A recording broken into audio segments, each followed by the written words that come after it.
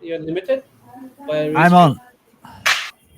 This is live. This is live on LinkedIn now. It's on my profile. If I go to LinkedIn, I can see the live stream. It's Yeah, blocking me here, saying I don't have any eligibility. So LinkedIn, Yeah, I don't know Facebook, You don't meet the requirements YouTube. to stream to LinkedIn. Okay. Maybe he's not an see if I admin. can- If he's an admin, he might be able to then. Yeah, I don't know. I'm just. Can you just check Twitter and see if you can see it on the banner at the top? I will look. I can't mean, I don't see actually know. what. Yeah, I got don't back actually to the know. old one. Yeah, I don't know where you look. I'll be honest. I'm not too sure because it's desktop, mobile are different, aren't they? Because Escobar was saying it's pink. I don't see anything. Yeah. I don't know where you look. Well, to be honest, if followers start coming in, people start jumping into the stream, then it's gonna presumably get it's adding it through Twitter because that's what happened before. Most people that were joining through just Twitter, showing it in front of people. It's not people. It's not people that are following me. I'm sure. So we're getting closer. We're getting closer to the full mainnet launch, or as they call it in Web3 world, token generation event, which is a pretty big deal. It's a pretty special occasion, it's a funny one really because token generation events kind of happened because the L1X blockchain went live already, but this is when it goes officially live, so people can buy it, which is going to be exciting. It's very exciting. And just to give you like an idea, like Layer 1X has already partnered with OnChain, which is a private blockchain, which is working with the Istanbul government, and Layer 1X is the tech underneath it all that allows all them residents of Istanbul, which is like the first leg of the onboarding process, if you will. They're going to be 50. I think it's like 15 million people going to be added onto the L1X blockchain, which in itself is a huge achievement. And then that's going to roll out. If that's successful, that'll roll out to the rest of Istanbul, and then Istanbul itself, Turkey itself can Turkey itself can then be like Turkey itself can then be a test case pilot, if you will, to like global countries onboarding, which is pretty. Yeah, it's like Istanbul is the test to see if it's going to work. So there's a lot riding on it. Yeah, it's pretty interesting. And then you've got the health link with Singapore government, which is like the same thing for patient records, which again is kind of like a test pilot. And if that goes well, that could roll out to other countries too. And then you've also got Diga Labs, which is a huge gaming platform, and they've got a flagship game out which is called Elderune, and that is, again, this is all on the Layer 1X blockchain. So there's a lot of stuff already happening with Layer 1X. There's a lot of integrations that have already happened, and like we've not even launched yet. Think about like there's blockchains out there, well, there's still ghost chains that still do literally next to nothing, but they've got VC backing. People have invested in them, and in reality, they offer very little in terms of utility at the minute. So, given that Layer 1X is doing what it's doing right now, and we've not even gone live yet, it's pretty impressive. And, like the roadmap's huge. We had Fur, I don't think you realised, but while you were gone, Cody came in. So we had Cody in the chat earlier on, and he was basically going. We were talking about the user interface and user experience, and then Cody, as if by magic, popped up at exactly the same time. So he was probably in for about half an hour, and we're chatting about like the user interface and space cards and the CMS, and yeah, it was pretty interesting actually. Yeah. I'm sure he would have obviously a lot of insights regarding that too. Because there's so much stuff I keep telling people to absorb. Like even for us working internally, we can't grasp or remember everything. There's so many pieces. Yeah. Agreed. It gets, to be honest, Yes. right? It can become for a new person, it can all be a bit overwhelming because there's actually so much stuff. It's kind of, you've got to peel back the layers and just give them one thing, haven't you? Just give them like, and I think the easiest thing to give them is just the cross-chain swaps and the bridgeless interoperability, because I think when you start going down the rabbit hole, if they don't know about layer 1x, it can be overwhelming because it does so much and it's capable of doing so much. It's a bit of an ad mess, isn't it, when you're trying to like tell people about it, because there's so much happening with it. Yeah, 100%. Like swaps, especially people, who they already swap, like if they've been in DeFi. So I guess that's definitely a good way to onboard, if you'd like to say to them to layer 1x. But yeah, I mean, once they come on, obviously they'll get blown by all the other work that's going on. We've got Web3 websites, we've got usernames, so much potential just when you're getting on. Yeah, you start talking about the NFT usernames, and then you start talking about like the L1X app, and all the holders are like shareholders of the protocol, if you will. It's like, and these are just like little snippets of utility, aren't they? You just got little bits, and I mean, the launchpad in itself is what projects build use cases around, and that's all they do. Mantra, what's it called? Mantra DAO, is it? I think. No, MakerDAO. MakerDAO is it's probably like the biggest launchpad there is, and like Paid Network, Orcan Finance, Polka Starter, Card Starter, like they're all launchpads, and that's the use case of the entire project. And Layer 1x, it's just like got a launchpad, and it's just like an added little. Oh yeah, we've got that. It's like there's so much. It's like, why would you not want to be a Layer 1x holder? I mean, you could buy Layer 1x just for access to every project that's going to launch. Yeah, and it's still yet to launch as That well. in So itself we is already have all huge. of that. Yeah, we're still yet to launch as well. That's the thing. We're not even there yet, are we? Yeah. But we're close. We're close. We are close.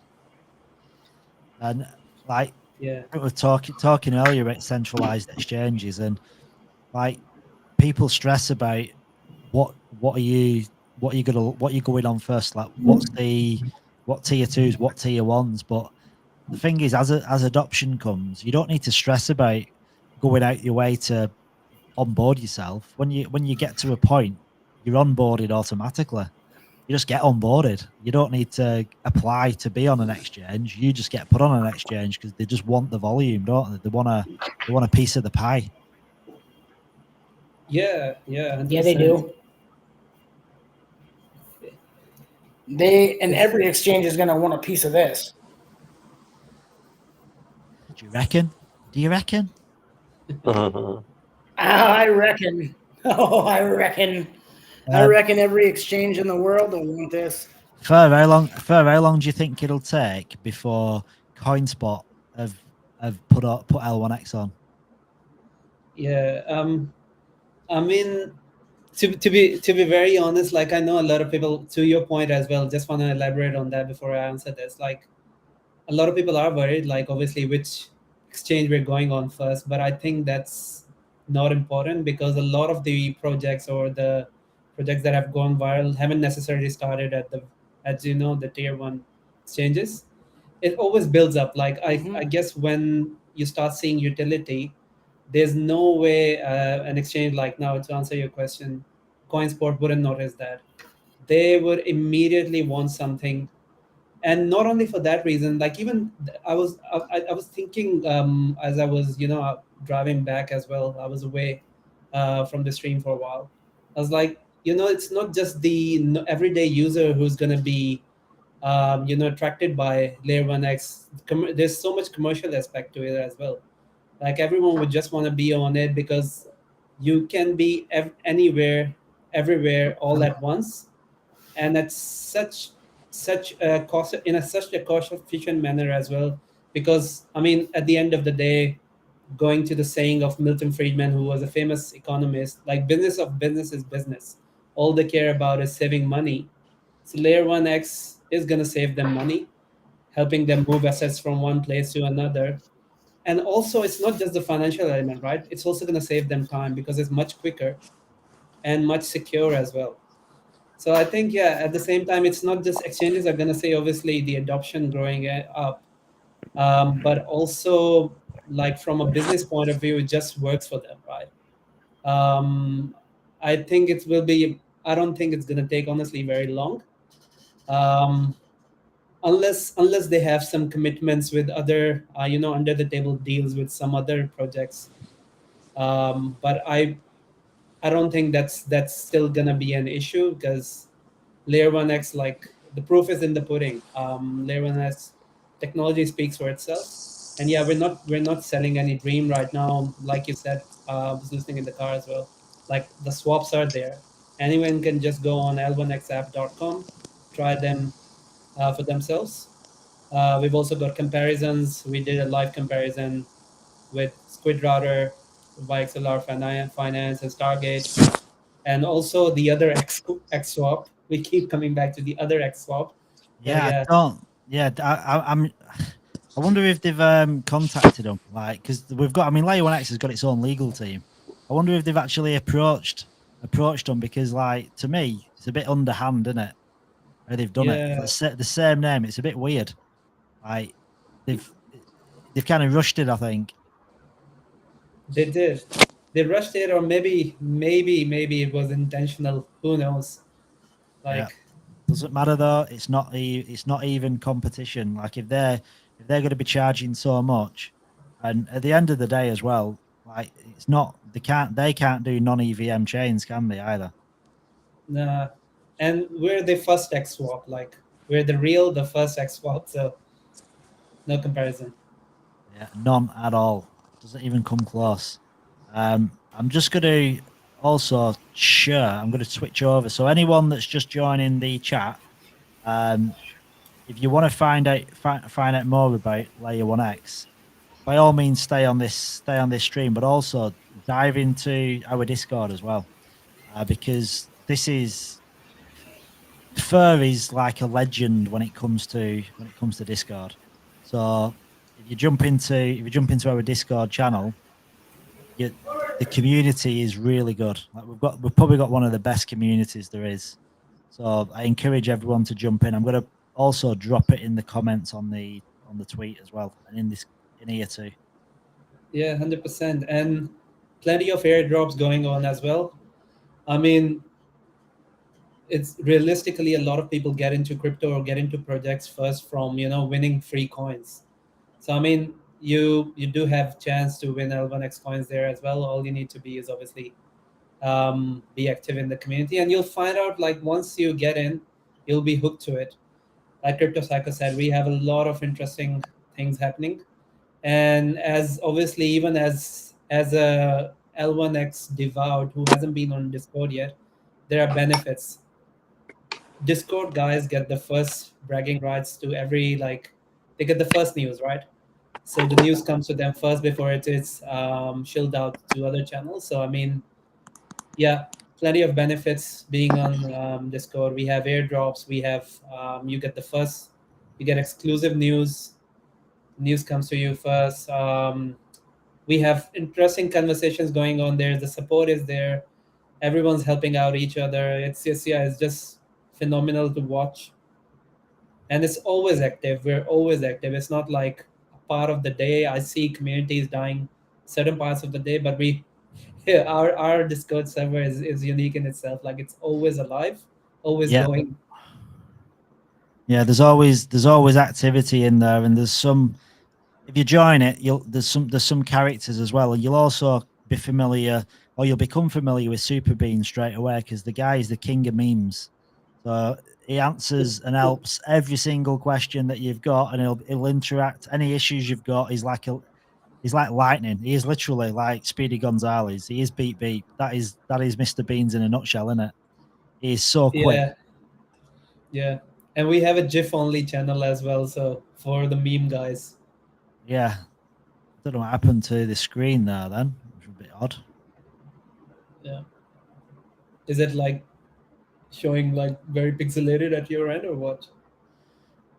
No, well, I'd actually, I can't share the window, so I can only share, on the screen, like my display. Well, there you go. You broke Twitter. You broke Restream. What's next? Yeah. So apparently, I'm actually sharing Discord right now. I'm sharing it, but it isn't coming up.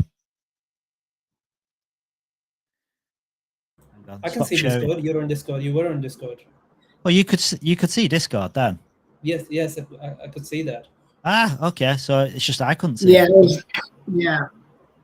Oh, that's was cool. there, though. Yeah. Oh, so it hadn't disappeared then. Sorry, I thought it had gone. Yeah. So Super Bean. Like I don't want to brag. I mean, I've been in a lot of Discords. I'm going to be honest, and the ticketing system is acted on really, really fast. Now there is people that obviously has tickets that are more complex than others, but the response rate is so good, and you kind of get engagement with everything pretty quick. So, yeah, it's a good Discord. I think Furs come in and tweaked it and improved upon some things, and yeah, I think you're really good at Discord, FR. It's like something you specialize with. Yeah, Discord and I go a long way back, from gaming, just using it as a VoIP to speak to my wife, who was in the Middle East. Yeah, so it's been a very long relationship with Discord. I've got my own private server where I play around with bots just to find stuff. So yeah, I love Discord, and it's great to be finally in a community where I could do a lot, where there's flexibility to execute a lot of my ideas, and everyone Yeah, loves it. Like so it's fun. yeah, I think that's the thing, isn't it? As we start growing, there's probably things that you want to implement or try out, and it's going to be one of them. It's going to be a work in progress, isn't it? Because this is just going to grow and grow and grow, because it's our kind of number one place for bringing the community in. Because we've got Telegram, but you can't possibly have all this content and organization in Telegram. It's impossible. It just doesn't. Yeah, and It doesn't work, does it? The organization side of it. You can't have all this. 100%. Yeah, so Telegram before Discord, like if you go 2-3 years back, was the hot place to go for getting Web3 news. And I guess that's the one reason it died, because it was just too much, scrolling, very hard to find information. And now you would have seen that Telegram starting to do something with their sub channels as well, which is similar to Discord, but it's not the same thing. I mean, it's the user experience. You can't match it with Discord.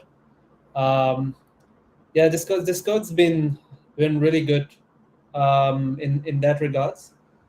I don't know what's gonna be next, but I don't see anyone taking over Discord at the moment. Like they're just nailing it with everything, with bots and everything.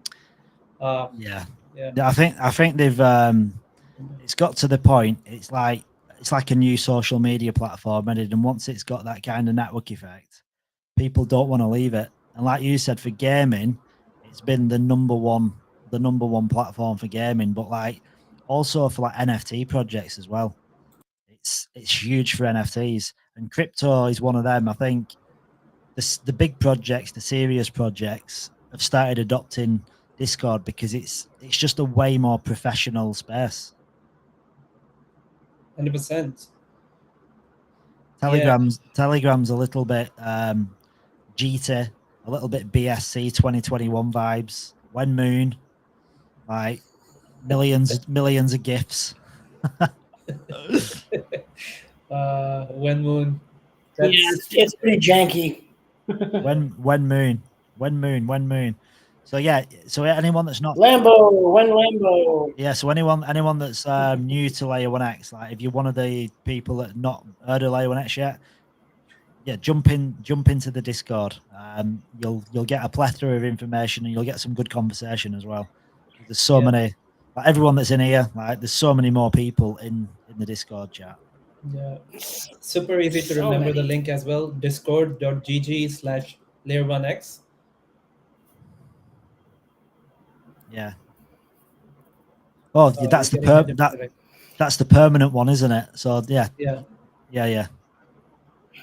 You don't need to. Yeah, that is my. I keep forgetting that's my referral link, isn't it? Yeah. Yeah. So you just want to use the permanent one. It's easier. Yeah. I'll jump back to L1X. Yeah. Just before, obviously, we got to other topics as well. Like I also want to give a similar to you want to give a shout out to Super Beans. Yeah, I initially came in to obviously to manage the community, but also help him on the tickets. But that guy is just too quick for me. He, as soon as you get a ping, he just jumps in and start talking. So to people, very helpful, super helpful, very responsive. Yeah, he's just nailing it. He is unbelievably fast. Yeah, I have the 4 screens. dude. He has 4 screens, but no, I can't match him. I'm probably gonna need like 20 screens to do what he does. So Yeah, I mean, look at him, the dude. I mean, if you're looking on here as well, he's got Aussie, Espanol, German, Chinese, Indonesian. Good God, the guy's multilingual as well. oh, he's a polyglot. He can speak many languages. Yeah. So Yeah. Yeah. No, he's an amazing guy, isn't he? Like you said, he's so quick at doing everything. Yeah. I think if people could get a hold of Super Beans for like being in the chat and answering questions and answering tickets, it'd be in demand, wouldn't it? It'd have a big price tag on his head. Yeah. And people do request that. Like I remember Albita when I was new, I was trying to solve an issue for her, but she specifically requested for Super Beans. And like, all right, I mean, I'm giving you the answers, but yeah, Super Beans will come and help you. So there you go. He is actually in demand. That's a real thing.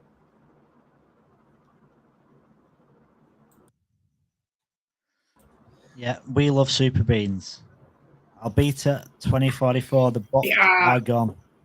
Albita. Yeah. Albita. He's helped me with many a ticket. He's helped me with tickets. Like, listen. It doesn't just for anyone like on the outside as well. Like, if you're not in the team or you're not a moderator, it doesn't matter, does it? Like, the tickets are for everybody. So even I've had problems, and it's no different. If Fer has a problem, you still raise a ticket because it's where they find the information so they can help you. So like, I've raised loads of tickets. And Super Beans is always on the ball, and sometimes like you're kind of a bit embarrassed when you get the answers because I feel like a dumbass sometimes.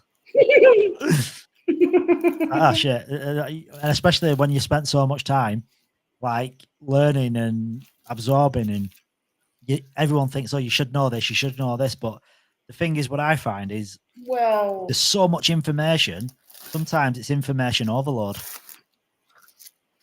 Like you can't. Yeah, there's so much to learn. How can you learn it all? It's impossible. Yeah, you can't maybe not impossible. It's just improbable. Well, it's like me, right? I'm no word of a lie. I must have read the white paper 50 times. I'm to the point where my brain is kind of shut down when it comes to the white paper, and I think what's happened, I've read it so much, like I don't remember any of it. It's as if it's just gone because I think I've just overloaded my brain with Kevin's like dreams, Kevin's roadmap, Kevin's white paper. It's just, I think it's tipped me over the edge. Yeah, you can't remember Kevin's whiteboard. It's infinite amount of information over there. Yeah, I've been in the office with Kevin when we were talking, like early on when we were talking about the what do you call it, the experts, and we were talking about like my feed. So like putting this together, this crypto cycle playlist, my bio, that the academy. When we were talking about all this, like I sat down with Kevin, and I remember, right, I was sat there, and he had his a graphic. I think it was like his graphic artist. She was sat opposite. Kevin was sat next to me, and he started writing on the whiteboard, and he didn't just have one whiteboard. He had two whiteboards, and then he flipped it around and started doing the other side. So literally, there were like 4 whiteboards. And he said, "Right, Mark," he said, I'm going to go out. I'm going to go out. I'll be back in a couple of minutes, and just tell me this, this, and this." And he went out, and I was so overwhelmed with what he had been talking about on this whiteboard. He come back in 2 minutes, and I was just literally spitballing. I didn't have time to think of anything. And he's like talking to me, and I'm just answering on the fly because it just overloaded my brain. And the whiteboard for Kevin is like second nature. It's how he kind of organizes and structures everything. But for someone that's not that type of person, because whiteboards, flowcharts, it's not for everybody, is it? Not everybody can kind of click with flowcharts. And to a lot of people, flowcharts make everything streamlined and simple, but sometimes it just went over my head big time. Yeah, and that's when I first got experience with Kevin and how much he loves a good whiteboard. Yeah, and that's why you need Matthew with him on the live streams, because Matthew really understands and translates it for the layman out there. Yeah, that's it. Yeah. Hey, the chat's getting active. Yeah, we're good morning, everybody. Again. Good morning. So let's go. Good morning. Albita wants to know if you're drinking beer. She wants to know if you're on the beer. No. Not on the beer. I'm just drinking, cordial. That's it. Do you know what? When you said you're not on the beer, then you flicked it up. It looked like a bottle of champagne. Yeah. Yeah. No, I don't drink beer. Yeah. I'm just on the good stuff. Yeah. I don't drink beer, but I'm on the good stuff. Yeah. And Starlaw's not happy with you. Starlaw's not happy with you, for you're still a woman. You're still a woman track points. Yeah. One day. Is it a red cordial? So Interact, just speaking on Interact as well, points have started getting fixed now, but it's a work in progress, right? So it's going to take time. Obviously, weekend never helps, but next week you should start seeing hopefully start seeing all the points getting fixed and stuff. But yeah, soon we'll announce the actual what the reward pool was as well, so people will be able to obviously calculate their share, what they would earn out of the reward pool. But it was great to see, I guess 11,000 people, I guess near to 11,000, it was 9,000, I can't recall the exact figure, but it was somewhere around that. Yeah, participated in Interact, so that's good. Yeah. Wow. That's good. That's cool. Good. That's good engagement. So guys, really right? Good. So for anyone that's new, can you see my Twitter thing? Yeah, I see it. Yeah. You're right on exactly where you need to be. Yeah, my screen is literally black. I can't see anything that I'm showing. I just know what I'm showing because I'm showing it, but I can't see it. So for anyone, yeah, I got you. Yeah. So right, okay, guys, everyone engage with this. So if you're not familiar with Layer 1X yet, engage with this tweet. So you can win 600 L1X coins, which are going to be drawn. I'm going to do it at midnight tonight. So which is, what are we on now? 8. So in 4 hours from now, I'm going to do a duck race, and that duck race is going to announce the winner. So just engage with this. So follow myself, Layer 1X, Layer 1X, X Talks, like and retweet. Reply with L1X2424 or 2424, and then hashtag Layer 1X, and then hashtag L1X ONA. Just copy and paste that, and then also bookmark it, which I didn't put on.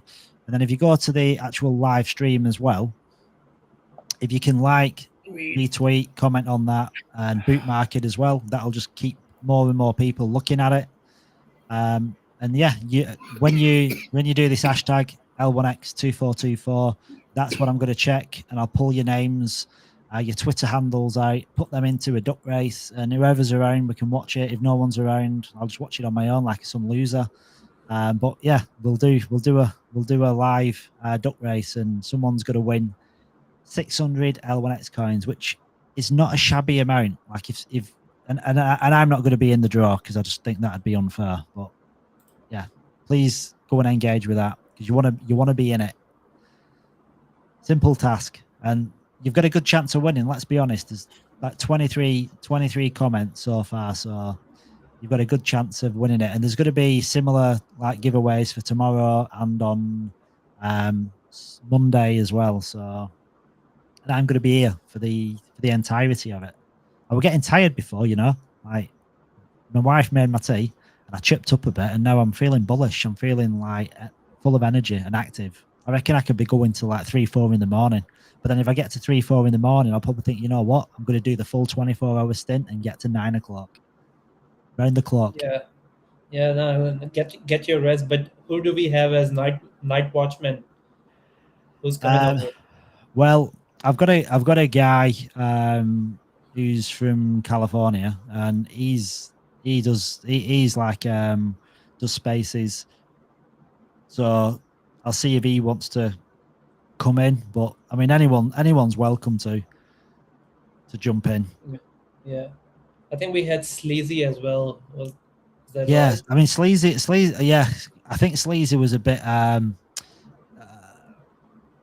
think he was a bit worried about having the conversation going because Yeah. I can talk to myself for an hour. I don't care. I mean, I'll literally be on here and just talk to me.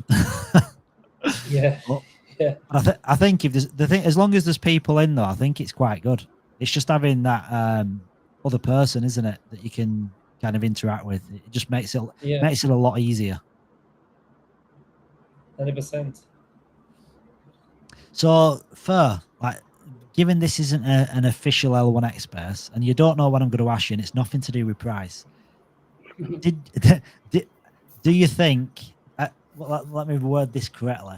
Are you happy you made the move to L1X? That's a good one, right? Speak freely. There's nobody listening. It's just me and you. No one's here. No. I mean, where to begin? No, man. Has been great. Like I've spoken before about Algorand as well. Like I guess I'm not just saying myself, but Joe was in Algorand too. So it was we had lots of high hopes in Algorand, and unfortunately it didn't reach the heights, which happens. I mean, there's a bit of, you could say, it's not just about the tech, but also the people who are handling it. Taking the example of Apple, was always making groundbreaking products, but it didn't have the right approach. And then when Steve Jobs had the second stint, that's when he really changed things around because he was a great salesman. So I guess Algorand really lacked that element. But when I came over here, I saw that I don't know if bootstrap is the right word, but without VC funding, a project who is doing so much and making such strides, it's great to witness. And I think it's like, obviously we don't see the results upfront, and it's for obvious reasons because we don't have the same amount of money pouring in. Yeah. But I think long term it will benefit everyone, especially the investors who've gotten in first. Like with the nodes as well, we don't have any single person holding majority of the nodes. We've restricted people to a maximum of 5. I know there are ways people can game the system, but even how we've launched right now, first come first some basis and everything, I think it's worked out in favor towards the decentralization aspect as well, where no one person would have too many. So I think we're on the right track. So as I see it, I know we get a lot of criticism from marketing and stuff, but I think with what we've got in terms of resources on the hands and being realistic that we don't have VC funding, I think we've done a really good job. And I'm not in marketing, but I would like to say their marketing's done a really good job. So Sandra is spearheading the marketing side of things. Yeah, she's just working day and night, right? So she works like 12 to 13 hours every day. She's there first thing in the morning, the first one in the office, the last one out. Yeah, she's just working, trying to get as much out as she can. Yeah, it's so I know I've taken the long answer, but my answer is like, yeah, I'm very happy. Like I'm content being here, and seeing how things are. Especially like people are open to ideas as well. I really hate it when I was in teams and your ideas get shut down. You really have good ideas. You don't really have to be a whale or anyone to have a valid idea. So it's like everyone's idea is taken on board. And you've also seen the one thing I've liked is like Kevin. I've never seen it in any other blockchain, jumping in, doing impromptu AMAs, talking to community like he's just like one of the community members who just comes in and talks every day. So it's like really good to see like the late night AMA. You were with him as well. It was a candid conversation and everything. Yeah, never ever seen that. And I guess a lot of people would agree who've been in the Web3 space. Like the team's doxed.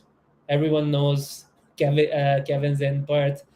You live close to Kevin. I mean, you're in arm's reach, right? Like if anything goes wrong, you can catch Yeah. Kevin. So it's like yeah. So I mean, everyone knows where the team lives. They're not in the Bahamas or anywhere. They're here in Australia. You're building a real product. Yeah, Um, they're all fully doxed as well. That's the thing. Like it's Yeah. like no one's hiding behind pseudonyms or anything. Yeah, Nope. and it's really good. So yeah, You're very happy. happy. You're happy. Yeah. Yeah. Nah. And do you think coming over like because Joriento invited you across, has that made the transition easier that you've kind of got that click already with Joe? It just makes things easier, because You've got that realistically, like, relationship, haven't you? yeah. Like, despite how happy you are, obviously there are instances you do need to obviously share something. Like it's not always sunshine, but yeah, Yeah. you have this safe space where you can talk to someone. Yeah. And Yeah. Joriento is like really good. Like he is just very straightforward. So if there are any concerns, he takes care of us. So he like spearheads the community division of L1X. So he's like fully transparent with the team about our concerns if there are any, although there aren't many. But yeah, he's just it's really good to have him. And Joriento is like a full degen as well, so no formalities or anything there. He's got that long beard, and we have Yeah. the beard point coming too. So Yeah, that's what I like. Like you look at Joriento and it's like there's no corporate there, is there? nah. No, this is it. This is it. Like it or leave it. Yeah. He's if you want to put it in words, he's pretty raw, and for a good reason. Yeah, but that's Yeah. what people are attracted to, isn't it? When you're 100% genuine and real, and there's no BS.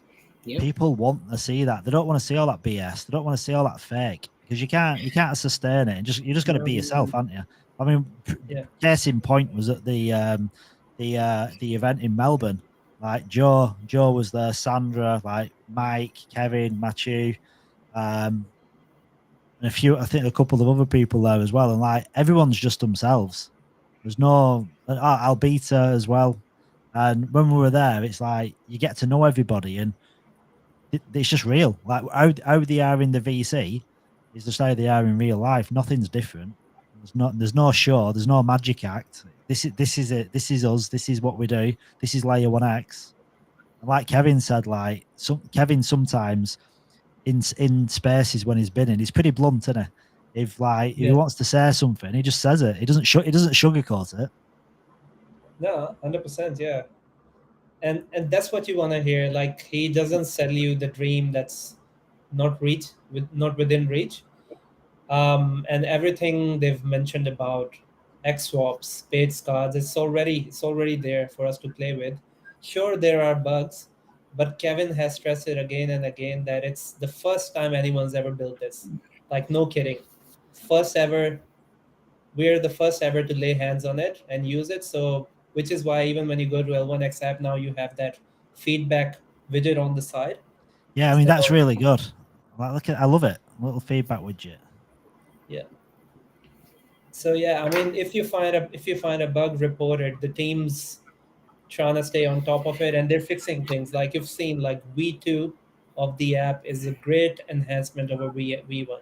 V2 is V2 is insane. I mean, am I actually sharing the L1X app now? I am, aren't I? No, you aren't. You're still on No, Twitter. you're still on giveaway. Ah, right. Okay, hang on. Yeah. Sorry.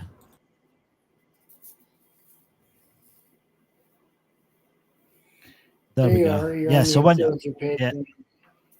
yeah, I mean, I was saying to Corey before. I said when you look at it, in fact, I'll put it on this one because this one really shows it in all its glory. So when you put it on full screen, like when you look at that, it actually looks like an operating system, and this is like the precursor to the operating system, isn't it? Like this is the L1X app, but they're building a decentralized operating system, and this is basically what the operating system is going to be built on top of this, if you will. It's going to be integrated into this because it's got that. I mean, if you turn your computer on now, and this is what you saw, you'd be pretty happy with it, wouldn't you? And then you've got all access to everything that you need within this little taskbar at the bottom. I think it looks so clean and smooth. And like you were saying, for any little bugs, I mean, come on, I mean, to have this Yeah. ready Looks easy to from the me. get I mean, go. it looks good to me. Yeah. To have this ready from the get go, where you can do all your swaps, your staking, you can go to like your vesting, your like claim, like your node NFTs. It's all in one space, and this is what Cody was talking about. Cody wants to get away from where you've got to have these you've got to have the Chrome extensions. Where you've got to install these dApps or these extensions on. So he was saying the idea is that the L1X app, it's all going to be within the app itself. You're not going to have any extensions. It's just all going to be there for you to use. So you know it's all in-house and safe. Yeah. And we've seen great projects in Web3, but I mean, let's be honest, like their design is not their strongest suite, right? Like, and they've never invested in design. I go on any dApp and I see, and I'm like, this definitely haven't had a proper design pass, and they look hideous. They all they've got is like blocks and big buttons. I mean, it works. Surely, I'm talking about great projects. They work, but they look hideous. Like this looks neat. This looks like proper. Yeah, has gone through a proper UI UX. We've got Cody, obviously. There are more people in the team too. So I mean, we had a full session on UI UX, which we streamed not too long ago, so people can go back and watch it as well on YouTube. Yeah, Cody went through and basically explained all the work that went behind in developing this. Like, for someone who doesn't have knowledge, will just see a few buttons there, but just trying to get into people's head, what we call the grandma experience.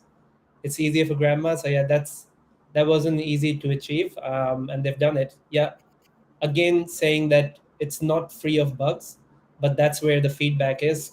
Team has put it up there. They're willing to hear feedback, and it's the first time anyone's ever done this, design wise as well, but also a lot of the features you see, they don't exist in any other blockchain. Yeah, I mean, in reality, like, how many blockchains have got everything that this does anyway? None of them really. Like, none of them have gone to town so much on like the user experience and like the interaction of how you can kind of get around and you can go from one part to another without leaving the app itself. I was trying to give all the kudos to Corey, but he's like, nope. He said it's shared work. He said I just put the ideas in, and I think he was giving a lot of the praise to. Is it Chris? I think Chris is the lead designer, isn't he? Graphic designer, yeah. So Graphic he does a designer. lot of the actual design. So Cody is more on the philosophy side, but yeah, when it comes to putting Cody's idea on actual design, that's where Chris really shines. Yeah, and I think that's another point as well. Like when you spend time with each of them, but then you see them all together, like even like yourself and Joe, obviously because you've got that past experience. There's so much synergy between everybody. It's like everyone connects, everyone's on that same page, and everyone's heard, aren't they? Like everyone's opinions are listened to, and the synergy is like on another level. That's it. Yeah, I mean, I've been in community teams before. I've only worked in community. I've never ever had a chance to, on a day-to-day basis, interact with other. But I mean, I'm speaking to Sandra every day. She's taking ideas from me. I'm giving ideas to her. Same with Cody as well. Like we have so many, intersections. Like we're talking to each other, yeah, on a regular basis, and that's how things come together. Yeah, again. I mean, probably said it too many times, but people see it as slow progress, but it's slow progress for a reason. Like Yeah, it's first time we can't. Yeah, sorry, you go. No, I was just saying like you said, people think slow progress and like with marketing, and there's certain things that people aren't like thinking this could be better, this could be better, this could be better. But like there's two choices. There were two options like Kevin could have made. Kevin could have said, right, okay, we're gonna not give community. We're not gonna give individuals the chance to get into a private sale. We're gonna just go with VC funding. And he said before he could have approached VCs, sat them down, done a pitch, like showed him his whiteboard, done all his stuff, and got insane money in VC funding. But then they'd have had like a majority share of the investment. They'd have had control over the project, and they'd have basically been giving away probably the freedom too, because you kind of get pressured into doing stuff because you're on their terms then. And rather than do that, Kevin wanted to probably retain a lot of that control, but also he wanted to give the small person a chance, give me, you, regular people that chance to buy into something and front run VCs, get in before VCs. But that has a negative side effect as well, because it's not got the backing of VCs, it's not got that injection of money, and it's not got that injection of marketing too. Because when you get your really big VCs behind a project, they push it, and they push it hard, and influencers come on board for tokens of their own free will because they've got this backing of major VCs. So they know that it's going to moon. They know that it's going to do something really big. But because there isn't that behind it, it's not got that credibility off anybody. And because of that, the launch is not going to be as fast as what it would be if it had VC backing. But if it had VC backing, everyone here wouldn't have bought in at 10 cents or 50 cents. They wouldn't have been able to get in at that price. So it's got its pluses, but it's got its minuses. But I'd sooner have the pluses any day of the week, because at the end of the day, we're vested for a period because we believe in it, and it's gonna go. I just think it's gonna go slower than if you had like 10 major VCs backing it. Yeah, 100%. And to your point, like one example is, if there were VCs, I don't think we would have seen so many features at the onset. They would have just said, for them, it would have Launch. been, okay, you've got swaps working, let's go. Yeah, launch. That'd have been it. August time, it would have launched, wouldn't it? And it had gone, and that'd have been it. And then, like, if we wanted to get in, we'd have been buying it with retail investors. We'd have been buying it on sexes. Yeah. So, like, Exactly. for all the people that are like super critical or not happy with marketing, not happy with whatever, just think of it as like really you're kind of lucky, because the growth is probably going to be a little bit slower, but you've bought in where it can make your life changing money.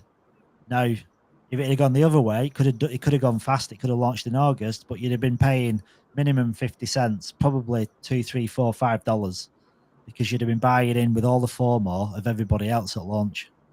So you can't have everything, can you? It's either one or the other. Yeah, exactly.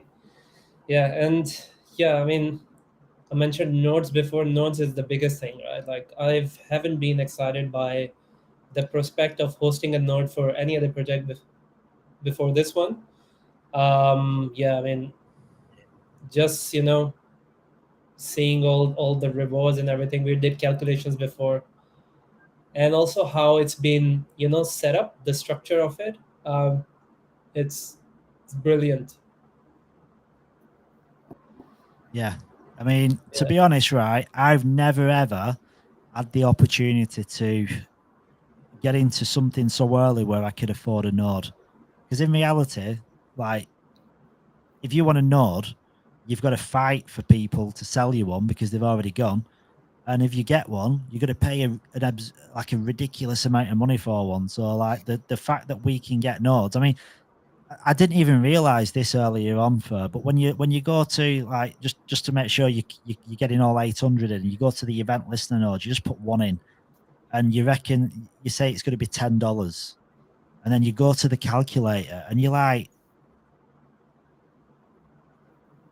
a $2,500 investment, 5,000 L1X is going to give you $72,000 a year. Like, it kind of beggars belief, doesn't it? And that's just an event listener node. Yeah, and it's not even an FEN. That's right. Yeah. Yeah, it's an event listener node. I mean, look at the 30-day earnings. Like, one day, $200. 30-day, $6,000 in a month. Yeah. Not even a passive income anymore. It's like a full-time, average full-time role, right? Well, that's it. You literally have, if you have an event listener node, and that is literally a full-time job. Yeah. And I mean, no, don't get me wrong, that is presuming layer 1x gets to $10, but I kind of put $10 in because I think $10 is not an amount which is ridiculous, and I think it's a milestone which isn't that difficult to get to, because that's a 20x, which would put layer 1x at a $440 million market cap, which that isn't a lot, is it? Yeah. Yeah. And we did a comparison before, like with similar projects who had a similar supply as well. So yeah, I mean, it's not unrealistic, but at the same time, I mean, you also, even if you do $1, that's still pretty good as well if it reaches one. Yeah, well, like just $1 where you're literally doubling up. You're just doubling the value. I mean, that's $20 a day, almost $600 a month, $7,000 a year. Now that's a nice passive income for owning a node. Yeah, that offsets your mortgage in today's world. Yeah, that's what I want to do. I just want to get rid of the old mortgage. That's my main goal, to be honest. I think because my wife stresses about the mortgage, and like, our mortgage is, I don't know what mortgages are around. I mean, it's all relative in it to what you earn, but like our mortgage, I basically need to 2 weeks of my wage is the mortgage. So that's 50% in a month already gone. Right? half of my income is a mortgage. So it's a considerable chunk. So if like my wife works, but if my wife stopped working or whatever, and then you're not left with much, are you, when you think about it like that? Yeah, and that's why that's a lot of money still. Like you said, passive income. It's the dream. So we still have FVNs and ELNs available, FYI, if anyone's listening. So yeah, I want yeah. I was in the chat before, Fur, And Skippy is claiming that he's giving me a full validator node. Yeah. Woohoo! That's amazing. Yeah, not the coins, just the node itself. But I'm like, dude, I ain't taking that off you. And he's like, listen, I don't need it. I'm like, you what? Well, you always wanted an FVN, so there you go. I guess well deserved. Yeah, I want to buy one anyway. I mean, I don't know. I just the thing is, I want a full validator node because there's only 800, and I think if layer 1x does what it says it's going to do, and it becomes this potentially the biggest blockchain in the world, which I think Kevin is kind of rooting for, like there's only 800 of these full validator nodes. Like that is a tiny amount. Imagine being one of 800. Like if someone said to you, like you're one of 800 to get into to be a node for like Ethereum. Like think how many people have got Ethereum, and you're like one of the 800. It's a pretty good milestone. And if you think about it, there's not even 800 people, because there's a lot of people that have got more than one. A lot of people will have 5. A lot of people have probably 10, 15, or some people will, because they'll do multiple wallets. So out of that 800, in reality, there's probably 300 people at the most, maybe 400. Because most people are buying more than one, aren't they? So you've got a rare gem, essentially. Yeah. Yeah, you got a very rare gem. Yeah, and you're essentially, if I remember the figure correctly, I think Kevin said that it's 0.12% of voting rights, right? For holding an FVN for one. Yeah. So that's a lot. I mean, if someone has 5, so you're not only obviously looking at the, if we don't look at the financials, there's also other benefits there as well. You've got governance rights. You're going to earn a share of the app like revenue as well. So I mean, there's plenty of things to consider. So yeah, 400. I mean, guys who have it, it's a pretty big deal. It's a very big deal that you've That's got. it. It's like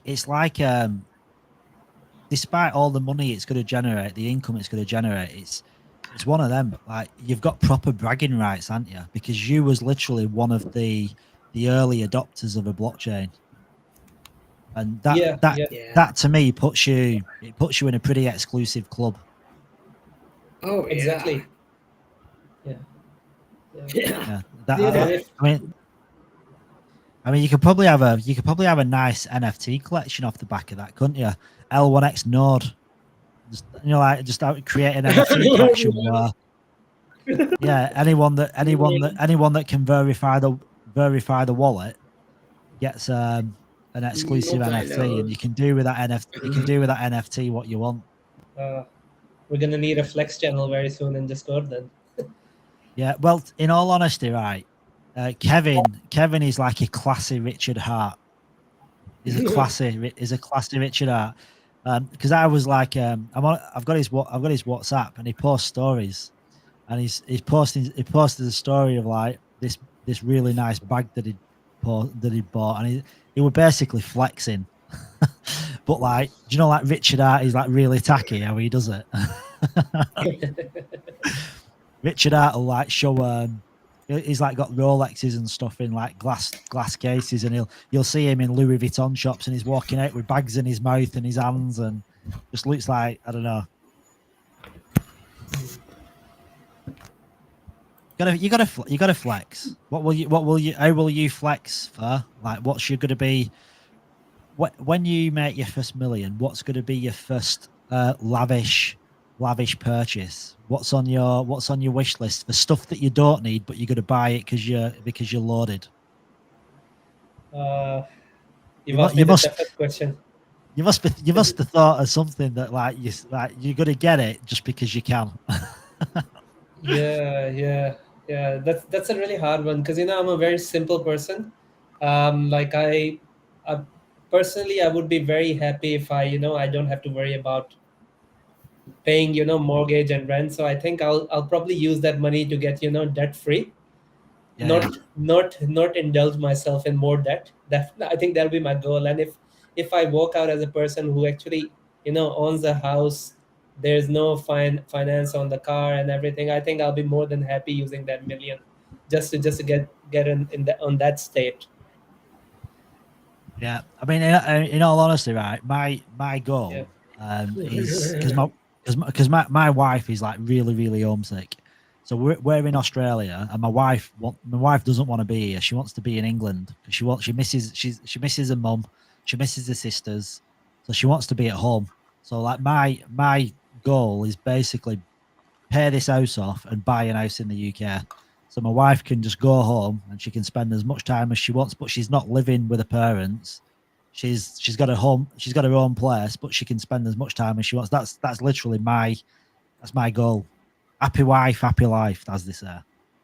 And I do want I do want a Tesla Cybertruck as well. I've wanted one since I've first seen one.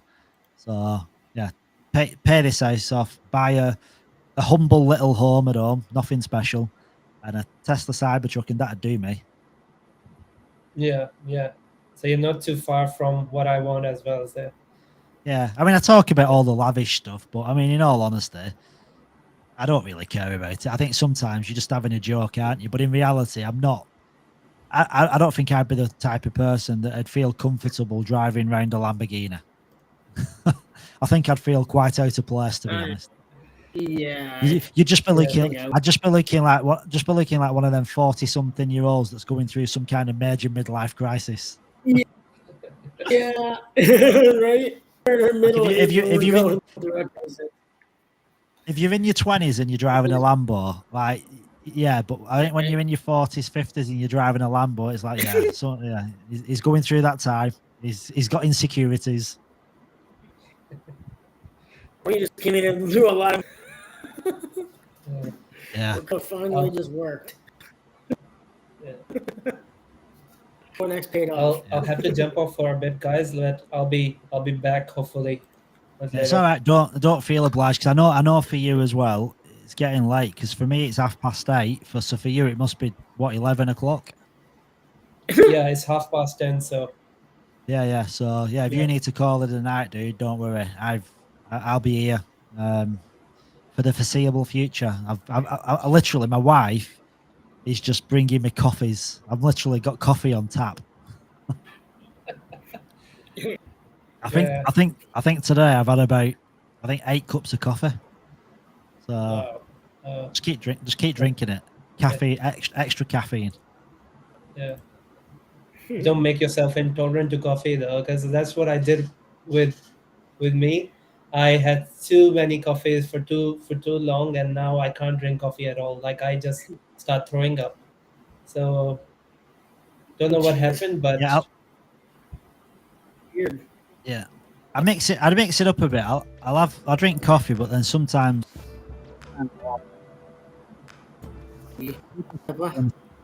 to drink green tea. I've never tried green tea. green tea is great. I love it. I mean, I don't like the unflavored one. I'll probably take the ginger green tea, but yeah, I like ginger or lemon green tea. Do you know what? I'm going to try that. My wife's going Yeah. shopping. I'm going to ask her to get me a ginger green tea, or a ginger, or what, a lime green tea. Lime green tea, yes. Go with the Nirada one. I like Nirada. Oh yeah, I've heard of that, mate. Yeah. I'll give it a pretty go. good, so Dude, so we don't want much, do we? Like literally, I want to pay this house off, get an house in the UK for my missus, and some Nirada green tea, and job done. that's the dream. That's the dream. That's the dream. Yeah. The dream. Yeah, and actually just do this kind of, not 72-hour live streams, but do this, like this Web3 life, because like I actually enjoy it. I've met so many amazing people, and the relationships you build in this space are so intense. You're proper friendships, aren't you? Like literally got proper friendships. Yeah. Mhm. You share the love, and and you obviously received love in return as well from people. Yes, I mean it's amazing. Like even right now, you see we're on 72-hour stream, but guys like Ronak and Garrett have been here for hours as well. I mean, Yeah. they're not getting anything monetary out of it, right? But they're just here, just supporting, being here, talking to us. So it's pretty great. Yeah. Ronak, have you got a Layer 1X t-shirt on there? I can't tell. It kind of looks like it is. It is Yeah. Ronak. Yeah. Layer 1X. Yeah. Let's go. Yeah. Anyway, Right. guys, I'll jump off, but I'll be back. Yeah, it's Hopefully. okay. Take care, man. Catch you later. Cheers, everyone, and cheers you everyone soon, on the brother. stream as well. See you who's soon. listening. Yeah. See you. See you, man. So, Albita, it's time. Hey, I for got Sorry. Vida. I got one of the question again. Okay. Am I audible? What's the question? What's the The question? task. What will be the task for tomorrow? If you could host a dinner party with all the major cryptocurrencies as guests, what would the seating arrangement look like? Would Bitcoin demand the head of the table, or would it graciously share the spotlight with its altcoin coins? I'm confused of L1X and Bitcoin. Dude, the question was that long. My brain is actually unresponsive. what was it again? Can you abbreviate it? Yeah, I'm telling it in briefly. Suppose you're hosting a dinner party, and would Bitcoin demand the head of the table of that party or other cryptos? It's got to be Bitcoin, hasn't it? Bitcoin is king. I don't think anyone can argue the fact like Bitcoin is digital gold, and it basically everything is kind of on the back of Bitcoin, isn't it? Like the Bitcoin halving, the whole bull run is kind of based around the way Bitcoin works. So Bitcoin's got to be the king. But then if you want to be biased, you could say L1X, couldn't you? If you wanted to be biased and give L1X the love, it could easily be Layer 1X. Very well, yeah, Yeah. very much so. But if Bitcoin bleeds by 2%, altcoins are bleed by either 15 or 20%. Sorry, Ronak, That's I what didn't catch that. I was telling that if Bitcoin bleeds by 2 or 3%, altcoins goes down by 15 to 20%. Yeah, that's the thing, isn't it? Like Bitcoin goes down a little bit, and everything else goes down. And like the smaller the cap, the more the drop. The bigger the cap. I mean, some stay. Like if you look at like Binance, for instance, Binance kind of stayed up and did quite well during the bear market. It didn't dip nowhere near as much as everything else. It kind of held its ground. Like Ethereum, I think Ethereum went down to like $700. But yeah, the smaller caps, they just get wrecked because the reason is people that are whales that hold big positions in these coins, the second they see volatility in Bitcoin, they sell and they either go back into Bitcoin or Ethereum, or they go into stable coins. They just basically swing trade, and because they've got such big amounts that it has a big effect on the chart. And I think that's why that's why the small caps are so vulnerable, because they're controlled by like a small amount of people. They hold so much of the small caps that a few big sells can really kill the chart off. Swing trading, they're just accumulating as well. That's the crazy thing. Like a lot of the time, they're not even selling it because they don't want it. They're selling it because if they sell it, chart goes down because 4 more people sell, and then just buy back at a lower price, and they're laughing. Yeah. Sleazy slime. Slimy is asking. Yes. Yeah. Yeah, Sleazy. So if you go into the OG and Apex chat, the link is in there. So you just click that link, and that'll bring you straight into the chat. And I've been trying to get Alba up. I've been trying to get Alba up now for 2 days. Alba's a very exclusive ladder. Alba doesn't come up for nobody. Alba comes up when it's worthy of a coming up. So we've got to wait. I think Alba will come up when we've got royalty in the space. Nice. She's waiting. Have some royalty. She's a lady in waiting. Let's have a look. Who's coming up? I see Garrett's Sleazy water bottle Slimer is is full. in the house. Oh, yeah. Sleazy Slimer, how are we Hello? doing? Hello, brother. Hello. Yeah, I'm just been, well, doing stuff. I don't know, like waking up. Yeah, nah, it's all good. You come round. I'm gonna try to configure my camera. Where's your handsome? Yeah. Good morning.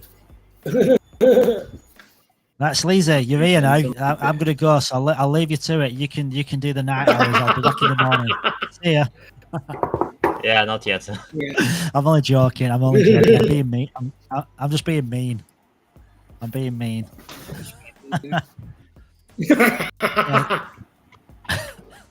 Yeah, so there was this is the second part of the live stream because I think we've realized, thanks to Escobar's due diligence, I think when we got to about 8 hours in a live stream, I think Twitter actually kicked us off the bar where you've got all the spaces that are happening, so no one was finding the space again. So I think at a point we got up to like 1,900 people that were viewing or had viewed, but then it weren't moving. So we ended it and then literally started it back up again straight away. So we've got like 280 people. Oh. I think this time, if we hit 1K, we'll get to see the boss. We'll be able to see the boss. Post, yeah. Can we? Share the post. Okay, Yeah. I'm here now. Good. Show the post. Share the post, yeah. Get the Um, post out. That way we can get everybody sharing it out. It's annoying because I can't damn see the thing. I can't see my screen. Like, I've got a glitch on my system where I can't. All I see is a black screen. It's kind of doing my head in, to be honest. Yeah, I can't see. I can't see anything. Like for me, I just see a black screen. That's all. Right. So now you're on guys, Twitter. so there's. Yeah. So now I'm on Twitter. So there's 283 people, or however many people are watching. If you go to this this tweet, which the actual link is in the pinned section of the comments. So if you go to this and you just follow this, so follow myself, Layer1X, L1X Crosstalk, like and retweet, reply with L1X2424. So this is the ID, so I know you've actually entered, and then Layer1X, and then so basically just copy all this, and then like it, retweet it, comment on it, bookmark it as well. And then share it. If you can share it with, like repost it and put your own hashtags in or whatever, just get as many people on as possible. And also do the same with this as well. So that the actual live stream, what Layer1X have reposted, if you can post this out too, really appreciate it because it just brings more and more eyes onto Layer1X because we're running this space right through until full mainnet launch, token generation event, which is on the 2nd of April. So this is going to be a live stream all the way through. It might stop and start for 5 minutes if it stops getting shown. Like right now, if you look at here live on X, you can see that we're up here. And if that ever disappears, then we'll probably end the space, restart it again, because we did it last time, and after about 8 hours, it stopped being shown by Twitter, which we don't want that happening again. So we're just going to keep it going. Also, you got the restream link. Sleazy Slimy is in the house. It's weird seeing you live, dude. It's good. Yeah, I'm not really made for long streams anyway. Yeah, hope we're gonna have more people here as well because I cannot talk to myself, at least not for long. Yeah, no, there'll be people coming in. I mean, we've had, just to give you a bit of a rundown, we had when it first started, we had Fur and Joriento jump in, and then Joey Ento jumped out. Fur's been in and out a couple of times. You literally just missed him, to be honest. He just dropped out. We had Cody. So Cody came in earlier on. He was going through the user, like we were talking about the UX and the L1X app. So Cody popped in, and I think he was in for about half an hour, just talking about the user interface and that. So yeah, we've had quite a few different people in, and like we had an LMFG in. Trying to think who else we've had in. Quite a few people. Bronx, Crypto Walker is around somewhere. So yeah, the chat's been, to be honest, we've been going now for, I'd say, 9 o'clock, almost 12 hours. Yeah, almost 12 hours. And Yeah. I think I disappeared for some lunch. I disappeared for some lunch for about 10 minutes. But apart from that, it's just been going. Is that the sound for lunch? Like the little bell? Yeah, it sounded like a little Like, bell, didn't "Hey, it? guys." Come on. Yeah, come on, little school boys. It's time for dinner. Am I audible? We can hear Sorry, something, but you are interrupted. Well,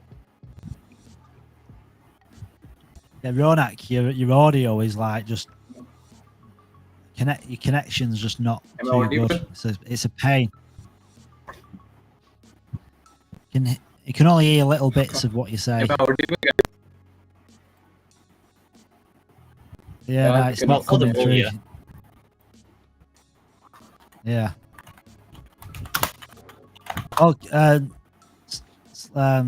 Sleazy Slimy, have you? It's funny, isn't it? Like, in what world could you address somebody as Sleazy Slimy and that come across perfectly normal? that was actually. It started because I was watching a stream and I had to make an account. It was not Twitch, but was a similar platform.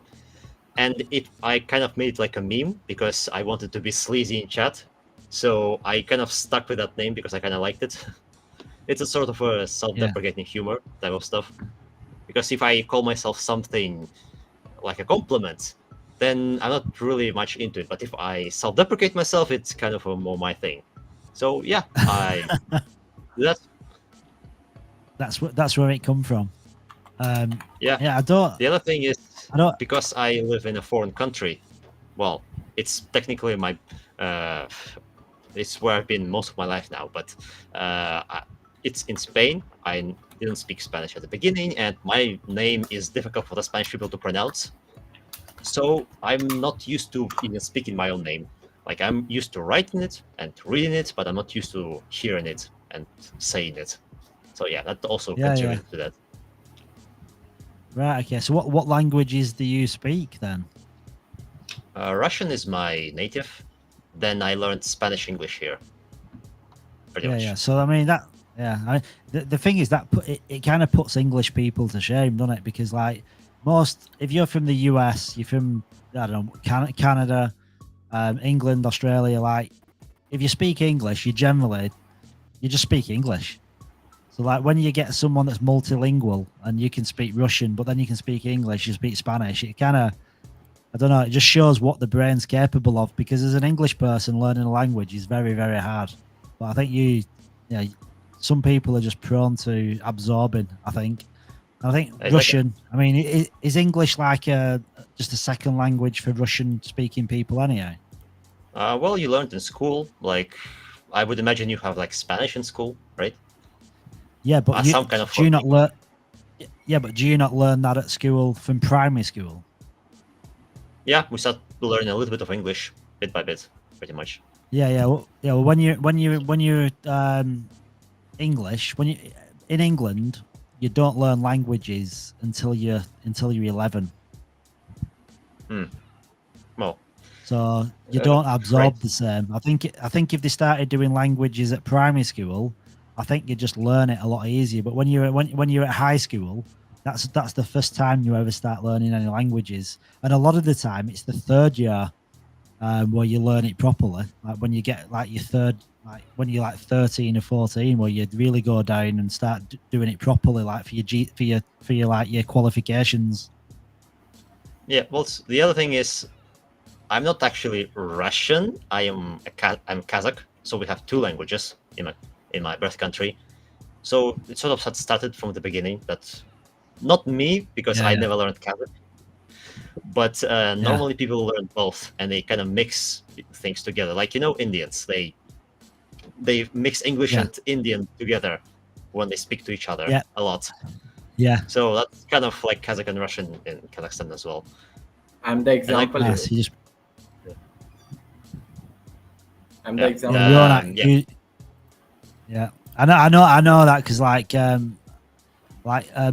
my father-in-law, he's Indian, and when he spoke to his family, I'd listen to him on the telephone, and he'd be gibbering away in Indian. I've not a clue what he'd say, and then every now and then you just get an English word that'd pop up. So, and you just There are pick more up on than them odd 2,000 words. languages. There are more than 2,000 languages, Jeez. or more. Yeah, in India. Yeah, Hindi is the That's native. crazy. Yeah, Yeah. I would imagine you have a lot of dialects native to each town, maybe a city. Official languages are Yeah, there yeah. all about 22 only. Crazy. Wow. Crazy. And But English, you've probably got about 50 dialects from all around, all English, but different dialects. Yeah, it's yeah. also the thing that in Russia, because it's so big, there are things that can happen in different regions that deviate from the standard Moscow. For a time, Russians had this thing where they like to study French and put French words into the language. So some words from French actually stuck in the language. I'm not talking recently, I'm talking like 400 years ago. The same was with German, so some German words stuck as well. They're not that many, but it's curious to see how they're actually similar. Now it's kind of English that people start forcing some English words with the Russian pronunciation. It sounds very cringe, but yeah, that languages start mixing with English a lot. It's not just Indian, I guess. It's I don't know. Spanish don't do that much. So are you in Russia now, or are you in Spain? I'm in Spain. Yeah, I'm gonna stay here. I don't want to go back. Especially because I don't want to do the military duty, you know. Oh yeah, you've got to go through the what's it called? National service. Yeah. I kind of have asthma, like half asthma. So Yeah. I don't know if I would be able to opt out, but yeah, I'm not gonna risk it, you know. I'm gonna wait at least another 10 years. Because by then I will be too old for it. Yeah. Spain's a nice place though. Like I've been to Spain a few times, so yeah. So I don't know. There's a lot of beautiful scenic countryside there as well. I would imagine that it's not for the English native speakers. It's not quite the situation where there are no other languages, because if you're in USA, you would try to learn Spanish at least a little bit, right? In Canada, you would try a little bit of French. In England, you would I don't know. Do you speak Scottish or Irish? Well, they do. To be honest, they do speak Gaelic. So like, if you're like Scottish and Irish, I think they like they do have their own language.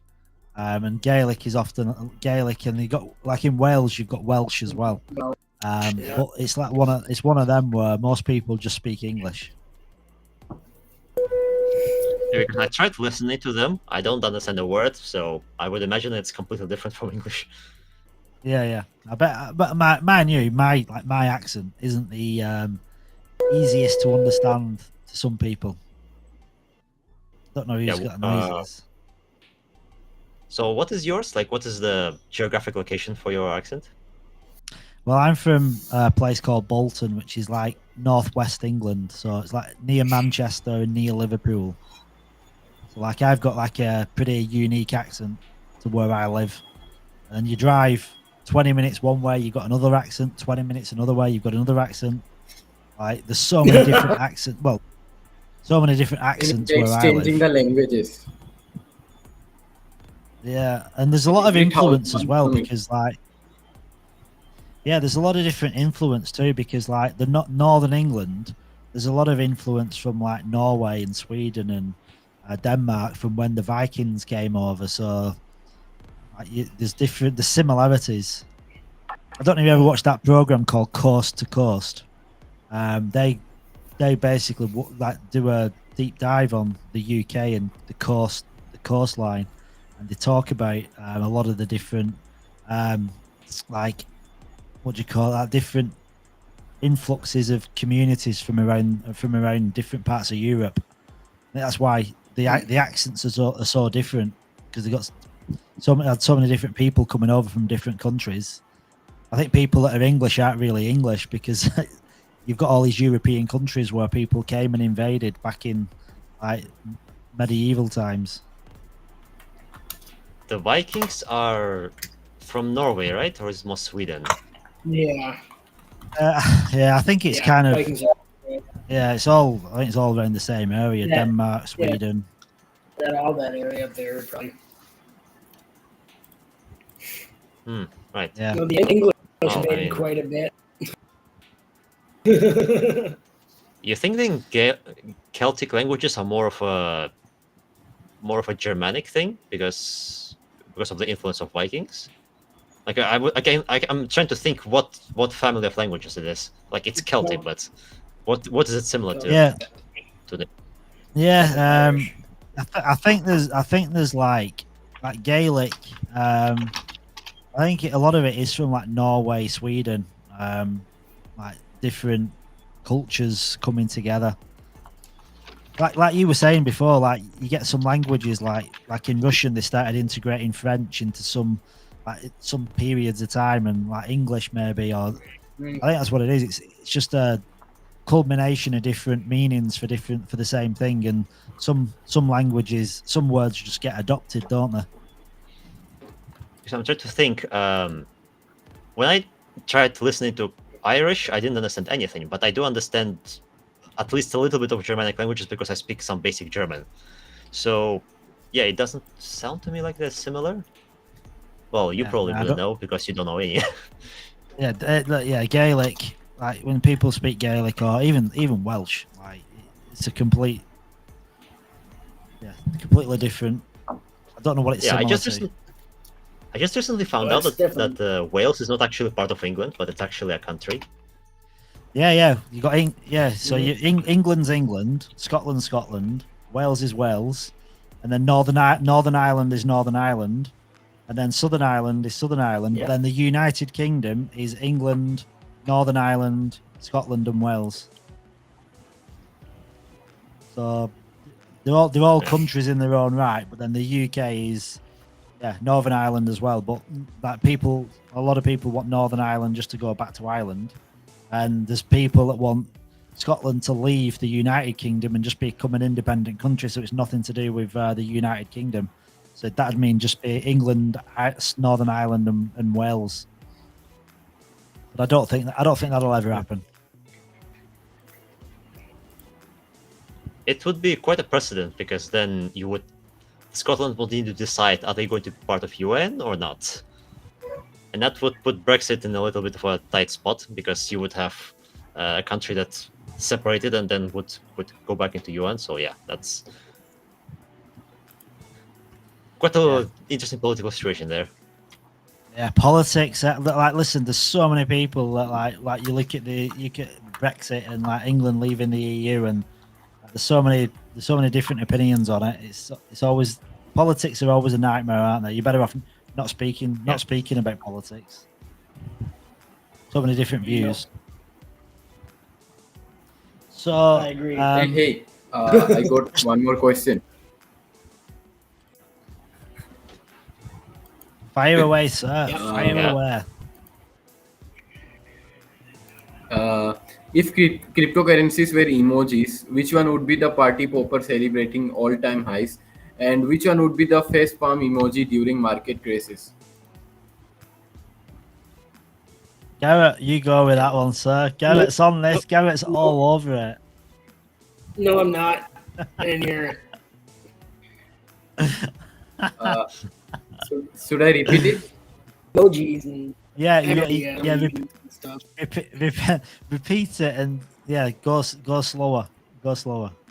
If if cryptocurrencies were emojis, which one would be the party popper celebrating all-time highs, and which one would be the face palm emoji during market crashes? Face palm emoji. Which one would be the face palm emoji?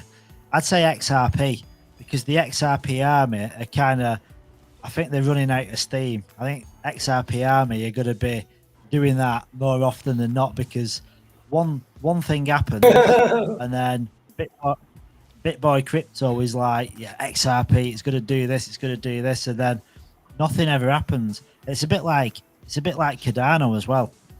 But XRP and Cardano are like two blockchains, or two. XRP is behind the bars of SEC. Yeah. So, and which one would be the party popper? Yeah, so like I was also going to say Monero would be the one, because they don't really have that much price action. They do go up like 2 times more, 2 times less, but it's very small compared to other coins. And like the people in that community, they're not even there for the monetary gain. They are there for privacy. They don't care that much about price action, because they are there to maintain the value of their coins, really. So yeah, I think XRP is a very niche community for them, so they don't even care that much about price action. Of course, they would want to sell, but it's not that important for them. Yeah. Okay. Which one would be the party popper celebrating all-time highs? I think Bitcoin. Plenty party poopers out there. I think they're all. I mean, I feel like all-time Dogecoin. Yeah, I mean it's Dogecoin. And all meme coins really. They're all about going up and down. But Bitcoin is all-time high every time, every moment. Okay. Oh yeah. Yeah. They're all. I mean, they all. The thing is, like everything, as long as you're not in like a scam coin, like pretty much every Yeah. the crazy thing is with crypto, right? Most people think that don't do crypto, they're not in Web3. They just think it's a scam, Ponzi scheme, blah blah blah. But in reality, if everyone bought into a top 100 project in the bear market, they'd probably make insane returns, and very few of them would get wrecked, because most projects in the top 100 will be around for like the bull run. So you can make money in anything, like even ones that have got tiny market caps. It's just more volatile. So I think nearly every coin moons, doesn't it? There's not many tokens in a bear market that don't do insane numbers, apart from the ones that disappear, the ones that die. Oh yeah, I'm which thinking about it often now. do. Because we've had already how many that is 4th cycle, I guess, for Bitcoin. Last cycle I didn't hear that much about 4-year cycle. I even had people who were thinking, no, it's a myth, like market decides and 4-year cycle, it's not a thing. But this time everyone is pretty much sure that this is how it works. It's a given. If I knew that in the last bull cycle, I probably would have tripled my money, because I was very new to this. I just started to learning about the whole blockchain space when it started mooning, and by the time it dropped, I was not really well versed in this. So yeah, but I'll do better this time, and hopefully it will be a smooth experience for the rest of people as well. Although that also means that if people are sure that it's gonna moon and then crash, it's gonna moon and crash harder, because everyone's expecting it.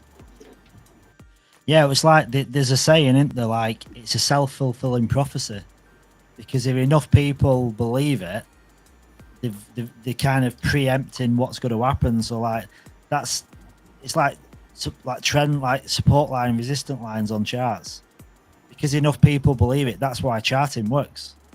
Everyone's got the same mindset. Everyone looks at these trend lines and is like, oh yeah, well, I'm going to put a limit order in here, or a limit sell, limit buy, limit sell. And it's kind of herd mentality. Enough people believe the same thing, and it kind of controls the market. Like you think about it, right? The bull cycle, it's all about Bitcoin, the halving. It's a narrative. It's what people have believed, and because people believe it, people trade like to the same. So it's that one big self-fulfilling prophecy that makes it all come true, because you've got a massive amount of people that all believe the same thing. It's like, I believe that's also why Bitcoin is set to crash, because the altcoins are rising, but not as much as you would expect with such a steep Bitcoin action. So everyone's expecting it to drop at some point before we start really going up. And so it will drop because everyone's expecting it. Yeah, I think I the just only one more. thing that might be. Oh, sorry, go Yeah, ahead. please continue. No, we're going to say I think the only spanner in the works this time is before Bitcoin ETFs were approved, the whales like control Bitcoin. Like the whales would have been around for like years and years and years. They control what happened to Bitcoin, and I think now, because all these Bitcoin ETFs like BlackRock and Grayscale, ARK Invest, because these guys now are buying Bitcoin in insane amounts at a time. I think the ability to whales to dump Bitcoin to have a massive effect, I think it's going to slowly reduce, because there's control now outside of the whales, and these guys that are buying Bitcoin so they can give ETFs to the clients, they've got to hold on to that Bitcoin, because when pension funds and individuals that are putting the pensions or whatever into a Bitcoin, into ETF, like they can't swing these institutions, they can't swing trade it. Like BlackRock and ARK Invest, and they've got to hold that Bitcoin because they've got to have the asset to back it. So I think it'll probably be less volatile moving forward, especially if there's an Ethereum ETF, because the same's going to happen with that. There's going to be all this institutional money buying Ethereums for the ETFs, and then they've got to hold it because they're backing the asset. It's going to bring stability, but I still think it's going to be very volatile. But I don't think it's going to be as volatile. It will be funny to actually see Ethereum ETF, because like we all know Bitcoin is here to stay. It is the OG, it is the basis for everything pretty much. I don't think it will die anytime soon. But at the same time, like there are diehard Ethereum fans. I don't know why they would want to hold that view, but sure. If we have Ethereum ETF, and then from our point of view that are in other projects that see that it's unsustainable, we would see Ethereum ETF, and only to expect Ethereum to die later, like very soon, in a few years, because it's just not. Yeah, I don't know if anyone is actually expecting a good upgrade for Ethereum. They're promising it, but it's been how many years, and it's still the same thing. They're just going to try to update their consensus, but it's still in the works, and we don't know how much more it will be delayed since it's been so long. So yeah, it will be maybe if a proof of stake from the proof of work. Well, I think it was hybrid, right? It was proof of work to the hybrid between proof of stake and proof of work. Yeah. Something like that. Yeah, I'm not following Ethereum too much. There's not even much to follow because it's delayed all the time. That's all we see in the news. It's delayed another time. Yeah, it's everything seems to take a long time, doesn't it? And then like it's gonna be cheaper, and well, it's not. Well, it's gonna be quicker. But I mean, if you look at it, nothing's really come down in price, has it? Like the transactions still take forever. There are a couple solutions that are being promoted a lot. It's ZK Sync solution, ZK rollups, they call it. Sure, since we're talking about it, why not explain it for new people or something? Essentially, it started with optimistic rollups where you would do a side chain. So imagine you would have a postal office. You could pay 3 times to send 3 letters, to send to your family. But the easier way to do this, it would be to bunch everything together and send it all at once. Then you pay only for one delivery.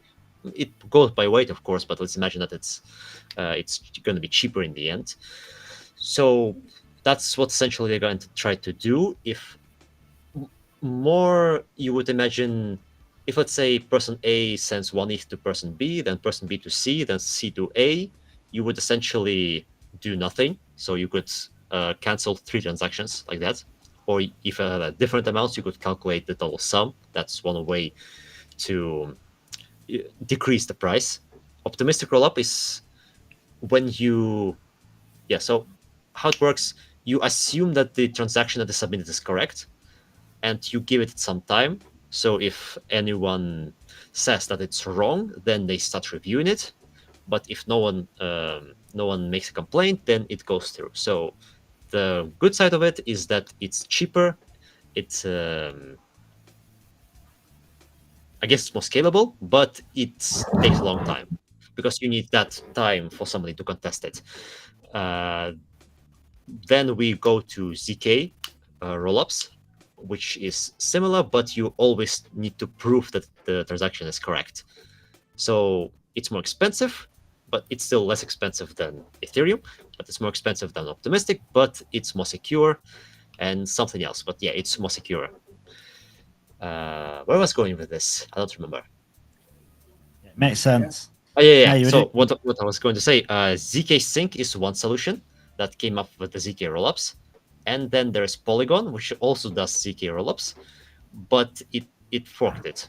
So yeah, those are the 2 main drivers at the moment, which is the same technology but 2 different components. Are you guys invested in Polygon? Sorry, what? Are you guys invested in Polygon? Am I going to invest in it, did you say? Are I you don't hear guys the middle invested word. in Polygon? Matic? No, I'm not. No, I'm not touching Ethereum. It's every Well, time pay 20, 30 euros. Yeah, I'm not doing this. Yeah, no. It was asking, are you invested in Polygon? Yeah, no, I'm not invested now. Like I said, I'm not touching Ethereum. It's just way too expensive to do anything. Is my voice I'm clear? not. Sorry, what? Polygon, Matic. Polygon. You're talking about Polygon, Matic, aren't you?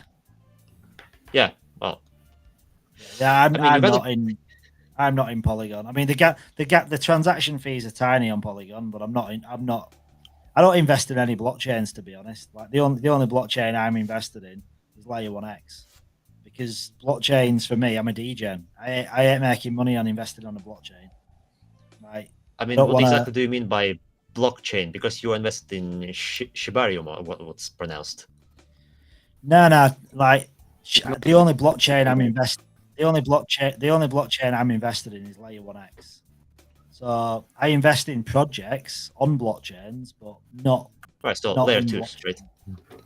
Well, no, not like anything like DEXs, AI projects, like even meme coins. Just I don't.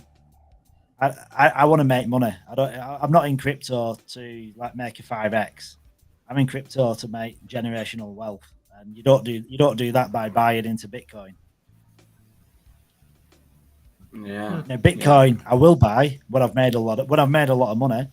Like when I've accumulated a load of L1X, I'd like to then start buying like Bitcoin and maybe Ethereum. But like, yeah, for me, Yeah, I just want to buy into stuff that's going to make me the most gains. well, it's like Bitcoin is the safest bet, you would say, because if you invest in another project, you would expect that project to die, because most projects die. Like, I remember there was a short by Coin Bureau where he was saying, like, 5 years ago, those projects were the most popular, and nobody even knows them now. Yeah. Well, Ethereum is still alive, of course, but yeah. Litecoin. So, yeah, that's also true. Like, Litecoin is a curious case study, because apparently it has like a thriving community, and it's not just about technology. For them, it's also about the community they've built and their message, because the technology is not always the centerpiece of everything. and because it's already so well established, maybe Litecoin is also can be a better tool than some other projects. But yeah, I don't know much about them. Yeah. What I is mean, your I'm not. retirement plan? What's what? What's your Retirement. retirement plan? Yeah, In about like a, how in about much, a how year. many millions you want to be retired? Well, Wait. Let me see. it's different for me as it is for Sleazy because I'm 47. Sleazy's like still. Are you a teenager? Are you 19 or 20? I am. Hold on. 26. Oh shit, dude, you look young. So you're 26, but your Yeah, I retirement mean, plan is going to be big. You need yeah, more it's money like than I I do. am. Yeah, so Kazakhs are like half Asians, you could say. Well, we are closer to South Asians than to Eastern Asians, let's say. But yeah, because of that, we generally look younger. Yeah. And also, like, I'm not as stressed as you are, I guess. So that's also a part of it. What are you trying to say? No. Yes. I'm talking pure nationality. Yeah. But yeah, if I were to walk into a bar and say I just turned 18, they would believe me. Especially because normally Asians don't have facial hair like this. I am actually quite proud of my mustache. Speaking of, I should shave a bit here because if it goes like this, it's like I'm frowning a bit, you know. Chinese. But yeah, normally Asians don't have good facial hair. It looks pretty bad. Mine, I'm pretty proud of. I'm blessed with it. I would actually like a bit on my cheeks as well, but it's actually not that good. So I just shave it off because it's just a little bit of like if I compare myself to the Spanish people, I do pass a bit for a Spanish person. They have a lot of facial hair, like a lot more than me at least. They have like all of it covered like this. So if I claim that to be 18 with this hair, I'm actually passing because a lot of Spanish people have a lot of facial hair. So Yeah. Yeah. Pretty much. If you could turn historical event into a crypto meme, what would it be? Burning of Babylon. Baby. And now the first thing that comes to mind. I don't know many that's historical events, but one of many. oh yeah, especially because Babylon is so popular. Like I remember there was the Tower of Babylon. Not many people actually know the story behind it. Like we know that it existed, but sorry, what again? The Richest Man of Babylon. There is a book. Oh yeah. There's also the Whore of Babylon. I don't remember where I got it from, but I remember that hearing from somewhere. But yeah, essentially the Tower of Babylon. The story goes, it's more of a religious story that Babylon angered God, and he made people in Babylon speak different languages, and because nobody understood each other, they couldn't finish the tower because they couldn't communicate with each other. That's something like that. I didn't read the story in full, but something like that.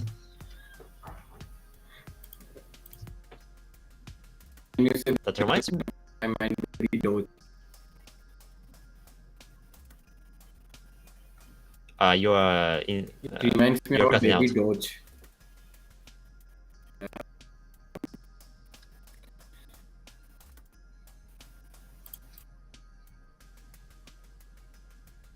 Yeah, I couldn't hear anything. You're cutting out.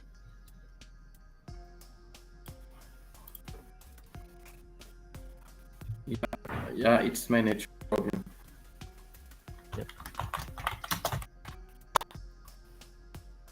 Yeah, how's internet in your country? Is it genuinely good?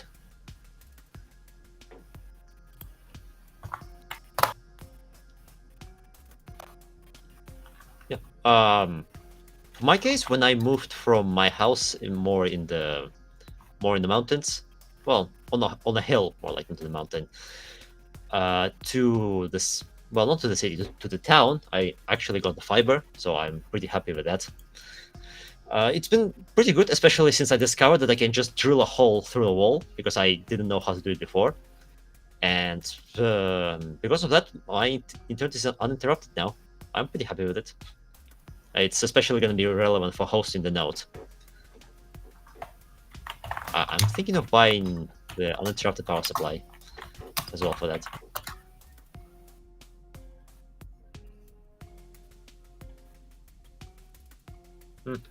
Yeah, remote work, I guess. But yeah, I'm hoping to see more information about the node hosting. We have like 4 days, so I hope we're gonna make it on time. I have my machine ready. It's a PC that I used to use before. Yeah, the countdown, 3 more days. Crypto Psycho seems to be, I don't know, cut off connection or something. Yeah, well, that's gonna be fun, talking to myself later.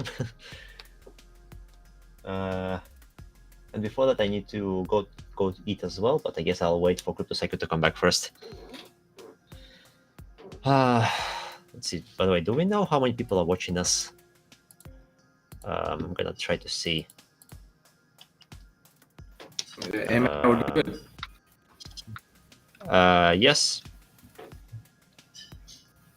It's clear.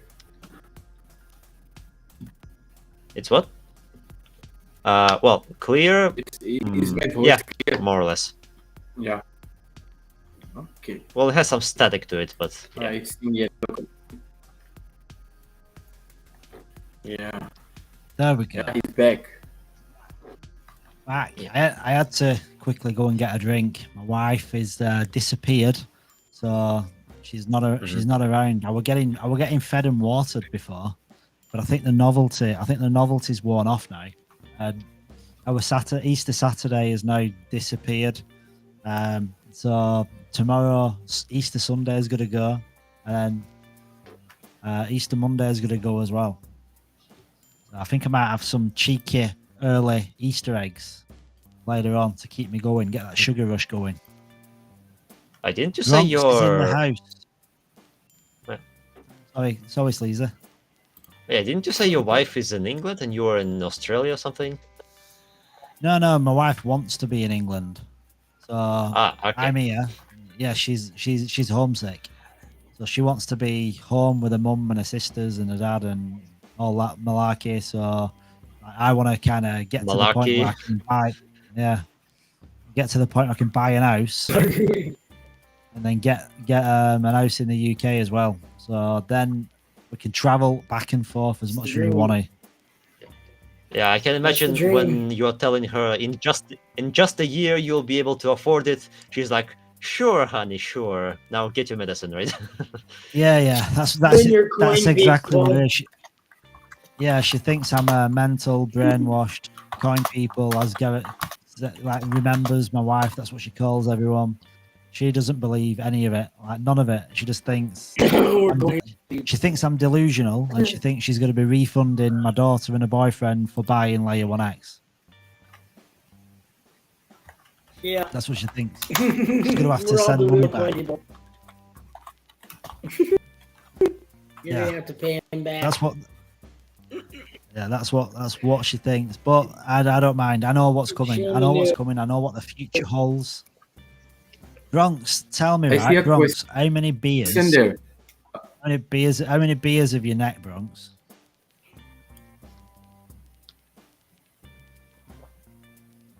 Bronx, buddy. Gulp. There is something. How many do you? Bottle. It's a question from the community member. Is it red? How many do you earn with one full validator node per month, and how much with one ELN per month? The calculator on accept doesn't work for me. I can't select a month, gives me an error. All right, I'll do it. I'll do it for you now. So, Yeah. how many do you earn with one There you go. FPM per month? How much with one of your? Right, I'll do it. I'll give you a demo now. So, Yeah. can How you much see do my you screen? want to give us a number? Can you see my Give us a screen? Can number you see my screen? per- Yeah, yeah, Can you yeah, see my yeah, yeah. screen? yeah. Yeah. Clear. Yeah. Let me see your screen. It's on Twitter. Oh yeah. Well, no, I don't want Twitter. I want. No, it's on Twitter. It's doing my head in this, so I can't see. I can't see my own screen. Right. How frustrating. Right, I'll be back in 10 minutes. I not need right. to go have lunch. Doesn't it suck? Okay. Yeah, Right, it's all good, man. See you in a sec. It's all good, Susie Slimy. Right. Okay. So, like, if you've got one full validator node, and just it doesn't change anything. But if you drop down the menu and you go right down to the end, so when every validator has been claimed, 800 by March 2025. So one FVN. What did he put as the price? Did he have a price in mind, or? I guess just let's give him a demonstration. What do you? I mean, like at certain points, I guess he didn't have an idea. Yeah. So like if Yeah. L1X is $1 and you've got $100 you've got $100 fee, a monthly fee. We have nearly hit So, the EL and target for opting. yeah, so that'd give you a $1 full validator node. Sorry, a $1 L1X value. It'd give you 13. Well, basically what you get in L1X rewards. So it'd give you like almost $14,000 a year, which is $1,150 a month, which in itself is a pretty insane passive income for $1 L1X. So then if you bang that up to a $10 L1X, Yeah. you're going to be earning $140,000 a year, which is $11,500 a month. Like that is like Wow. that's a really good Whoa. job. Like if you were earning 140k a year, you'd have a decent job for that. For an average person, that'd be a fantastic wage, wouldn't it? If you were earning that. Heck yeah. That's $10. Now, if you think about this, right? Way back. Layer 1X is 22 million. So for it to get to $10 from 50 cents, that's a 20x, which means that like Layer 1X would only need to be $440 million market cap to get to $10. So a $440 million market cap for a Layer 1 blockchain that basically turns Web3 upside down on its head, I'd give you 140k a year. So let's get real and let's start talking about what Layer 1X can really do. And you put it at $100 L1X, you're going to get $1.4 million a year. Bonus L1X coins. This isn't using your L1X. This is utilizing the L1X you're going to earn from having a full validator node. You're going to be earning $115,000 a month. A month when L1X is at $100. And is that a big achievement? Is $100 a big achievement? Well, that's 200x. So that is putting Layer 1X at a $4.4 billion market cap. Is that a lot? In reality, no. Like a $4.4 billion market cap isn't a ridiculous market cap. If the community of Layer 1X catches up with the technology, because the technology of Layer 1X is above any other blockchain that exists. So if the community can kind of catch up with the tech, then you're cooking. Then you're really starting to see some traction, because like the tech itself is capable of so much, and we only need to bring in certain like protocols to get this kind of adoption. Like if you say, for instance, Uniswap. looked at layer 1x and looked at what it offers and connected with L1x, or some of these really big like aggregators like 1inch, look at 1inch for instance. Imagine if 1inch utilized layer 1x's technology for all its aggregation. Like this is what's going to bring adoption. Now in the short term, like marketing through like KOLs and key people, like big KOLs that have got a lot of weight and a lot of credibility in the space, they can bring eyes onto layer 1x. But regardless who we bring on board, the technology is going to speak for itself. The tech is going to be the one that does the talking, and it's going to be these connections, what we're already making. It's like OnChain's one connection, which is a Web 2 application, because it's all to do with it bring onboarding Turkish citizens, Turkish individuals. Then you've got HealthLink, which is Singapore government. These are like Web 2 like applications. But then, like, think of the gaming. Like, they've got this huge partnership with Deagle Labs, and Elderoon's like this flagship game they're dropping. All these, and our I can't think what his title is now, but he was head of gaming. He's now head of something else. Who's on board with L1X, and he's got so many different connections. So like through like bringing on board Deagle Labs and all these other projects that are going to start connecting to layer 1x, the network effect happens because all these people are connected. So everyone in Web3, it's a small clique, it's a small community, and when you start like kind of jumping in like the VC realm, and you start jumping into the founders realm of these major blockchains and major protocols, they all know each other. So like when 1inch all of a sudden becomes an aggregator for layer 1x, and it's offering all these insane returns and these opportunities for other DeFi protocols that are using 1inch, then that's when the network effect really kicks in, because it'll just become like a domino. They'll just start falling, and everything will fall into place. And when that happens, like when you understand what layer 1x does and how advanced it is in the tech, and how onboarding like blockchains and protocols, projects, it's just going to be an organic thing, because they can't not on board with layer 1x, because what layer 1x does, when all that starts falling into place, the TVL on layer 1x is going to be through the roof. Like you look at Ethereum, that's got 50% of all TVL. If you start just like thinking logically, why is the TVL on Ethereum? The TVL's on Ethereum because Ethereum got the network effect. It was the first to market. It was the first blockchain, and now it's got the whales on there, and they can control it. And Ethereum is the go-to chain, followed by Solana. But like, if a project can have exposure to 8 blockchains right now through one liquidity pool, like why wouldn't they? Like, it doesn't make sense to keep siloed onto one chain. Basically, layer 1x is enabling every blockchain that exists to be multi-chain. It's basically taking Polkadot's model of parachains, and it's like injecting it with steroids, because layer 1x is Polkadot. Every other blockchain are the parachains, and that cannot not get the network effect. So having $100 L1x isn't that far out of the question, and neither's having $1,000 L1x either. And if L1x gets to $1,000, you'd earn $14 million a year.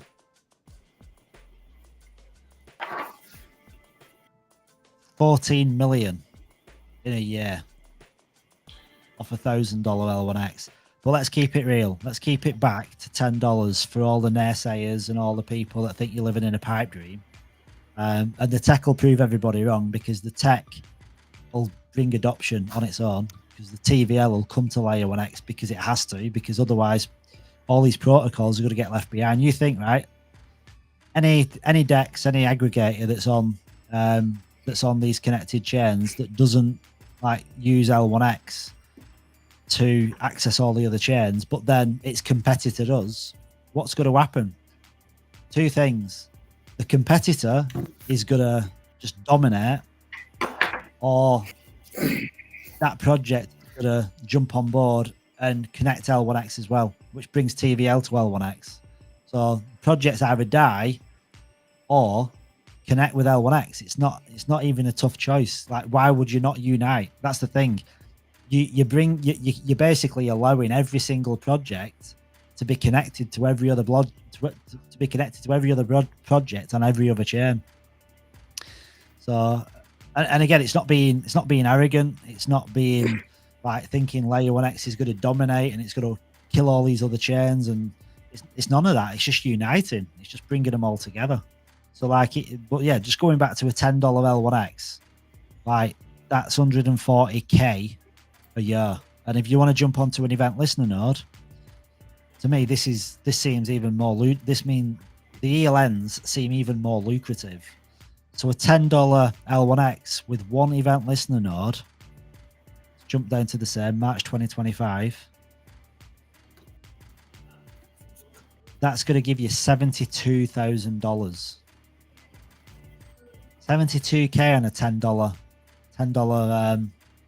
L1X. So if you do the math, you're kind of better off buying event listener nodes. Like 2 event listener nodes gives you the same as a full validator node, yet 2 event listener nodes cost you 10 grand, whereas 1 full validator node costs you 10,000 L1X, whereas a full validator node 5,000 L1X, whereas a full validator node is 25,000 L1X.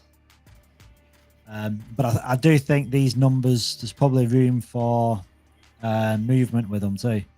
So if I were you, if you can afford a full validator node and event listener node, I'd get both. Obviously, if you can't, then I don't know, do you go for one full validator node or do you go for like a few event listener nodes? Because I don't know, like this is very lucrative. And as the network effect happens, layer 1X is just going to become more and more valuable. Yeah, Exciting times, isn't it? Exponentially, it's going to be insane.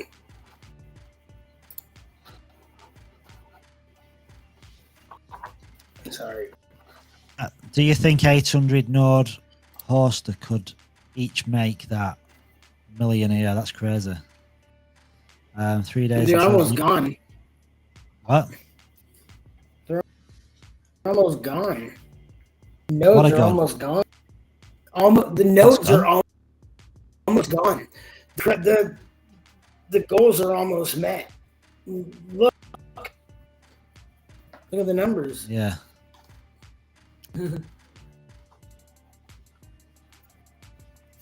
No, the rewards don't go down. So that them L1X there, as far as I know, them L1X rewards are based on 800 nodes being sold out by May 2025, and the rewards that you get, like the rewards don't change. Like so basically the rewards are the same. So like on an ELN, you're going to get 7,252, and with a full validator node, you're going to get 14,000 L1X. So the price is determined. The price is determined by the price of layer 1X. Sweet. An ELN just gets half of what a full validator node gets. That's great. I'm looking at this, and that's what this is telling me. You know, is it gonna change in the future? Like, is this reward? I suppose what he's asking, is this reward variable? Is it going to change in the future?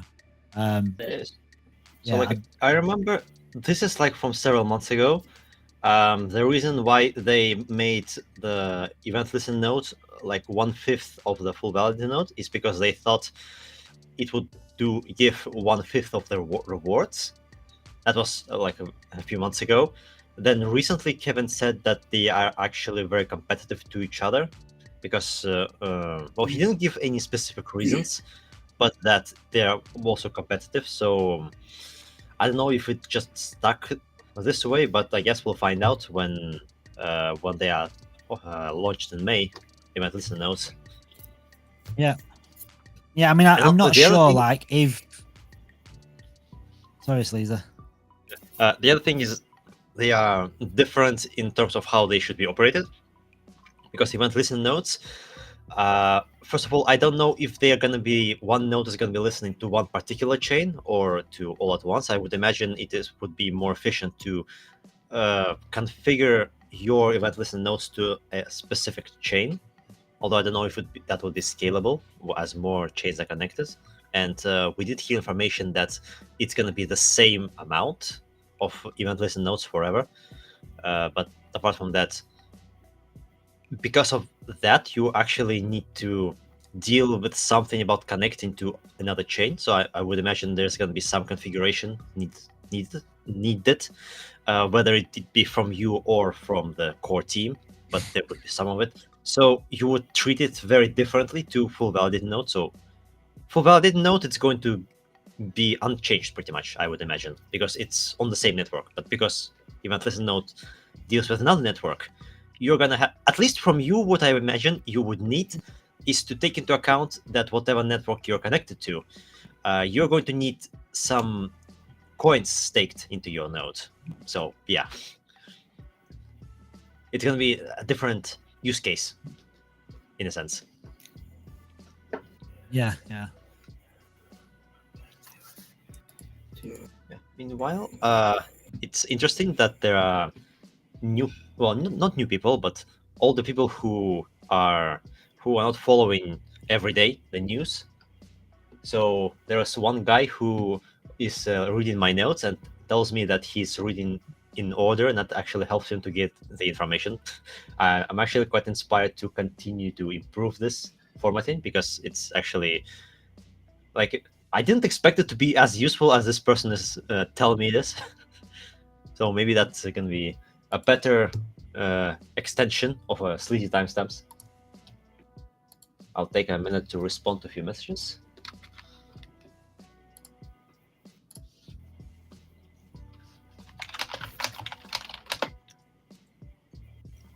So what are your that's the opinions thing, on the... if it goes quiet, it's kind of responding to messages. Yeah, I hope Right. that I'm going to get more engagement with my timestamps soon as people get in, because if you go to something like Ethereum or Tron or Polkadot, you don't have any history for them, So you kind of have to find out by smashing at the search engine. Yeah. Now, I think everything that's done, I think it's just all this content that's being done by myself or by you. It just brings awareness to L1X anyway. So the engagement is nice, but again, it's all helping like all the algorithms. So like YouTube, like all the wherever you post on socials, the more content you've got out there, the more it gets pushed, the more people see it. So you want as much content as possible, because right now there isn't that many people talking about Layer 1X, is there? It's like there's me and Sleazer and a handful of people, but then the only other, when you start looking back, it's like influencers that probably been paid, but it's not recurrent, is it? It's not like it's not repeat content. I just keep doing it and doing it and doing it regardless. Is it easy to do your data sanitization? I've not done it yet. Well, it's much better now. It's easy. I haven't done it, but it's easy. I was looking at it. I was just crunching the numbers, but I was having issues with being connected to the restream and doing it at the same time. It was glitching, so I'll do it later. Yeah, same here. Mine's glitching. as I'm trying to, It's because connection. you're telling me about the EVNs. I'm like, because you're telling me about the EVNs. I'm like, damn, I don't want to miss out on. I don't want to miss out on EVN.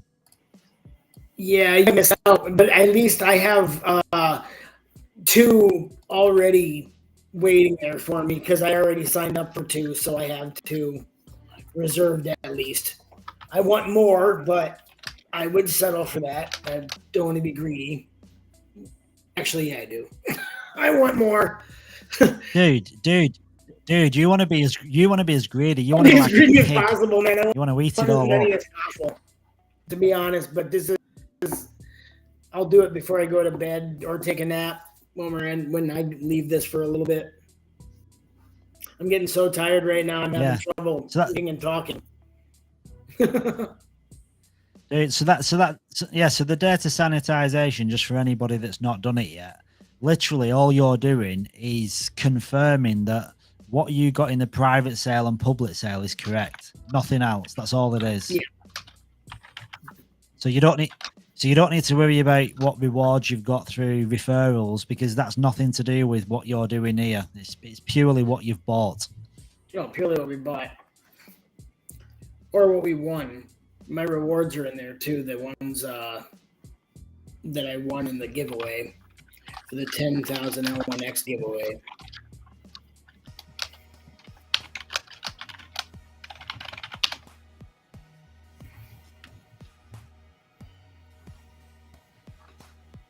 Like in the previous few days in chat, I was trying to be engaging.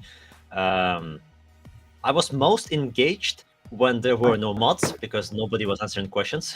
So I generally don't like answering questions when the mods are already typing, where you can see in Discord that they are typing. So yeah, that was interesting, and I was trying to read chat, but it's so difficult to actually keep track of the situation. Like in hindsight, I think what I could have done is to compile what everyone is asking, make like a spreadsheet, and then make like a little graph to see what are the trends here. It doesn't take actually that much time. Maybe I would spend a half hour every day to compile everything together and make a graph. So it's not that much of an effort, but it would have been useful to see the overall thing. Like, can I go back in history and still do it? Yeah, I guess, but I am feeling quite lazy about it now. Yeah, it's just having time to do it, isn't it? That's the thing.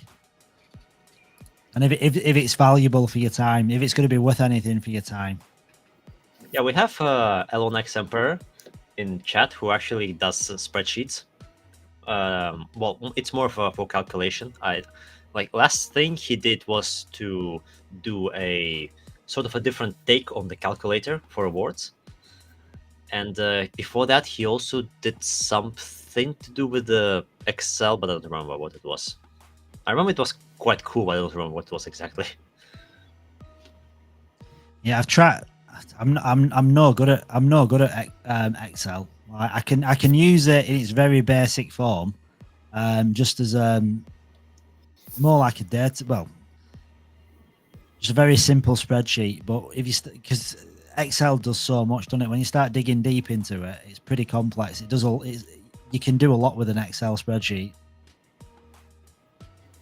Yeah, well, I mean, I usually go the route, if I need it, I'll learn it. But if I don't need it, then why learn it in advance, you know? Exactly. Like, especially with technology, like, you can learn a lot of stuff that you won't need. And when you don't need it for, like, many months, then you forget it.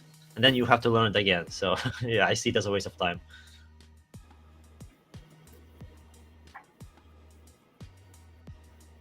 You getting sleepy now? I'm not saying I'm ready to take over, but yeah. Yeah, no, I'm good. I mean, listen. I'm going to stay on because I don't want you feeling like under pressure or anything or stressed out because you don't want to feel like, I don't know, under pressure because it's quiet or there's not many people chatting in the chat. I'm going to stay on here live on every platform. Yeah, I'll probably stay on here for another 3 hours. Yeah, that's good because like in I'm gonna have to go away soon for roughly 3 hours. Oh yeah, no, that's cool. Yeah, because I'll be here. Yeah, like one thing I can do because there's not gonna be many Aussies, and I would say like half of our audience are Aussies. I can go into the the website thingy where you can design a website. I guess I'll just try and do some design there. I guess if it's quiet.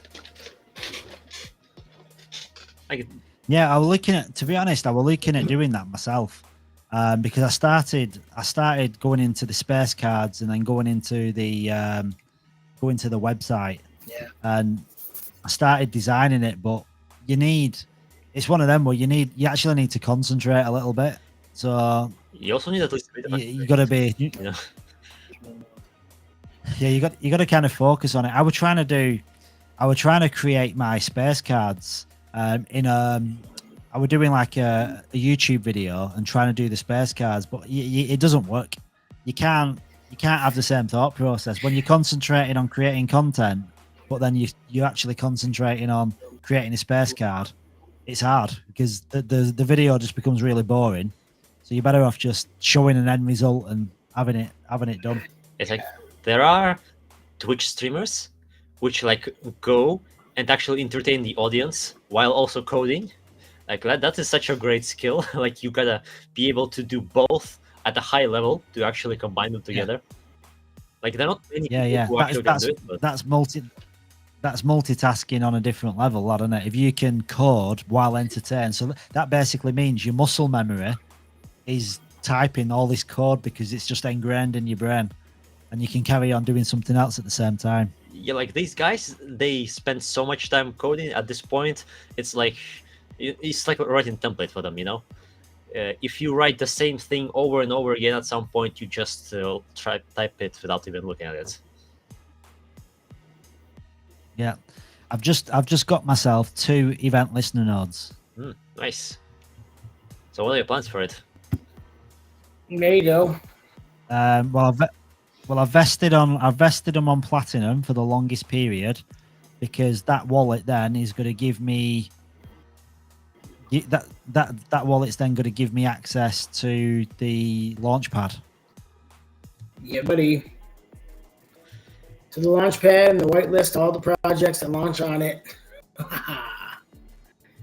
It's like at one point, man. I was thinking about more in gold because of the timing of bull run, but then I'm like, I am going to maintain at least 2 nodes, one event listener, one VVN. So I might as well just go for platinum because I'm not going to cash out everything anyway, So even though I am pretty confident that a part of it will go into the bear market, like so what? Because I'm not going to take it out of my wallet anyway because I need it for the hosting. So I just went for everything platinum. Yeah. Yeah, that's we're going to be all the way to earning all. Well, what you've got to think, right? Okay, so in this bull market, like an event, oh God, I can't even speak. So an event listener node. What did I say it was giving you now? Let me go back to it. So one event listener node.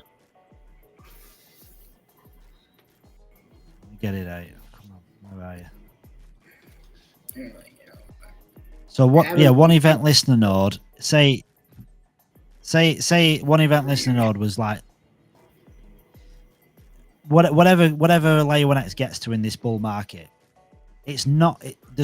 Right. I can say this with certainty. It's never, ever, ever going to come down to $22 million. Ever. You look at any blockchain. Blockchains generally stay at high market caps, like hundreds of millions or billions. So it's never, ever seen. So if you think, right, layer 1x, it's 50 cents now, and say only 10x's, so it goes to $5, which is putting layer 1x at a $110 million market cap. It's easy. Like what it goes to in this bull market, it's never going to come down to an $110 million market cap. Never. It's impossible. No. So it's a blockchain that is going to change like the entire space. So, but say it did. Say it did. Say it come down to $5. Say it come down to $5 an L1X coin, and it was all we were only sat at a $220 million market cap. That's still giving $36,000 a year in rewards on a $2,500 event listener node. $36,000. So That's you don't need to sell your L1X. You don't need to sell your L1X coins because you've got a node. They're going to be giving you just ridiculous returns anyway. Like, And if Sleazy Slime is going to get a full validator node, yeah, he's getting again, Great. yeah, and again, Great income. the L1X is, the L1X comes down to $5. You're going to be earning $70,000 a year off a $5 L1X. yeah, that's the type of salary that is like the highest of my entire family. I think like the highest. I think like the highest earning member from family has like 50K or something. Well, Yeah, well, I mean, I don't earn. Yeah, I mean, I don't earn, like when I look at that in dollars, Aussie dollars. That's about. I can't think what I think. I don't earn that. I mean, a full validator node at $5 will basically pay me. It'll pay my bills. Pay your mortgage. Yeah. He'll pay your mortgage at least. Yeah, because like There you you know go. when people sell it, but like in a bull market, in a bull market, these projects do all these X's, which they do, and then they retrace and they drop down and they end up really low in price. But none of them come down to, none of them are going to come back down to launch price. No, not ever. It's impossible. It's a blockchain that does more than any other blockchain combined. Like when this network effect happens, like I mean, I'd be surprised if Layer 1X didn't get to a $10 billion market cap. I'd be surprised. you mean by the end of And if bull it gets run, to or generally? by the end of this bull run, I wouldn't be surprised if it got to $10 billion market cap, and that's being really conservative because that's like number, where are we now? So like on coin market cap, a $10 billion market cap right now is in between Polygon and Tron at between number 17 and number 16, and this is in a bear market. In reality, the bull market's not even got going. So the Tron and Polygon, what are like $10 million now on average. $10 billion. Like in the bull run, where are these going to be? They're not going to be at $10 billion, are they? They're probably going to be at $40-50 billion market caps. So like Layer 1X being at a $10 billion at the end of this bull run is probably 40 or 50 on the CMC, because like your $2.5 billion market cap coins now are probably going to be $10 billion in a bull run. So like that isn't even an high expectation, and again, all it's the community catching up with the technology. And yeah, I don't know if you remember that. I mean, if that that message from like a long time ago, we had comparing some layer ones, how they performed on their first bull run, and how it could be for L1X. L1X could easily 100x, maybe to even $100 reach. And then if we get to $100, that's let's see, then our money is going to be 200 times more. That is, yeah, that's pretty much gonna change our lives. Like especially because at least for me personally, my end goal in life is to have a big family. So like we know of our community member, Grover. He's known for having the most amount of kids, and Joe is probably the second because he has 3 kids. I think he had three kids, right? Do you remember? Something like that, yeah. Yeah, so pretty think much, so.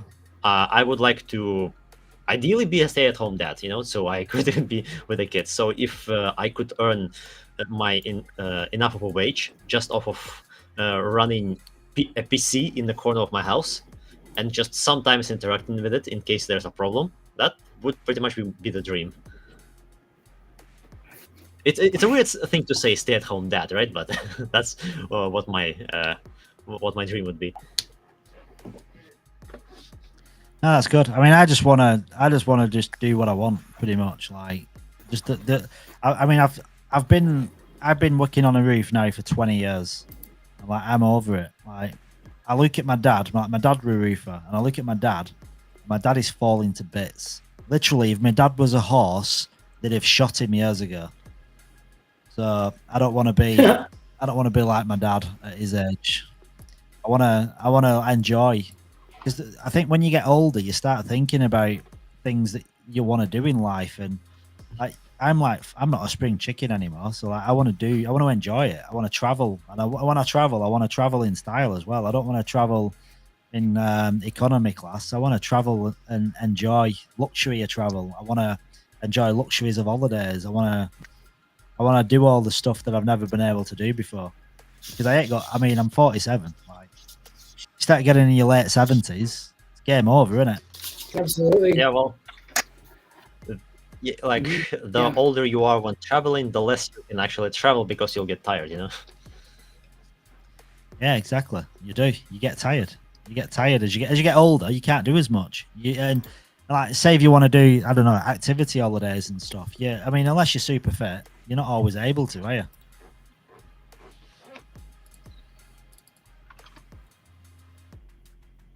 I have to drop out now. I will see you later in a few hours. That's all good, man. Catch you later. Okay. I'm trying to So do the data I feel science really, really happy. and investing. Yeah. They've all Garrett, sorry. I was just going to say that all them ELNs now, they've just been sold. They couldn't be. The last one, I just watched. I have some already reserved. I already have two reserved, so that happened. That can't happen, dude. What the heck's going on? Check something out. Come on, Walker, dude. Let's vibe. How's it going, Garrett? Good day, mate. Good day, mate. How you doing? Hey, yeah. How you doing, Walker? Hey, yeah. How you going, Walker? How you going? How you going? Good day, mate. How you going? Oh, he's getting a bit cross. Yeah, mate. How you going? How you going? Good on, mate. I can't be too loud because the kids are asleep. Yeah, don't wake up the kids, and be mindful of how loud you speak, because you'll be getting bollocked off your missus. Oh, absolutely. I won't be getting it. Did I wake up? I know. No. Gotta keep the wife happy. Keep the wife happy. So we're boosting back up. We're up to 496 views. We dropped off the old stream because Twitter I think we brought Twitter because we were in a live stream for so long. So I think it kind of stopped showing up. Is that what happens? I think because it was going on for quite a long time. I don't know what happened. Yeah, so they must have thought this is the world's longest AMA live chat thing. Yeah. Yeah. Well, I think it probably was. Awesome. Absolutely. Wasn't there 1,000 people? 1900. How's the node count going? So there's 387 ELNs that have been sold, and there's 34. I don't know actually. No. Yeah, 387, and then the full validator nodes 327 out of 400. Oh, nice. How did today go? And 10. How did Been good. Yeah. I mean, to to be honest, we've had a lot of people coming in. Not everybody's been active, but we've had a lot of people coming in, and the conversations kept going. I think a lot of the time it's probably skewed off layer 1x, but you can't talk about layer 1x 24/7. You're just gonna bore people. You're just gonna bore people to death, aren't you? What number coffee are you up to? I think I've had 8. I'm due another one. 8 coffees. I've been on this live stream now for 13 hours. Oh, so hope you got a comfy and I've seat. only got up. Yeah, it's all right. I've only got up once because my wife made me carbonara with bacon and cheese in. Oh my god, it was have mushrooms in it it? was so good. Mushrooms, bacon, cheese sauce, and if you get a good carbonara, the taste buds. It's probably one of my favourite meals. Yeah, you don't want those strange mushrooms in it, but No. So I had that, and I literally sat down for 10 minutes, and I said I better go because I'd left Garrett on his own. Oh, nice, Garrett. And I don't think, so Garrett manned the fort like a hero that he is. So what do we got? Two more days of talking. Yeah, well, I'm kind of working it out, right? I mean, it's not too bad because I'm not actually feeling tired. I don't know what it is, but 72 hours minus 13, I've only got 59 hours left. Yeah, I think the excitement of the launch is keeping you awake. Yeah. Yes. Because I thought if I can get to like 9, I thought if I can get to like 9 o'clock in the morning, and I'm still okay, then I'm just going to drink more coffees and tell my wife go and get me some Red Bulls and just stay awake. Yeah, you might have to supercharge the coffee. Yeah, maybe. Drink the coffee with the Red Bull. Hey, Walker, I'm really buzzing. I've got myself 2 event listener notes. Oh, did you? Yeah. Yeah, nice. Yeah, I think Shane was saying he got a couple of ones he wanted. Yeah, well, I'm looking at. I mean, when you look at the rewards, I don't know. I think the event listener nodes nearly give you just the same amount, nearly. Well, this is what's kind of crazy. It's half. Yeah, this is what's kind of crazy because it. Yeah, but it's like you say, it's actually cheap. I mean, you look at if the calculator's correct, like you're better off with ELNs. Yeah. Mm-hmm. It's like an FVN's costing you 25,000. Two ELNs are giving you the same as an FVN, and 2 ELNs only cost you 10,000. So you're better off if you got 5 ELNs. Right. Yeah, and it's going to cost you the same. It's going to cost you the same as one FVN. You're earning 2.5 times more by having 5 ELNs. I think two V FVNs and 2 event listener nodes equals to 1 VN and 3 event listener nodes. Yeah. So I'm kind of I don't know. Yeah. I might need it to reset again. No. Yeah. No, just. I mean, I kind of want to. I still want a full validator node though, because I just think if that something could change, couldn't it? Something could change with the rewards, and I think if you've got one of each, you've kind of covered your bases. Yeah, I think Kevin was saying that he wanted 2 and 2. Dude, we've talked about this before, Walker, but we'll not need to sell. We'll not need to sell any of our tokens. We'll literally between the full validator nodes, the event listener nodes. Yep.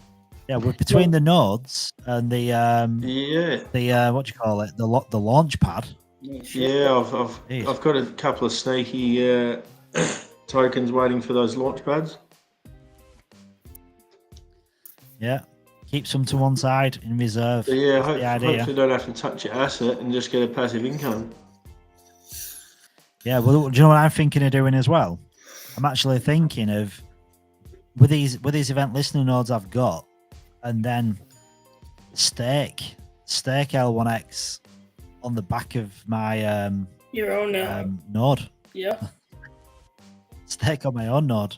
Yeah. Absolutely. Right. Yeah, I don't know how all that really works, but yeah, that side of things. I mean, different wallet. Yeah. Stake on your own node. I mean, yeah. Oh, yawning is a warning. Warning is a warning. What? I think it. You won't be able to go on your country drive. Uh-oh. Nah, I'm all good. I'm all good. I'm just a bit frustrated with my screen because I can't actually see what I'm looking I at. reckon you'd be able to stay up longer if you were like, if it was like the casino and you'd pumped oxygen in the air. Yeah, is that how they do it? Is that what they do? Pump I oxygen? think they juice up the oxygen level so you're awake longer. That's a myth. I don't know. Yeah, I could do with some Who knows? oxygen. I think it'd give me a little boost. You might be able to order a bottle of O2. Yeah, that'd be good. Can you actually see what can you see my screen sharing? I literally can't see anything. Your screen's up on the calculator. Yeah. Yeah. You're on the See if I share my. the FBN calculator. Wait, yeah. Yeah. I don't see anything. I've got a black screen. It's doing my head in.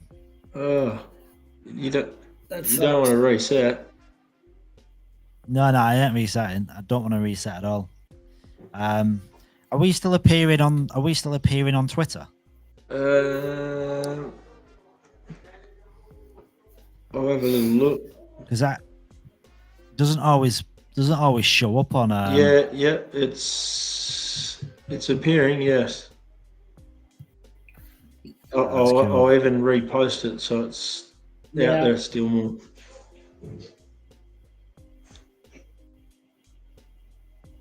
Yeah, I thought so. Well, it was. I don't know. Even did your little quiz. You did the little quiz. Yeah, your little who should we connect with? Oh yeah, it's actually got some engagement because I'm in this Restream software. I don't see everything that I'm looking at, so.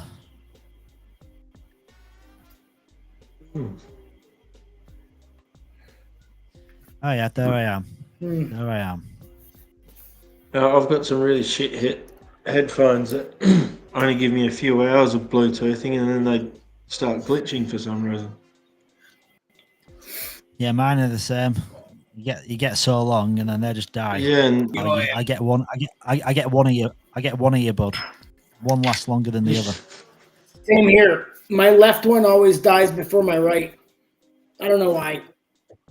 And I've had numerous pairs of that same type of earbud, and they all do that same thing. It's weird. The left one always dies first. Damn it. Yeah. So for anyone that's just jumping in, I don't know how many people are actually live watching, but there's actually a giveaway going on. So all you need to do is engage with this tweet. So follow me, Layer1X, L1X, X Talks, like and retweet it, reply with these hashtags and this cash tag. So do all that, and then boot market. I've not put that up there, and that's it. And then I'm gonna do like I don't know, either a Twitter picker, or maybe a duck race or spin the wheel, whatever. And someone's gonna win the 600 L1X coins, which have got a valuation of right now of $300. yeah, So it's not nice. not a bad little prize, and they're all compliments of Crypto Walker. So Walker, thank you so much for the donation. We really appreciate it. No worries. Just call me anytime for any more. No worries. Yeah. Yeah. So and if you're not into crypto or Web3, these coins aren't real. Oh, they're not. So when you get L1X coins, they're not going to be gold and silver little chocolate coins. They're going to be in your wallet. They're going to be in your wallet. They're No, virtual. I wanted some And- chocolate and- coins. They're Yeah, virtual. and but just they're on real. just full.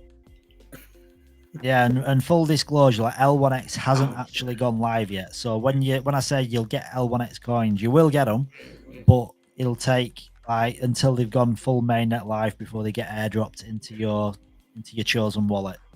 So just as a heads up, and I'm going to be doing that later. So make sure that you engage with that. Ooh, Don't you like know. if you're here listening, it'd be crazy not to engage with it. Yeah, I mean, obviously, Because these are going to be very, Yeah, I mean, if you very, think- very lucrative someday. They're going to be what? I know it. They are. This will be one of them, right? Like people buy into these, like people buy into like things like Polkadot, and they'll buy like I don't know, I think it's about $10 or something now, and people buy them like 10 at a time or whatever, and they might spend a decent chunk of money, but then you're looking at L1X and you're getting 600, but you got to remember it's only 50 cents. So like if L1X gets to like $10, like, you got 6k worth of L1X coins. It's not that far off. Like a $10 L1X isn't like stretching at a big market cap. It's like 220 million is a 10x. So it's only a 440 million market cap. So we're not even asking for a big amount.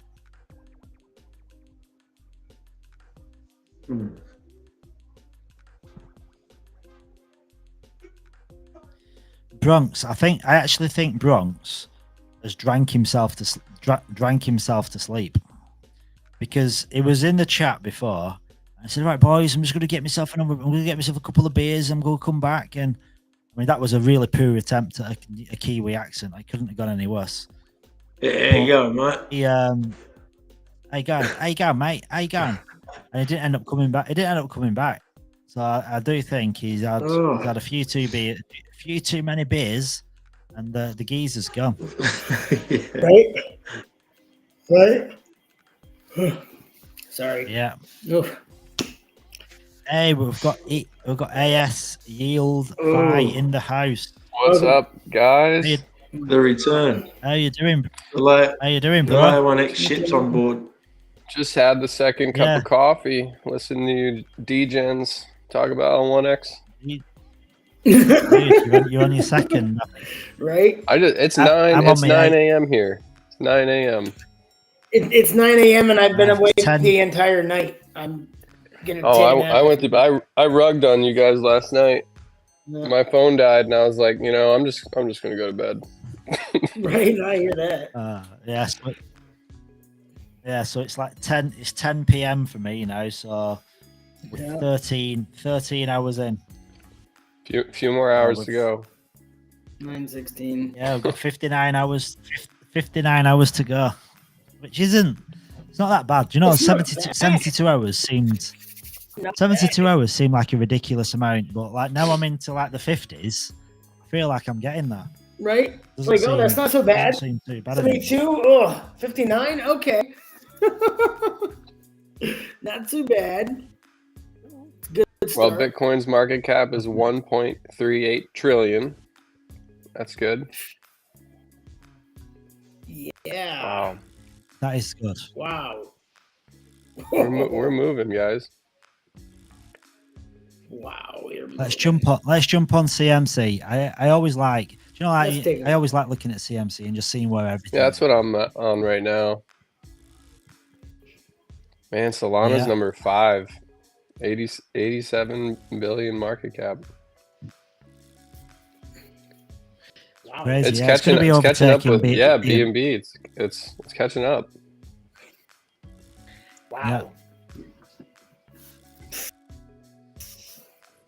Just look at all that money in stable coins, though. Like all that money in stable coins, a lot of that's gonna get redeployed into Yeah, it's gonna get redistributed. altcoins. Yeah, that's just gonna.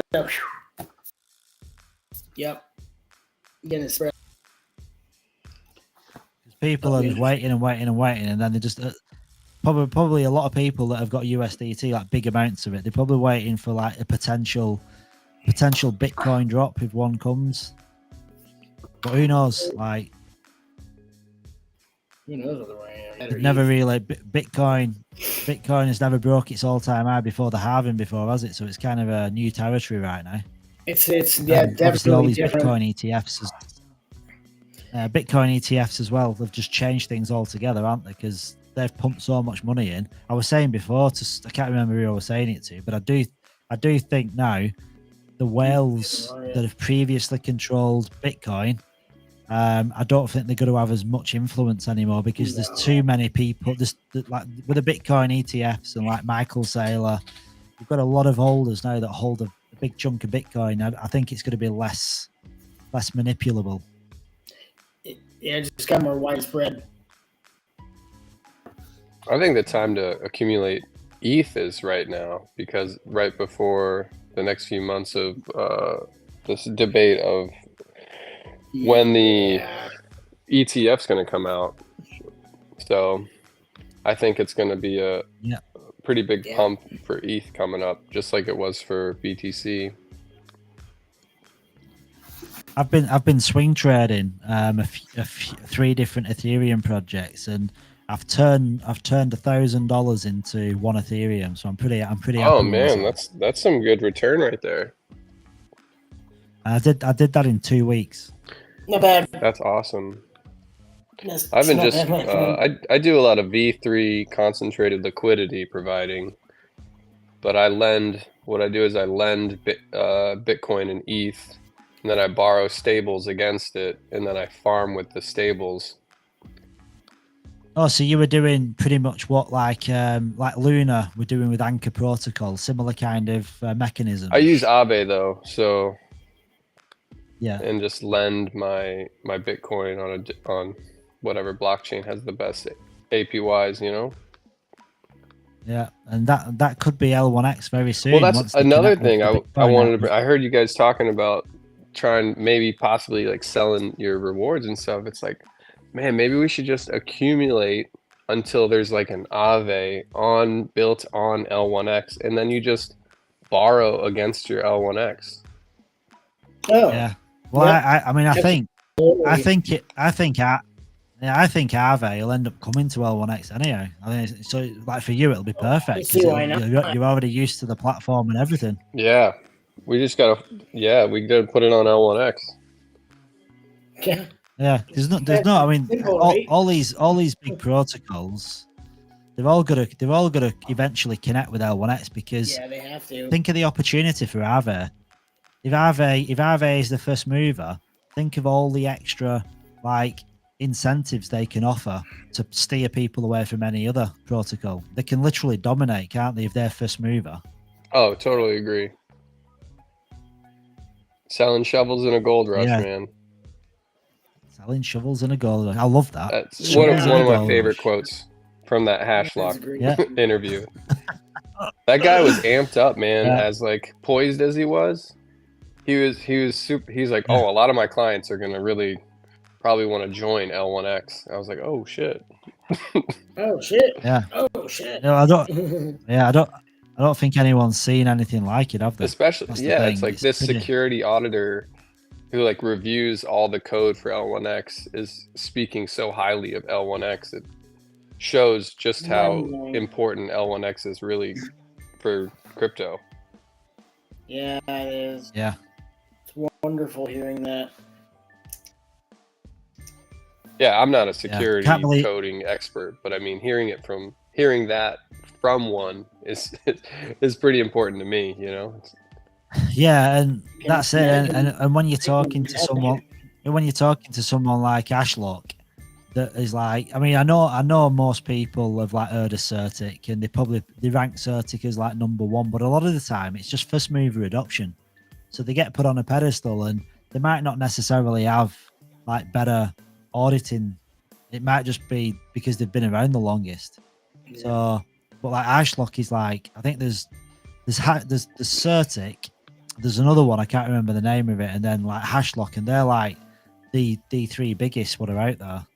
And when you look at the Hashlock website, and obviously there's probably a bit of bias in there because it's their article, it's their that information, but they're comparing like Hashlock to Certic and this other audit company, and like they're claiming that they are a lot more thorough. Now, obviously, that could be biased, but it's all there in black and white, innit? You can check, you can do due diligence if you want to do. So, but yeah, I mean, the fact that Hashlock could give it like a clean bill of health and they couldn't really find anything wrong with it, and they've got praise to say about it as well.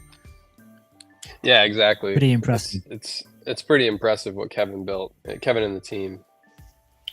Yeah, Absolutely. yeah, but they've got some pretty experienced devs behind them, haven't they? Like they've got UI designers from your biggest names. They've got blockchain developers from like Polkadot. I mean, they've got like a pretty esteemed panel. They've got, I mean, you look at Josh, who's, I mean, a lot of people don't even know who Josh is, but Josh,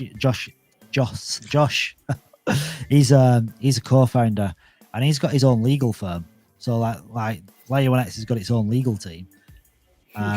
So they've got everything like going for them. Like the I think Dr. Bonnie Clark, she's like the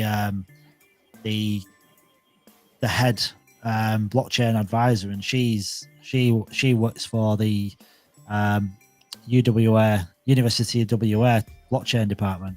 Yeah. So they've got like academia behind them, they've got legal team behind them, they've got like some of the best. And they got Crypto Psycho. Developers. Crypto I Psycho, don't know if that's a plus or not. Yeah, he's the biggest influencer. Top tokenomics. I'll tell you. Well, I mean, listen, being on camera can pump a chart. I was in one yesterday. I took a project from 100k market cap to 170k market cap until people realised that people were buying because I was on a VC, and then people started dumping and taking profits. But yeah, people have trust, don't they, when they see people speaking? Yeah. I mean, I don't have any technical ability. Like, I can barely remember Pascal and C++ from university. That's going back a long time. I did Pascal and C++, 1995. 1995 to 1997, I was doing computer programming, because back then it weren't called coding; it was called programming.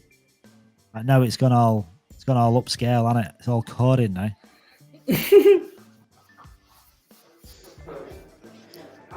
Yeah, I got an A in maths because I had a calculator. Oh yeah. You did good. You did good.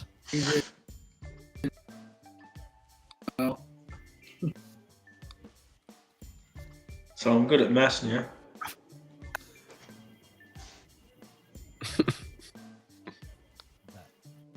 Ronak, I think Ronak's internet connection is that bad. You can't even like get into the Ronak's been here literally almost all day. He's dipped out for snacks or drinks or whatever, but he comes in and we can never tell what he says half the time. Maybe we should get him to run all the nodes. But he stays here. He stays persistent. Hey, His video feed is generally good. We'll get him to run all the nodes. Yeah, don't do that. Yeah, Ronak, you can run the entire ecosystem. you never get paid. Yeah. Ronak's internet connection. Ronak's internet connection is supporting L1. Yeah, we should get 4 transactions for the year.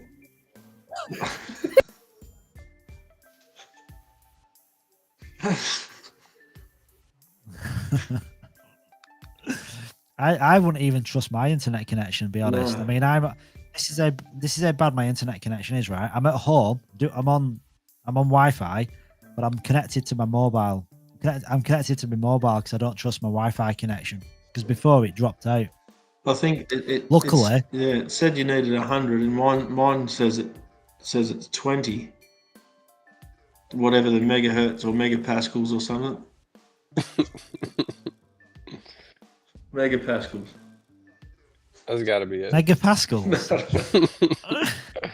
Yeah, that's it. That'll do. Megapascals all the way. Man, Yeah. I'm itching for another The coffee. announcement. You're itching for another what? Announcement. I'm like, dude. Are we not going to have these nodes being hosted prior to TGE? I believe Kevin said they are going to be, but they better get shaping, huh? Yeah, I mean, it's Saturday for me, and it launches Monday night in America here, 8 p.m. Yes. So Tuesday. well, for us, Tuesday we're night. 13 hours behind. So we're actually it's- April 1st, 8 p.m. Central Time. So where do you actually see it? Like on the exchanges that we're on, that we're linked, that we're connected to. I think they posted it. I think there is a Twitter post saying because I can't remember it. There were links. There were links somewhere where you could click on the links to Bitmart and Mexi. I think they might have been in. I think they might have been in one of the blogs. I wonder. Yeah. Well, it says like April 1st, 8 p.m. is our launch day live AMA. That's on our Discord. Yeah, it's not April 1st. It's April 2nd. Yeah, that's April Fools. That's April's Fools. Yeah, I'm looking. That's April's Fools. So it's actually Tuesday morning when the live stream happens with the team. The actual launch of it on Tuesday, we don't even know what time it is, but like that Tuesday morning. Oh yeah, no, right, okay.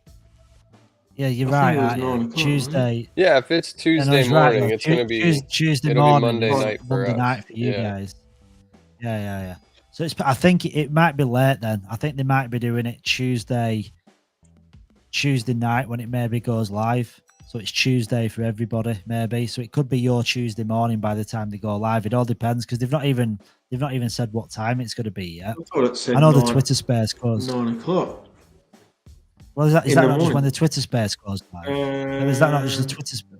I think that's when the Twitter space is, yeah. Or the AMA event. Yeah. Where is it? I just- can't wait to see a chart. Launch day live. Yeah. That's going to be the exciting bit, isn't it? Do you know when you can actually see it on CoinMarketCap? Yeah, it's going to be incredible to actually see a chart after 1 year of waiting. Yeah. Because I got in late March of last year. Yeah, I had 2 days notice on the private sale. Yeah, well, I think Garrett said I did mass DMs to everybody that I knew. I think on the 15th of March. We're at the 15th of March, Garrett, that message. Garrett, can't hear anything you're saying. You can't hear me? Garrett? Oh, yeah. We're at the 15th of March, that message that I sent you. Yeah, it was the 14th. Yeah. So that's when basically we found out about it. So I think I bought in that week or the week after. So yeah, it was kind of last minute, wasn't it? Yeah, I was driving on the road listening to an AMA, and I had already put in like $1,500 into the private sale, and I literally pulled over mid AMA and got on my phone, moved some money, and bought more on the 31st of March before they ended the private sale. I was like, that was the biggest. Yeah, you did the right thing. I think I really did. I mean, that's how I was able to get an FEN. Yeah, man. How did you find out about Layer 1X to start off with? Like, I was a big investor, or not big, but big for me, in Dex Finance. So I have been watching Dex Finance for a long time, and how they're building their vault. I mean, they didn't have their vaults at the time; they just had Dex IRA, and their kind of governance token, but they've changed their whole tokenomics to a fixed supply governance token now and made all these vaults. But EMP and Dex Finance posted their private sale, thing, and we're pretty much positive and bullish on L1X. I was like, oh, if these guys are kind of really getting after it with this new blockchain launch, I looked into it and they were claiming interoperability, and I saw this first EVM to non-EVM swap live. I was like, oh my god, they did it. They have the technology that everyone needs. And I was like, I'm starting to sell my assets and getting this private sale, and that's what I did. So yeah, same here. I was like, I actually watched. I would just. I ended up going to they had an event because I think it was on the 15th, no, the 14th, because I found out about it on the 14th. Yeah, so I went to a live event. Yeah, I went to the live event at the offices on the 14th, and that's when they actually did the swap. Oh, you were there on the screen. Oh my god, he was there. Historic. Yeah, he went there. They did. You're part of history, Mark. They did this. Yeah. Well, yeah, they did the swap, and I remember watching this swap, and it's like they were going mental, and I think they obviously done it before, aren't they? That weren't the first time. I mean, you got to try it before you put it in front of 150, 200 people. Yeah. Imagine it not working. You're like, oh, yeah. All right, come back tomorrow. Sorry about that. Sorry about that. We'll do this all again tomorrow. Yeah, come back another day. But the first live footage of it, first EVM to non-EVM swap, and it just proves that the technology a year ago when they did it, and that's why I was super interested and wanted to invest even more money and continue to invest through the public sale with rewards that I had built up and income that I made in real life, because I truly believe that this is the technology that crypto needs to really expand and to make things more seamless. So yeah, this is the one to help usher in global adoption, is how I feel. It's how important it is.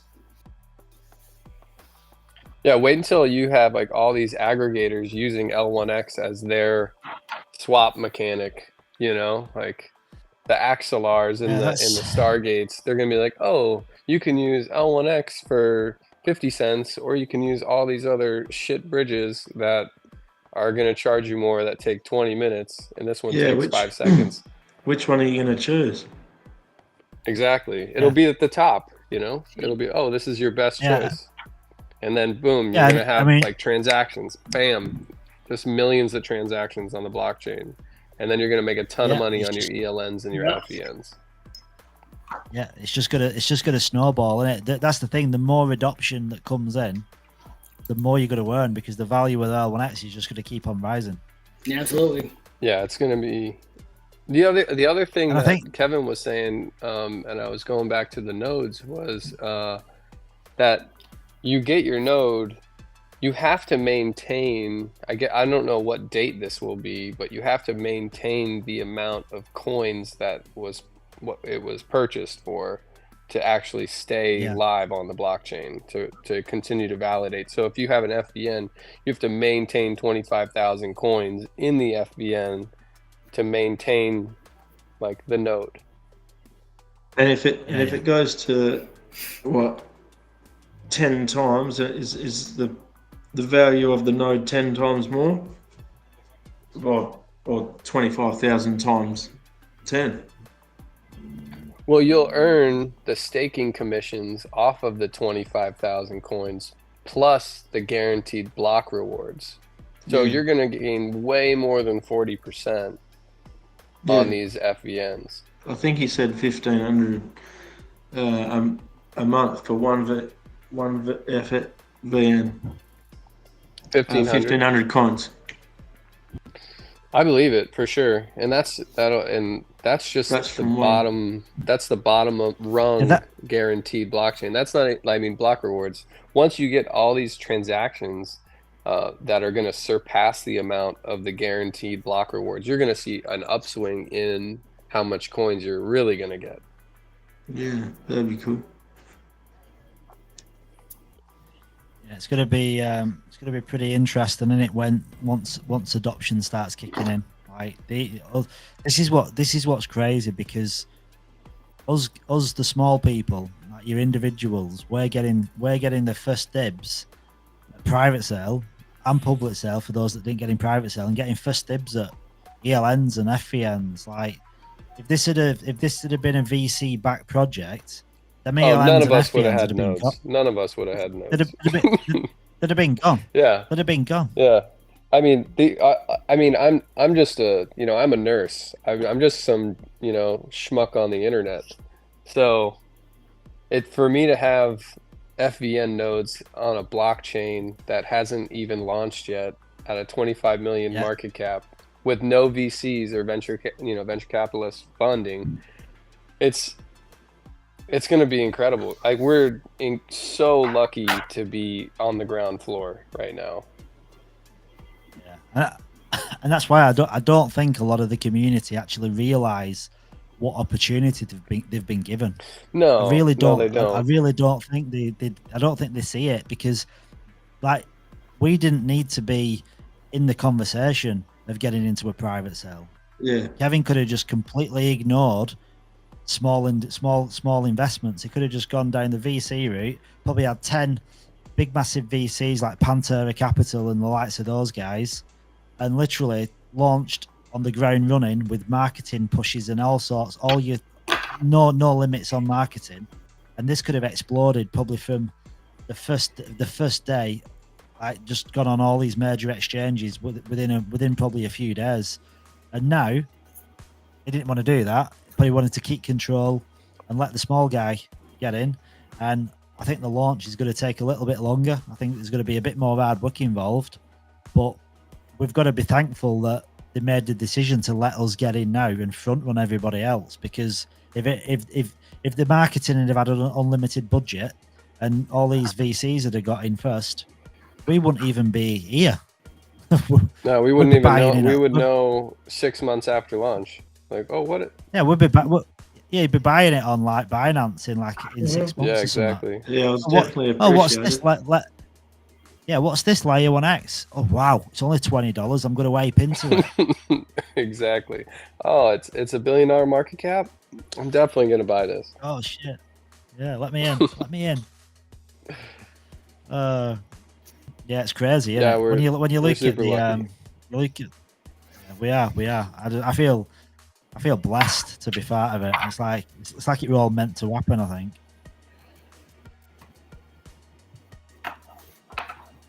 Sure I was. I'm sure. Whoa, what am I sharing? Yeah. I'm going to say goodnight for the time being. I'll catch you later. I'll be on when I get up. All right, Garrett. Dude. See you, Garrett. You guys have a great day. Have a good sleep, man. Rock on, brother. Yeah, like this is like when you look on here and you got like for an FVN at a $10 L1X, you're going to be getting 140k a year. $10, yeah. Type in 200. $10. Yeah, I mean, at 200. It's gonna be nuts, man. I got a few of them, so I'm really amped up. Yeah, and if you look at a $200 L1X, you'd be getting 230k a month For one FVN. Yeah, that's $230k a month. Yeah, that's if your L1X is $200. Jesus, what's the market cap on that? That's 4 billion. No. Well, 222.2 billion is. That's 1,000x. What's that? Yeah. No, 22 million. So 220 million is 10x. 2.2 billion is 100. That's That's 100x, 50. isn't it? That's a $50 coin. Yeah, so then, like, if it was 22 billion, that'd be a $500 coin. I think it'll So- get there. To be honest, I think we'll get there. Yeah, so so say it's a 10 billion coin, that'd be around $200, wouldn't it? At 10 billion market cap or something. But even the event listener nodes, these are really lucrative as well, because when you look at one of them, and like, okay, go back to $10 for an event listener node, and they give you 72k a year. Yeah, I wonder if that's like unconfirmed, you know, like those rewards. You know, because we haven't gone over the, like maybe they don't know exactly what the ELNs are going to provide yet. I wonder if it's, unless Kevin's like, I think they've, this is it, this is what they're going to make.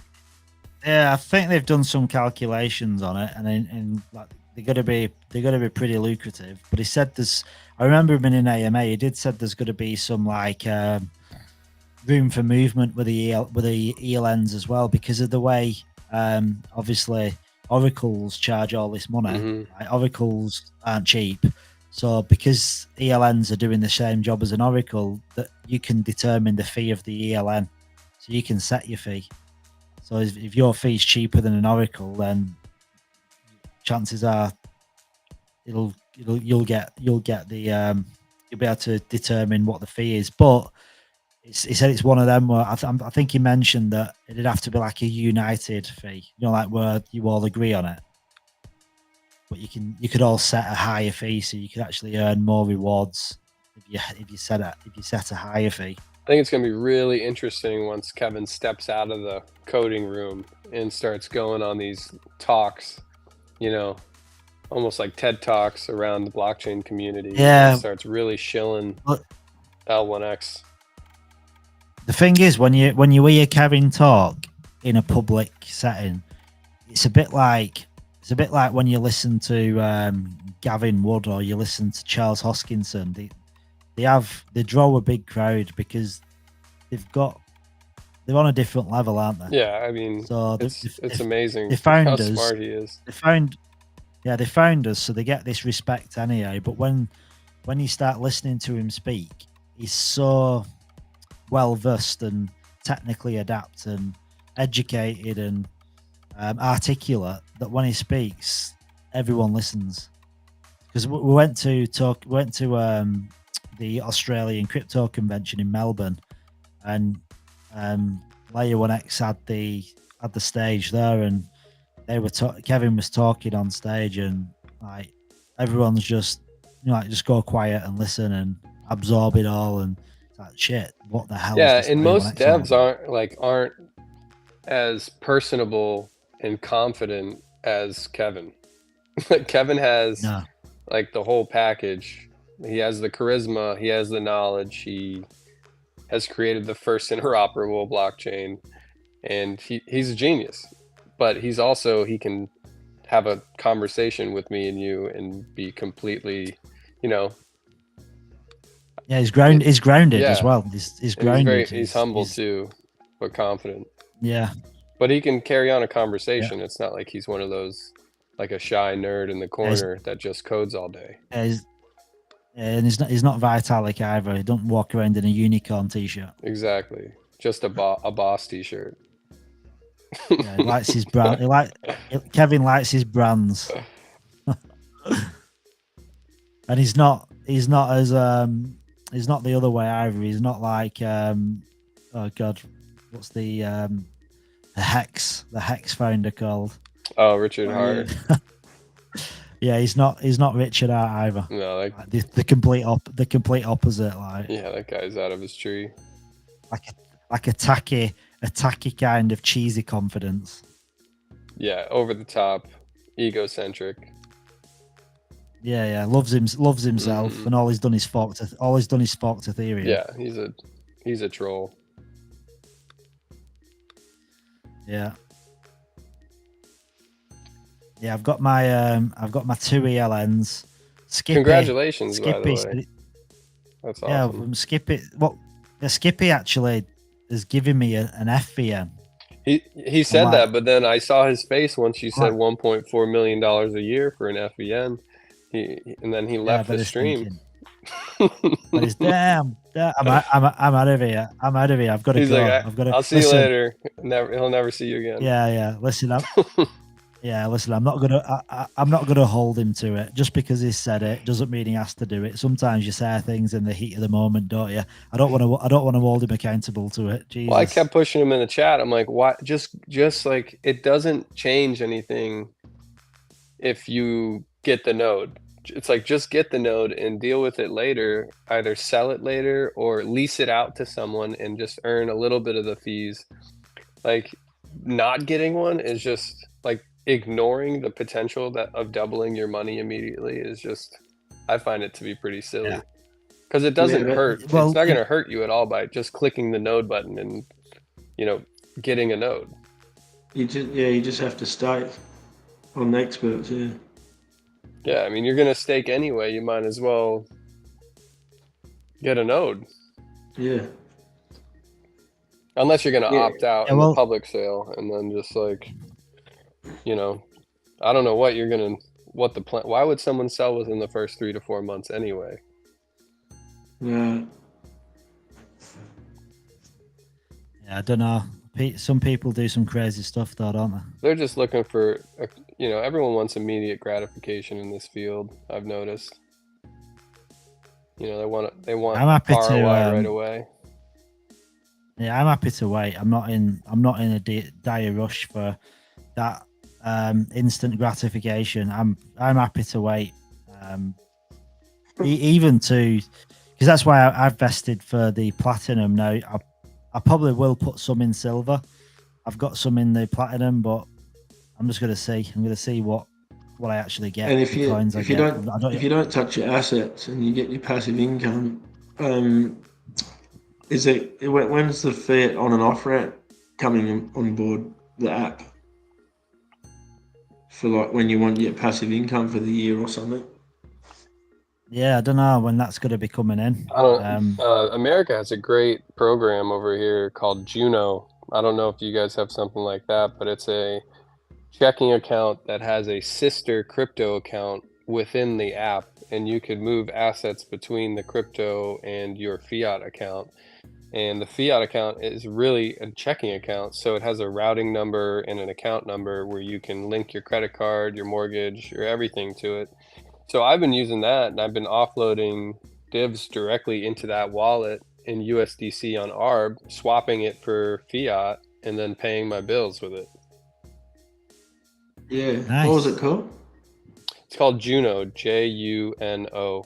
I don't know. Juno, yeah, Juno.finance. Is that like a They did say they were going to put the fiat on and off ramp on the app, so we never have to leave the app.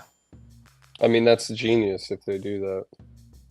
Yeah, they said we never have to leave the app. It's going to be easy as grandma can do it. The other thing I'm waiting for is, this is what I was thinking, and Kevin hinted to it, was that once they get established, it'll be kind of like an easy way you'll have your rewards come out into your wallet, but then you'll be able to do auto take profit and auto sending and swapping of assets. So say you get 1,000 L1X as rewards. Say I want to swap 500 of those L1X immediately into USDC and put it into a wallet. And the other thing, I want to split 250 and 250 and swap it and send it into another 2 wallets. That's possible. So it'll be interesting to see how we create a take profit auto compounding kind of mechanism. I want to restake 500 of the reward coins, and then 500 I want 250 into my tax wallet, and 250 I want swapped into USDC and sent to my checking account wallet. It'll be really fun to see how they make because Dex Finance has a similar setup where you can do auto compounding, auto compounding, and then and take profit percentages. So I'm interested to see how we can just streamline everything. So I just wake up, my tax wallet is filled with 25%. My income that I want to use is 25%, and my auto compounding of rewards of 50% is automatically all done for me. Yeah. Yeah. Is that on Juno? No, that's not, I mean, that's what I foresee with our nodes, and hopefully like we can have someone develop something like that. So make it much easier. Have to wait. Yeah, and then you just wake up every day. You don't have to do anything. It's all, you just programmed it automatically so that it automatically restakes 50% into your node, and then you take your 25% into a tax wallet, and 25% goes into your income wallet, where you use and you swap to your checking account. That's where I foresee L1X going, though. Yeah, I think that's going to happen. Yeah, that would be good. Just to don't really want to have to do anything. No, you just wake up and you already like, and then when tax season comes around, you already got this wallet that's full of the money you took, which is 25% that you're going to pay for taxes. Yeah. And then boom, you got your 25% income, and then your auto compounding, just growing your bag 50% at a time. Yeah. Genius.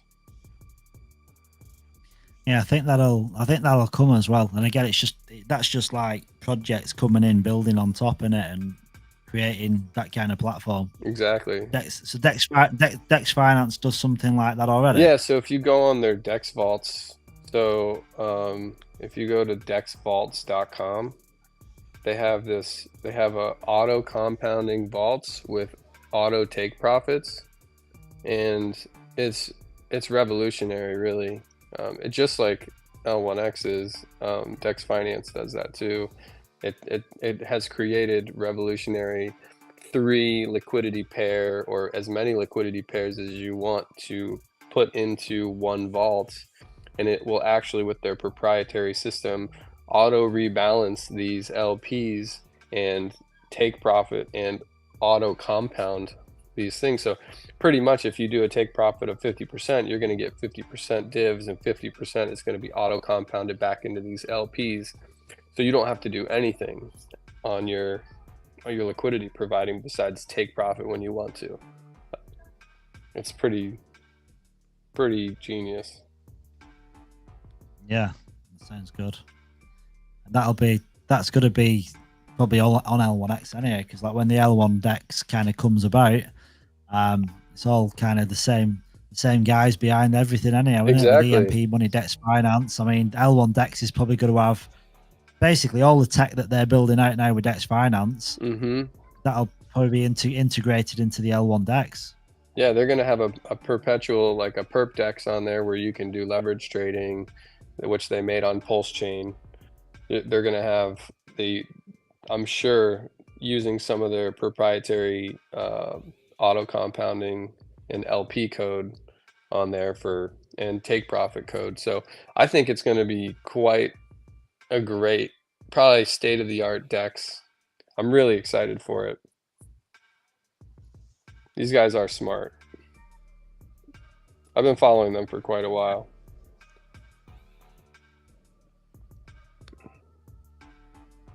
Yeah, I'm looking forward to it. I just like you. I'm at the point now where I want to see the chart. I want to see the green candles. I don't care, red candles. I'm not bothered. I just want to see. I want to see the influx of holders. I want to see the holder count go up. I want to see it all. 3 days, man. 3 days. Yeah. The only like thing I've got, not like worry or anything, but like, because Layer 1X is its own blockchain, and it's not a fork of anything. It's its genuine own blockchain. Like the integration part of it. So, like at the minute, it's going to be integrated into CoinMarketCap, but how will that get into like Dex Screener and Dex Tools? Like they'll have to add the blockchain. So is that going to be ready from the get go? Because like Dex Tools, Dex Screener, what's the other one? CoinGecko Terminal. Like these are like the big big kind of sites that people use, and they need the blockchain on there, don't they? Yeah, I wonder how. I mean, I wonder how that's going to work. Because that's another layer of integration, isn't it? Because it's not like they're not just. I mean, I presume when a new blockchain comes about, it's something that's got to be factored in, and as it was, how quickly was Arbitrum and Optimism added onto Debt Screener and what have you? From the launch, was it immediate or did it happen a little bit after? I don't know. Is it just literally putting in a contract address and flicking a switch? Is it that simple, or is there a lot more that goes on behind I'm the sure scenes? you have to pay. I don't think. I mean, the thing is, a lot of these companies, they pull from, like CMC might pull from a DEX to get their information. So you have to be on DEXs, like some reference point, to be able to be posted on some of these bigger charts. I mean, bigger websites. Yeah, hello. Hello. Hey, Looks Ronak is back. Ronak's been here all day. like my internet is I good think now. his internet is on and off all day. Yeah, Yeah. it's Yeah. in Saturday Sunday it's very Yes. busy here in India. Yeah. A nice pool in the background there. Go for a swim.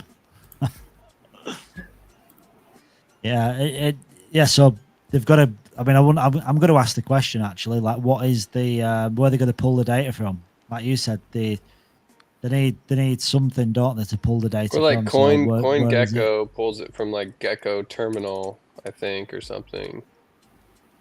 Yeah, I actually like CoinGecko Terminal, but I prefer. My favorite is Debt Screener. I use Debt Screener, mostly. Yeah, it just doesn't have the market cap of the coin, does it? Which is a bit annoying. I don't know why. And it's also like because they don't have the accurate market cap because they use whatever market cap is on just that one DEX that this specific pair is on. So it doesn't do the full entire market cap of the coin like you would see on CMC. Yeah, it's a pain in the ass. Yeah. But I do like it. I just think, and I love the bit on the right hand side where you can put in what you've got and the value of it in like USD and the net and like the native like Ethereum or whatever. I mean, I've been through so many. So hopefully it's be good if that's sorted out from going live. Because there's got to be some data source somewhere, aren't there? Like you said, so they can pull it from it. I think we're going to get a lot of updates in the next 3 days. I mean, I'm hoping that they post another. Well, Fur was hinting. He didn't say a name, of course. Fur was hinting that they have one of the top 6 exchanges. So it's not been announced or confirmed, of course, by the team, but I think there's going to be a few more sexes and a few more dexes involved.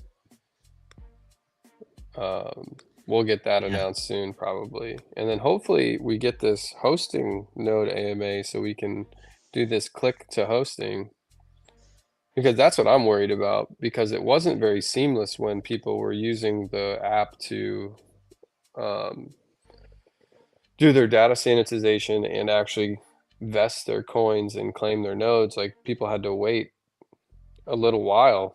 I don't know how long people had to wait, but there was definitely like a slowdown period due to congestion. So we probably need more nodes up before we go live, but I mean, who am I? I don't know anything.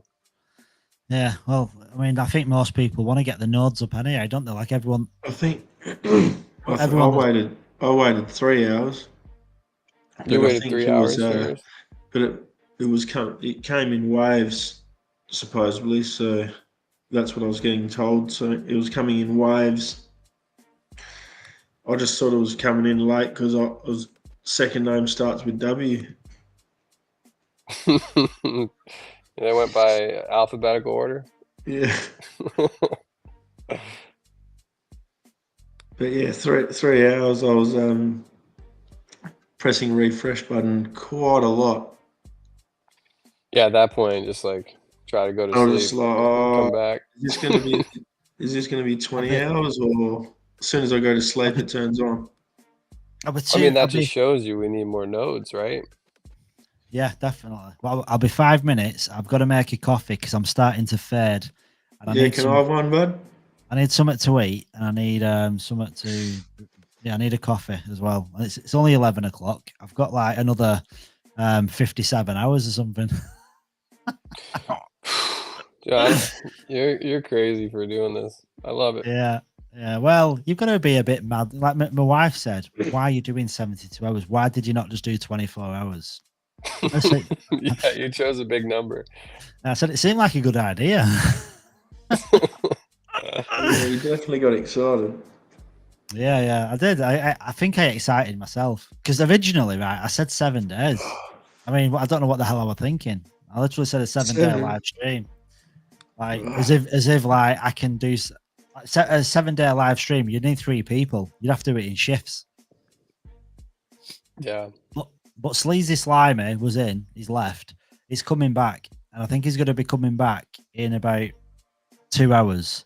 So when he comes back, I'm going to crash and just have a bit of a sleep, so I can, like just get rid of that tiredness. Take a nap. Just a nap. Quick 3-hour nap. Yeah, power nap, because like you wake up feel refreshed. Yeah, the shorter it is. Yeah, the 15-minute nap would be great. Well, the thing is, right, I didn't even get to sleep because last night I was being a DJ, and I had to get up this morning at 7 o'clock because I had stuff to do and I had to walk the dog and drop my daughter off. So to get in the live stream for 9, I had to be up at 7, and I didn't go to bed till 1:30. So I didn't really get much sleep. I only got like 5.5 hours sleep last night. So like now I've been up since 7 in the morning. It's now 11 o'clock at night, and I've literally been in the live stream for like 14 hours. But yeah, I'm gonna get a coffee. I'm gonna get some chocolate or something. I need some sugar. And I'll be back in a little bit. Sounds No good. worries. I got about another 30 minutes. Yeah, I'm about the same, I think. Yeah. So Walker, Texas Ranger, did you get any nodes? Yeah. After my 3-hour smashing the refresh button. Yeah, I I got a couple of each. Nice. So yeah, I'll see how that goes. Hopefully, I think it's gonna go pretty well. yeah, a couple of each, and then yeah, because I didn't want to really.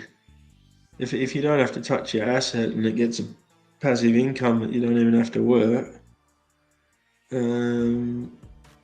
it's pretty good. Because obviously, if you actually had to buy the node, they're valued at, what, 12.5. It'd be a lot different US. if it was a sunk cost. Yeah. Instead of like because you haven't actually lost your tokens, they're just staked against it. Exactly, and we'll have to. I'm gonna just all the rewards that I gain from the node, I'm gonna put right back into staking to it until I get to the amount that is not like that. I don't have to rely on any other stakers. So if all my stakers left, that I'd still have the 25K coin amount on that node to keep it running, because I don't want to rely on anyone staying, Yeah, I'm pretty new, very new on this, so I wouldn't really know too much. Me too, man. This is my first. I've always wanted to do this. I've seen like all these node videos from like Crypto Andy and all these guys doing ASIC, little GPU or servers, or I don't even know what they're called, but they're making passive income, all Yeah. you know, just running these things in their house. Yeah, if I don't have to work, that's the goal. I agree. What do you do for work? I run my own business as a property maintenance. Oh, nice. Is that like property managing and property maintenance? More like the outside sort of landscaping maintenance. Oh, nice. And like nice. and pruning them, like Edward Scissorhands type stuff. At trees and making trees nice and cutting them properly and things, make them grow better. No, that's cool. I had that done to my willow tree the other 2 years ago, and they had to properly cut the limbs so that the tree would continue to live, I guess, because it was dying. Yeah, they cut the dead wood or trim the tops or trim the sides or the undergrowth or whatever, yeah. And where do you live? So I'm in Perth as well. Oh, nice. Seems like there's a lot of Aussies. Yeah, so I went down to the a few of the Perth meetings as well. No way. Were you at at the office? Yeah. How did you find out about it? I was lucky enough. My couple of friends called me, and they must have been thinking, who would want to get in on this? And they thought of me, and I was very very thankful. It was the old pub owners back in the day, and I gave them a hard time back in the day. And now I'm hell thankful for letting me know. Thankful for giving them a hard time. Yeah, well, so they remember you. I was a bit of a rat bag, and then they gave us a call and said, "You better have a look at this." And then that was a year ago. Yeah, and then I just thought, I think this will get the foot in the door. I think this one. Yeah, they've done an incredible job from when we first got in a year ago to now this app. And yeah, you know, there was some rough, rocky times, of course, but I mean, they had to pivot, you know. And there's some projects that don't even launch for years, eh? That's what I was talking about last night. I'm like, how many products has anyone been in where the tech works before they even launch? Yeah, the coin? yeah. Usually they want the money and then Like, start building. We'll build it. Yeah, exactly. Like we'll launch this coin, we'll pump it, we'll market it, but we have no utility yet. But in a few years, we'll get it. We'll get that utility for you. It's like, what? I'm gonna sell this. Yeah. So yeah, it's got some it's got a bit of potential, this one, eh? I think the potential is endless and limitless because we haven't even seen what people can do when they build on this. Yeah. You know, if you're making an app, if you're making an app and then sorry. No, go for it. Yeah, like how much money in that goes through PancakeSwap and all those bridges? I mean, if $3 billion was hacked, you imagine just the amount of hacked money flow through L1X. Yeah. Just the hacked money, not even the money that successfully gets through. If you get $3 billion in volume, just knowing that the VM is a secure VM, like an actual blockchain that Yeah. has a consensus mechanism that validates the transaction, you never lose your self-custody of the asset No. while you're swapping, is revolutionary. And the thing that it's only one transaction. It's incredible. Like there's no Yeah. other process out there that does this. And who usually gets an invite on a layer 1 blockchain, like it's the small people? Not a nurse that lives in Idaho. And, You know, like- and not a tree cutter in Perth. Exactly. So Yeah. and that's why I keep saying, like, and I got my buddy in who he's a truck driver, and he put in quite a bit of money and got a few nodes, and I'm like, dude, this is the ticket. This is the ticket, man. I got my mate onto it as well. That's a mechanic that works fucking 12 hours a day, hard labor, and I just really hope it works for him as well. Yeah, I mean, I hope for all of us kind of Yeah. small entrepreneurs trying to escape the kind of the rat race and really live a life that we get to choose. I think it's coming. Just want to do your own thing, not have to work like with the government on your shoulders. Yeah, I just want to ride motorcycles and go camping and stuff, and yeah, I mean, I do that anyway, and mountain bike and go ski and stuff, but I want to do it every day. Yeah. I got told 6 years ago that I was supposed to die in 6 months, so I want to live. Oh shit! Wow, that's just from the melanoma cancer. Did you get it cut out? Yeah. It Good was, man. yeah. Good man. So wow, I hope they found it early enough. Yeah. So I really just want to not have to just work. Well, I hope you're wearing sunscreen every day. Oh yeah, I've got I wear like I'm going fishing. Yeah, long sleeve shirt, gloves, big old hat. Yeah. You got it, man. Absolutely. Yeah, that sun is yeah, it's been radiation will getting pretty. Get you. Yeah, I think there was a few days it got 50 degrees in Perth. Jesus. Is it like a dry heat there, or is it a humid heat? Oh, it's a pretty dry, hot heat. Yeah, and then sometimes it's humid with the rain, but mainly dry, real dry. Just like being in an oven.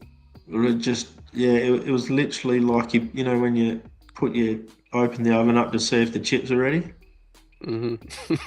That's what it felt like. Just put your head in there to see if the chips are ready. Smash your head with the door, and that's what it feels like. Well, based on, it's crazy because if we even stay at a 50-cent price, let's just say we're static. We're like a damn stable coin at 50 cent, for a year. You're still going to be able to net profit and create like 25% of or 50% of your salary, depending on where you are, with just a 50-cent coin if you have a few FVNs or a few nodes. So I think it calculated it was what the wage is anyway. Yeah. So it really can at least take the load off, or like the heaviness you may have if you're strapped for cash, for a lot of people. No, I'm pretty good, but it's also paid in US. For Australia, it tricks you a little bit when that's US. Yeah, I don't know what the cost difference is. It's like if it was like $4,000, it would be like $6,000. Oh, in Australia. Oh, so the buying power of the US dollar is better over in Australia. Yeah. So if you got say 20 grand from the nodes, that's $20,000 US. Right. So that would be it an would equivalent to like 40 grand. it would I mean, probably be 30 about grand. 35 or something. Holy cow. Yeah. Wow. Well, that's even better for you guys over Yeah. there. Yeah. Wow. So L1X is that's going to it. change a lot of people's lives very quickly. Yeah. Fuck. I hope so. I've been fingers crossed. I mean, just looking at this app and like, I'm just perusing the app right now, just going through like all the Yeah. little That's what I do. grid Yeah. and everything. It's just, I haven't seen any other protocol that provides this level of sophistication, but ease of use, Yeah. you know, and it hasn't even launched yet. No, it's ticking the boxes. That's for sure. Yeah, wait until Kevin just starts roping in partnerships every day over the next Yeah. 6 to 8 months. This network effect is going to be huge because people are going to start realizing if they don't use this new shovel, that they're not going to be able to keep up. And why would you use a really rusty handle shovel if you've got a brand new one that digs way better? Well, I think people are using their hands right now. Yeah. Hands straight into coffee rock in Stoneville. Yeah, you're not going to get very far. And then the metal shovel comes out. It's like going from being a caveman to, you know, like a and then it's like, Homo oh, sapien. now you got a drill rig. Exactly. Yeah, I'm excited to see how this blossoms. Especially, not needing bridges. Oh man, I think said the other night, I used Connex Bridge, and it took me. I was trying out a different blockchain, and it was 3 hours. 3 hours. Yeah. To get my funds. And that 3 hours, you sort of wonder, is that working or? And it was quite a bit of funds. I think it was like $10,000. Yeah. I was like, oh my God, I didn't sleep well that night at all. No. And it's just, I just don't even use it. I'm just waiting for Layer 1X to come about. I know. I can't wait till we actually have the liquidity on the swaps so we can make bigger swaps, because right now I want to shill it to like my buddies, but they're like, oh yeah, it works for like $200-300, but I mean, like, I need to swap more than that to know. So it'll be much better. Once the adoption comes out. Yeah, I wonder how the liquidity providing is going to work, because the LBP tokens of like the 600 grand is on Ethereum and Binance, but you have all these other chains. I don't know how they're. Yeah, they can put their liquidity on there as well, I think. All the other chains. Yeah, exactly. Because we'll need AVAX. Yeah, you'll need all this liquid. And that's why I think the ELN, that's why he was saying the ELNs might be, or Sleazy was saying earlier that the ELNs might be specific chains, or maybe a group of chains where you have to stake, you know, AVAX, Bitcoin, ETH on the actual ELN itself to provide liquidity. So I'll be interested to see how they move the LBP tokens at launch, if we're able to restake them on the FVNs or on nodes or whatever it is to provide liquidity for the swaps. And how if you choose a third party to run your to host your nodes, so you don't have to do anything. Oh yeah, all of my nodes are going to go on hosting. I'm a travel nurse, so every 3 months I move somewhere. Yeah. You know, so I mean, I'm in Wisconsin right now, and I don't know where I'm going to be in a month and a half. I can't just like close my laptop, drive 2 or 3 days, and then like put up my laptop again. I'm never going to get people to stake on my node if I'm if every few months my internet's down for 3 days. Yeah. So No, I'll be doing the same, I think. yeah, and it's just for ease of use, man. Just throw it up on a hosting service, pay the hosting fee, and then you're going to reap the benefits. You're going to just not have to worry about you don't have to worry about uptime. You don't have to worry about, your internet speed, your actual RAM, and like you don't have to worry about any of that. I think the fee is pretty good compared to what you might get.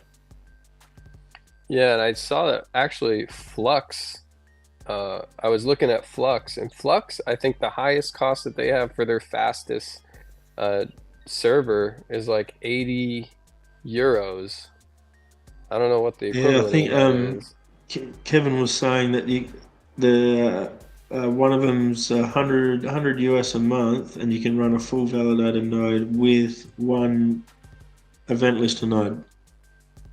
Yeah, that would be sweet. 100 a month was the cheapest US. Yes, someone like L1X Emperor in the chat. He's done some digging, and there's he's back.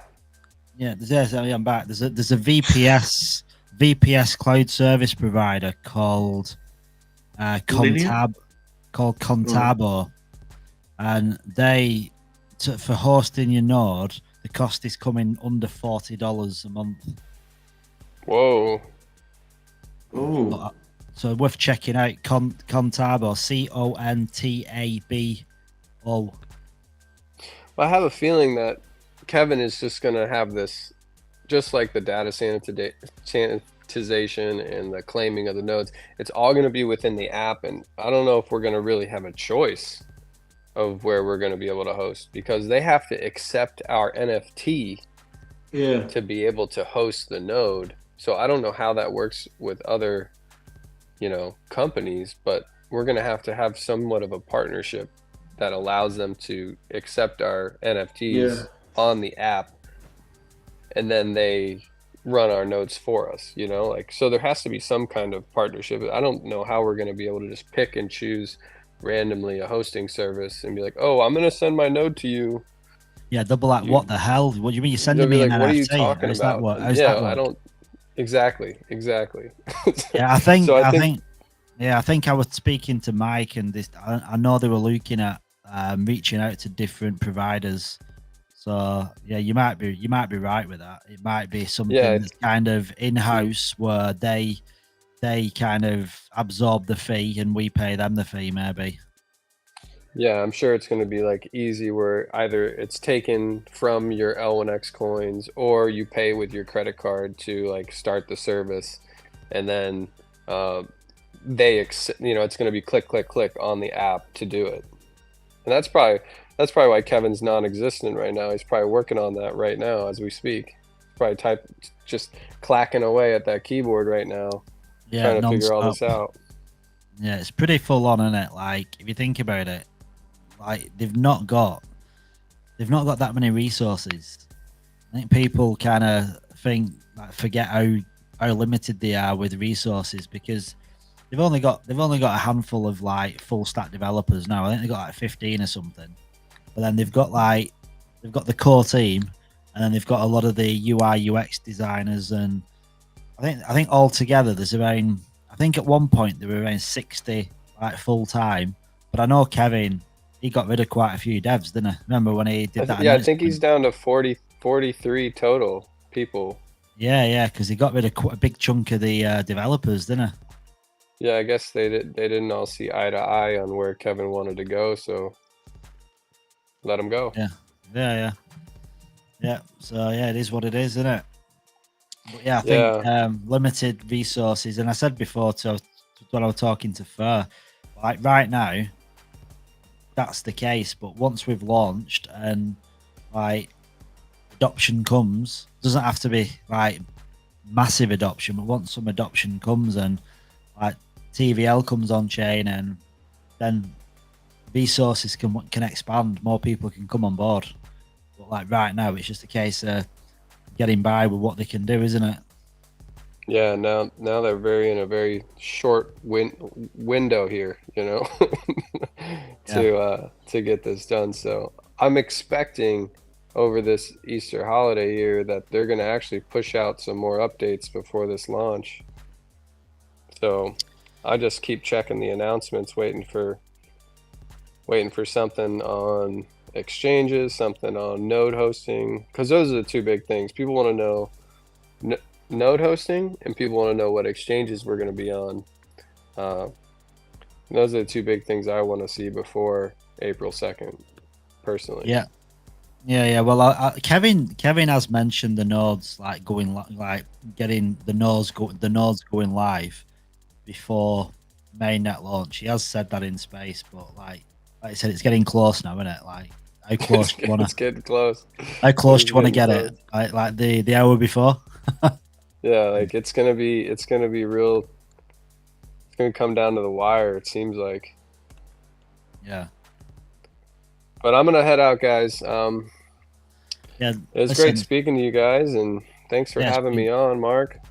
Nah, it's all good. It's been nice chatting to you. I appreciate it. Like the more people I'll probably come on, hop back on when you guys are waking up in the morning, probably later tonight. So I'll hop back on for sure and chat with you guys again. No worries. Nice chatting out. Enjoy the rest of your day, man. All right, you guys too. See you Adios. later. All right, bye, fam. Bye.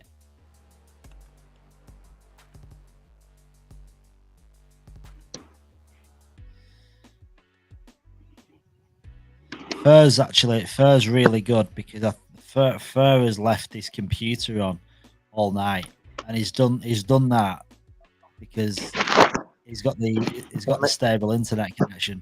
So if I go offline, he stays online. Ronak. Hey man. Hey buddy.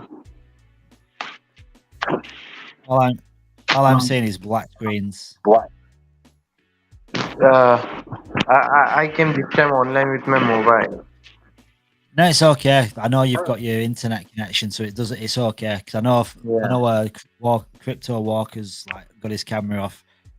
When I say black screen, I'm more talking about what I'm sharing with.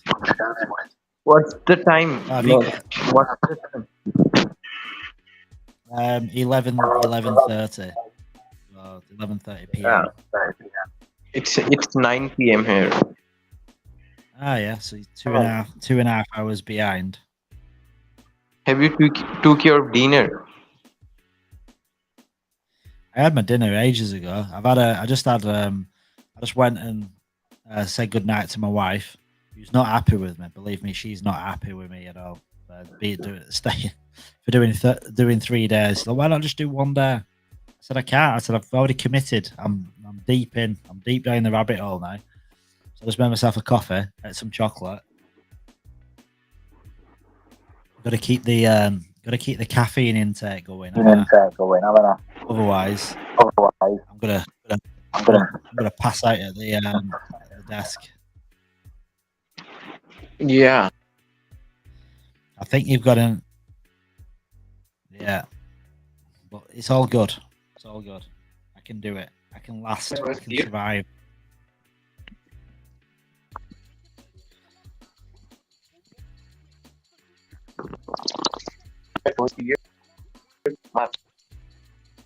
What, sorry?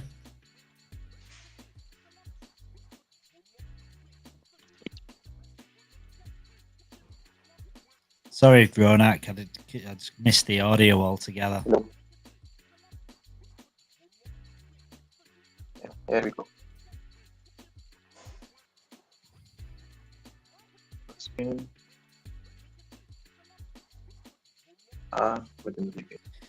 There's 12. Hey, there's 12 people streaming on YouTube. That's pretty cool, because like on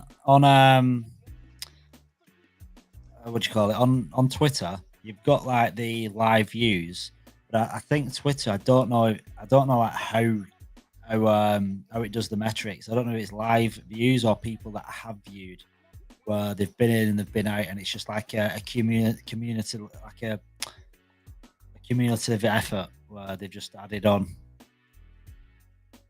each person that's come in, that's left. It just gets added on until it's reached a point where it looks like you've got an insane amount of people watching or It's people that have watched and dropped out. Maybe, I've no idea.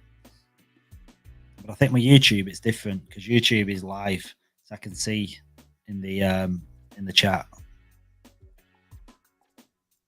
So yeah, for again, I mean, I know people keep in the chat. Some people have been in a while, some people are new. But Layer 1x, if you don't know what Layer 1x is, it's a brand new blockchain, and like right now, blockchains don't talk to each other. They kind of siloed. They behave independently. Polkadot tried to get around that by creating parachains. So like they created basically like a big wheel, and you've got all these blockchains around the outside, and you've got like Polkadot in the middle, and it kind of connects all these different chains together. But that in itself is kind of siloed because you've got to be one of the Polkadot parachains. Where Layer 1x, Kevin and the team built a virtual machine from the ground up, and it speaks any language, so it can connect any chain. It doesn't matter, and they can be like EVM, non-EVM, public, private, hybrid. Like on-chain's a private blockchain. Like you got Solana is a non-EVM. Doesn't really matter what blockchain it is. It's any blockchain because it can speak any language, and you can send assets from one chain to another. Data, logic.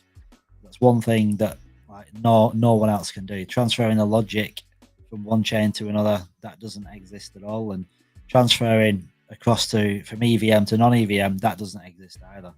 So like, what they're actually capable of doing is pretty impressive. So this blockchain goes live on Tuesday, and it's been in the making for like over 2 years.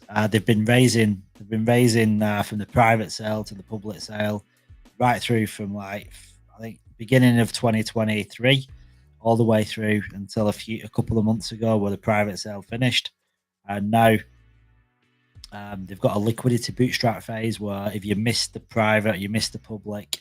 If you want to provide liquidity, you can provide like $1,000, for example. $500 goes to stable, what you've put it in to start with, and then the other 5 goes into L1X coins. So that's a way to get involved. Or you can purchase a validator node through either an EVN, an event listener node, which is they're 5,000 L1X coins, which is $2,500, or you can buy a full validator node, which is 25,000 L1X coins, which is $12,500 US.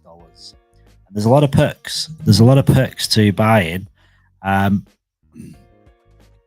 a lot of rewards, I should say, with an ELN, which I won't go into now because I've done it multiple times already. I'm just going to, 1 second, connect my mic. There we go. So yeah, interesting things on the horizon, and like everyone's waiting. Like everyone's been waiting now. A lot of people have been here since like February, March last year, and there's a lot of people that has joined us more recently. But the having the full mainnet going live in a few days is pretty exciting. I will say I'm nervous as well, and because you want a good launch, don't you? You want it to go smoothly without hiccups, and a lot of things are like out of the team's hands. Like no one knows how successful things are going to be, and like the project, like Layer 1x can only control what they're in control of. You can't kind of control outside third parties, and that's the thing that I worry, because you want everything to run smoothly, but when you're relying on other people, it's not always the case, is it? So no, I've just topped up the coffee cup. Oh yeah, you've done the same as me. I thought you were going to say I've just topped up my ELM balance and I've bought another validator node then. Oh, well, actually, I did. Oh, you have? You've topped up? Yeah, I got a little bit excited. Do you know what? Right, I keep looking at the event listener nodes, and I'm getting more and more bullish with the event listener nodes, because I'm thinking if these figures are accurate, they actually outperform the full validator node. Yeah, is that what I was saying as well? Well, like it makes more sense to get 5 EVNs than one full validator node because they cost the same, but Yeah. you get way more back. Yeah, I think it was tricking everyone.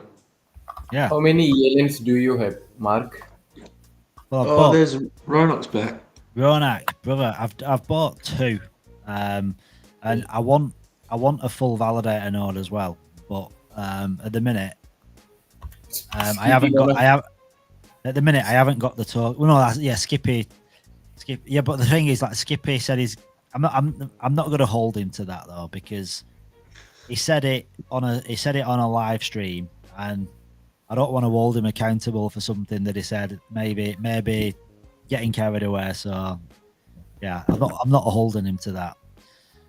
But if he did give me the full validator node, I still need to provide 25,000 L1X coins for it because the validator node on its own has to have the L1X coins to back it up. Yeah. No, like without the L1X, it's not doing its job, is it?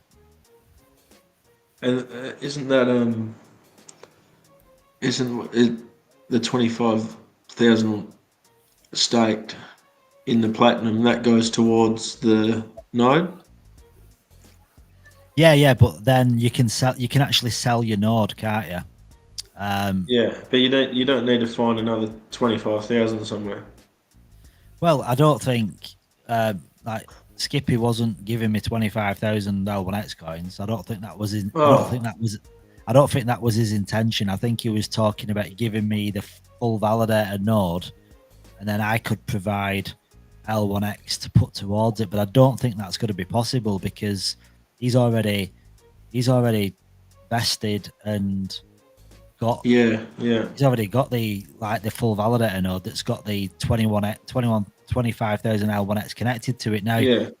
When the marketplace opens, you can sell the full validator nodes, but the marketplace hasn't opened yet either. Yeah, we'll have a few good names and a few good nodes for that. Yeah, we've got some good names already, I think. Yeah. Yeah, I've got. It's Top 6 exchange. I actually forget about that because I got the tokens. I've now got 2 ELNs, or I know I'm getting another ELN, and then I've got all the usernames as well. Hey, you don't believe, but I got a ELN through the L1X app rewards. L1X rewards. That makes me happy, dude. So you actually, you won one. No. The amount of L1X coins I have won till now is equals to the full ELN. On ELN, yeah. Oh, so the amount of rewards you've got will get you an ELN. Event listening now, yeah. Nice. Yeah. Nice. Right. That's good. That's good. I think I'll be up to about that as well on rewards. Yeah. I don't know where I am in rewards yet because I don't know what rewards It's I've still got. not showing, eh? Well, I don't even know what rewards I've got because they're not showing. But like, I don't know who bought what because I'm just posted it on my YouTube videos. So Yeah. it could have been one person, could have been 10 people. I haven't got a clue. I've no way of knowing. Or did you put my referral code up there? Oh, thanks. Yeah. Use that referral code. That someone's been in changing it all, giving all these referral codes, putting one person in. I don't know what's happening with them referral codes. So at the moment it's 25,000 for a full validator node. Let's just say it went to $2. Is that then going to be valued at 25,000 times $2 for a validator node? If you were to sell it. Well, that's the thing, isn't it? Like, where does the value come from? Because to me, there's kind of there's two ways of looking at the value of a node. You can have the value of the node on what the coin is worth and the 25,000 L1X that are backing it up. Like say if it went to $2 L1X and you've got one full validator node, so then that's going to give you an annual return of 14,000 L1X, which is $28,000. So does that mean your node is worth $28,000? Yeah. Or is the value of the node on the scarcity as well? Because when these are all sold out, think about it, right? It'll be like buying into a company. So it'd be like buying a company. Like if you buy like say if you buy a business, they'll normally have multipliers attached to a business. So if you've got like an annual turnover on a business, they'll look at like the longevity of it and its future value of it, and they have multipliers which they'll just like accumulate so many years ahead. And I don't know what it is exactly, but like the revenue or the turnover, whatever it is. Because I know I've got an Amazon business, and when you start looking at selling it, if you hit all the criteria, you can like, you've got these multipliers where it can be like 15, 20 times the value of what your yearly revenue is. Well, think about an L1X node, and it's $2 right now. So over 1 year, that's $28,000. But I think if you were valuing that, you may be saying, well, I want 5 years payment for it. I want 10 years. You want 10 years payment for it. So because 5 years really at $2, that'd be 28 times 5. And it's not like you can just grab. There's a certain amount, Yeah, and thing is as well, how do you value it? Because you're going off the fluctuation of the price of the coin, and if you take into account future possible gains of the coin itself, like it's not going to be $2, is it, for long? And in the bull run, it could be $100, but then in the bear market, it could be like down to $5 again. So it's how do you calculate? How do you get an average price of what it's going to be worth? So, but personally, for me, a full validator node, if it's generating 28 grand in a year, I'd be wanting at least 120 to 150k to even think about selling it. And it's and again, it's not just the return of it, is it? It's not just about what you're getting back. You've got a full validator node that is 1 of 800. Yeah, it's. I think what was Ethereum? I saw. You needed 32 Ethereum to have run a node with Ethereum. Yeah. And I think that equaled 168,000 or something. Yeah, and them nodes only pay back about 4. I think the Ethereum pay back about 4%. Like you remember didn't look that good, eh? Yeah, well, you look at that chart what Kevin put up, and it had all the comparisons of different blockchains, and Ethereum were like Ethereum was pretty poor, to be honest. The return. Yeah, it was. Good. Yeah, I was spun out with given rewards. Yeah. So the return on, I mean, it kind of blows you away, doesn't it? The return on these nodes. What's 2 full validator nodes and 3 event listener nodes give you at 50 cents? You're just playing it safe. Yeah. Oh, hang on.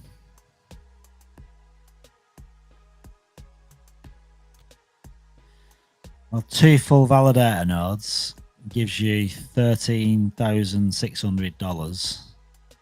How many event listener nodes? 3. 3.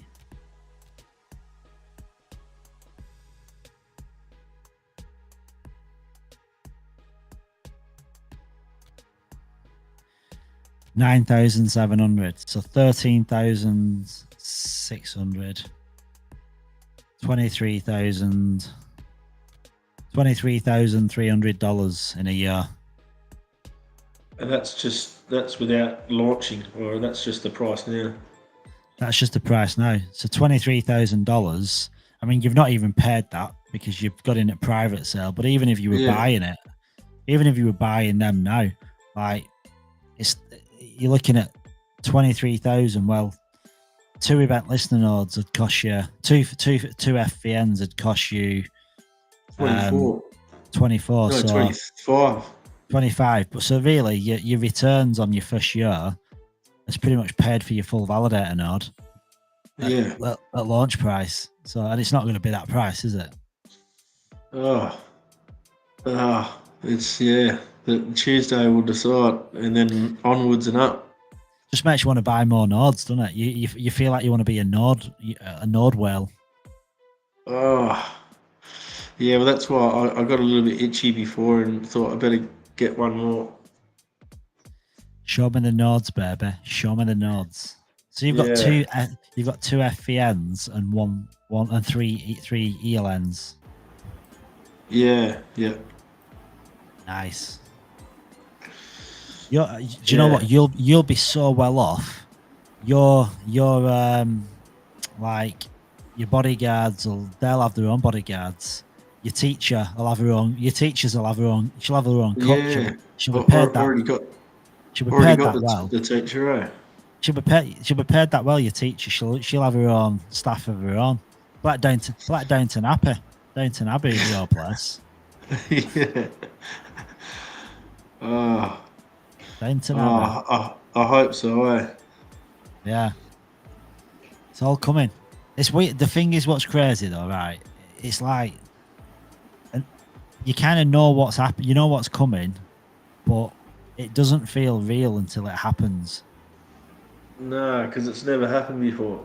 It's never happened before, so you believe it, but then on the same breath you doubt yourself because you think, and all the other people that don't believe you as well make you doubt yourself.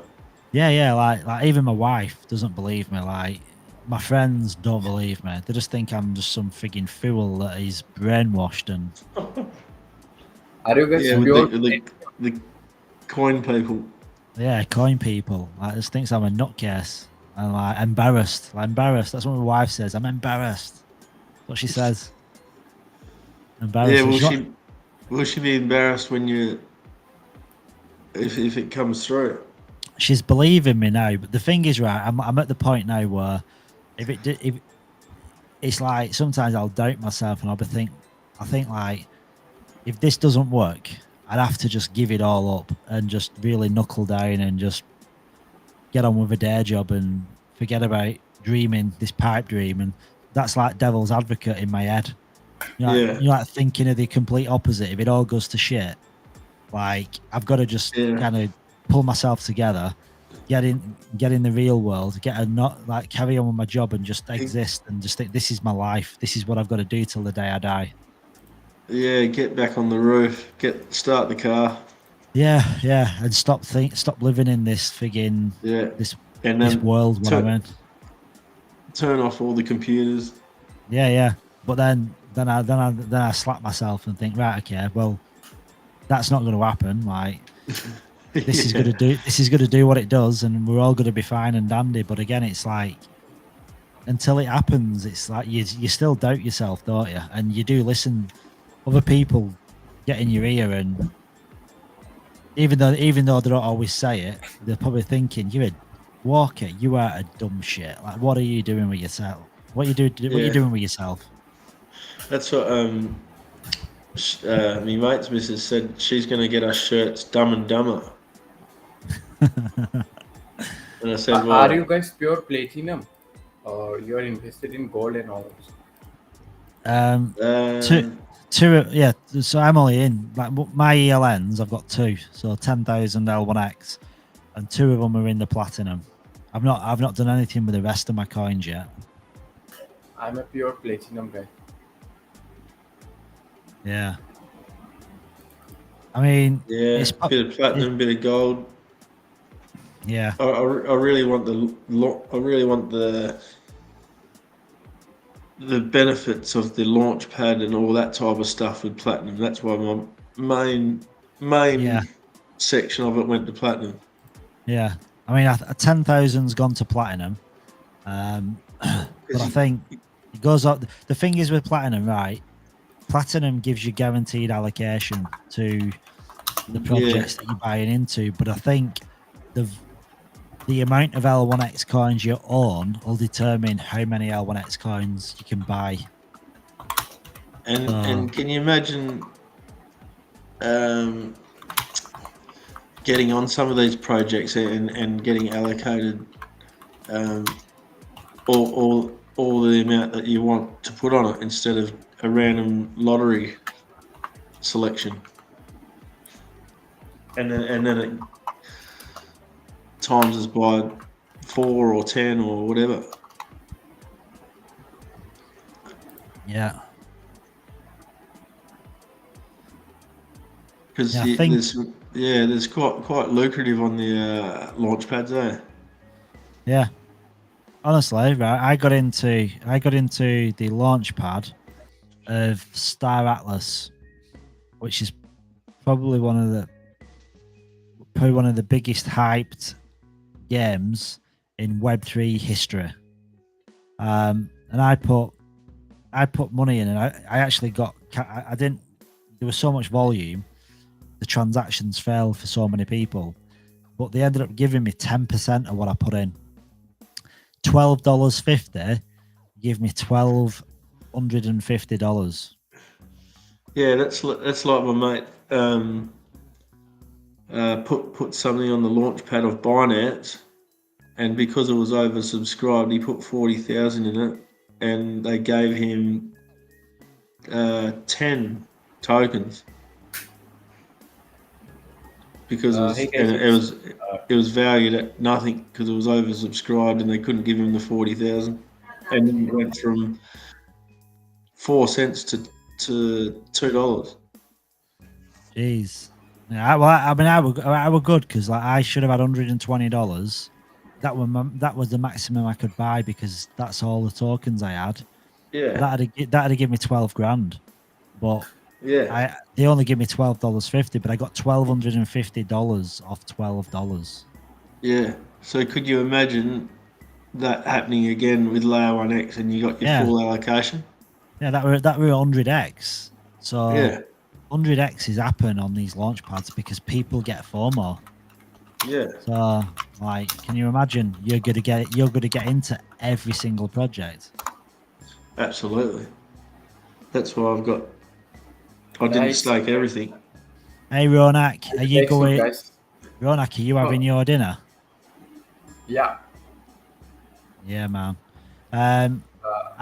Hopefully Kevin will be joining at some point. I don't reckon he's gonna. The thing is, I reckon I'll be able to get him on, but I think it's going to be one of them where it's going to try and fit in with what he's doing, because I reckon they're going to be pretty flaked out and pretty snowed on. Yeah, I'll be going to sleep soon, and I'll be joining for the morning. Yeah, there's no way Kevin will be here tonight. It's like Kevin. I mean, it's midnight. It's midnight. He's in Perth. He does like doing things at 3 a.m. though. Yeah, he is a bit random. You never know. You never know, do you? But no one will be here. That's the thing. He'll be asleep. He'll have an audience. He'll have an audience of me and Fur, and that'll be it. Yeah. How many? It's on Twitter. Watching. So there's 688 people on Twitter, and then there's 13 people in. Yeah, what I might do. 690 views. 690 views. Well, I think Escobar's figured something out, and I think Twitter has a 4-hour window on showing your stream. Oh. Because I think after that, Twitter drops you from your search, so it doesn't show up on the search. So I think that's probably why Space is always rug, because I think they've probably got a limit of 4 hours for Spaces. So for video, like this is 4 hours and 32 minutes in, and Escobar said I was just seeing the message now. This has been going 4.5 hours, and after 4 hours, the bar at the top dropped down, so nobody new can see it, which is a pain in the ass, really, because that means you've got to keep restarting. I'll give it another share. Everyone just keeps sharing it. Yeah, share it, boys. Share it. Yeah, share it up. I'm not sharing it with anyone. Yeah, keeping it all to myself. No one's watching it, just me. Just me on the stream on my own.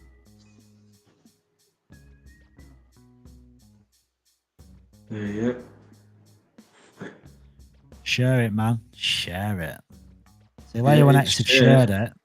And when it got shared before, like this space that's live now, it got liked 36 times, retweeted 12 times, and it's got 16 comments on it. Are we going to break the 1,000 tomorrow? I reckon. So now what I need to do now is look at the Twitter, look at the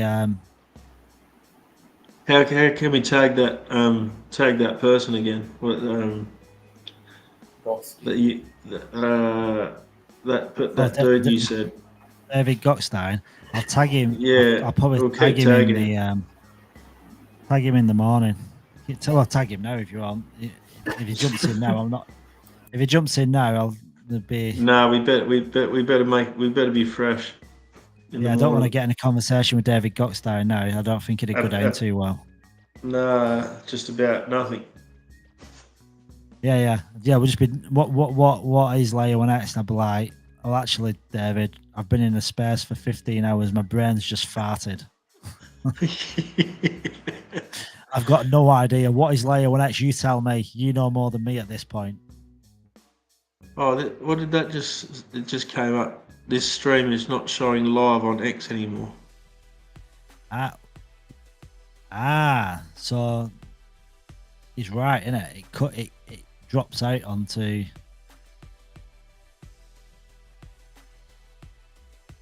Have a look.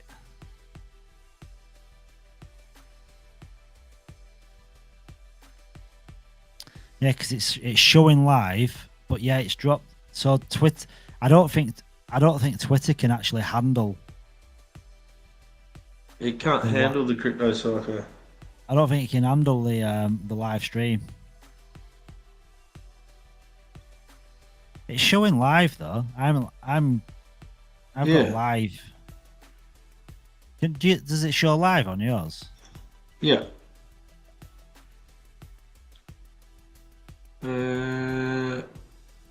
It says streaming.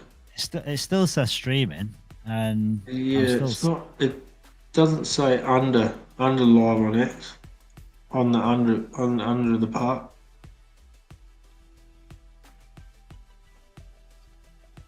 Yeah, I've got it live here. Who knows? This stream is not. It might be a case of having to drop down, and what I've got to do now though, I've got to make a list. So it says it's not streaming live, but I can see it on Twitter broadcast. Yeah, well, I'm looking at my mobile phone now, and it says live. Yeah, I'm actually looking. I'm watching myself live on Twitter. So I think we've just destroyed the Twitter bridge. Yeah, they're not using L1X, are they? They're screwed.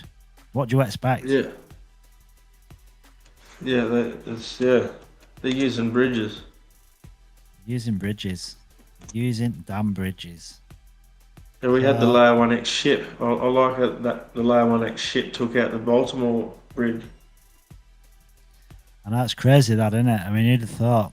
Yeah, it was. Kevin must have ripped the steering wheel. Yeah, infiltrated. Yeah. So I'm making a list at the minute. For shopping? No, for the Twitter picker or the you know, for the giveaway. Oh yeah. Well, you know my name. That's my name. Yeah, you're not on the list though, so you're not getting in.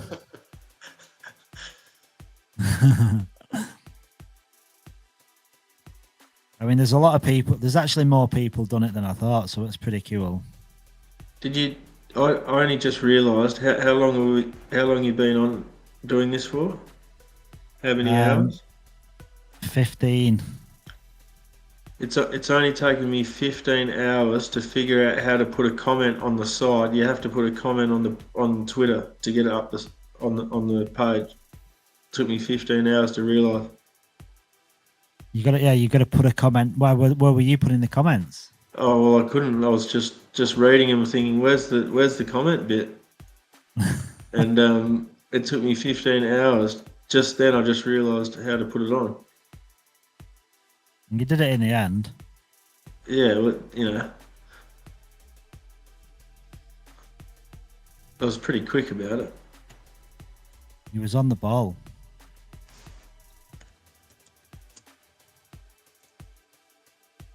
Yeah, I was wondering, how is everyone typing? I can't find the comment bit. And then you have to actually go to Twitter and put it in. Yeah. So putting comments in the comment section doesn't show up on Twitter. No.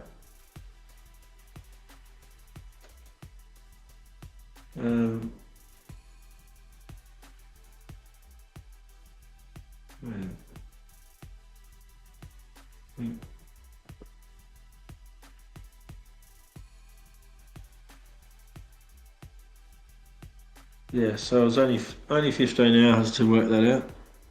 You did good, brother. I'm definitely computer literate. I'll definitely be running my own node, that's for sure. Yeah, there's no way enough. I'm going to be running my own node. No, I won't. No, good God. No, I'm not sitting at my desk 24 hours with 4 laptops running 25 nodes.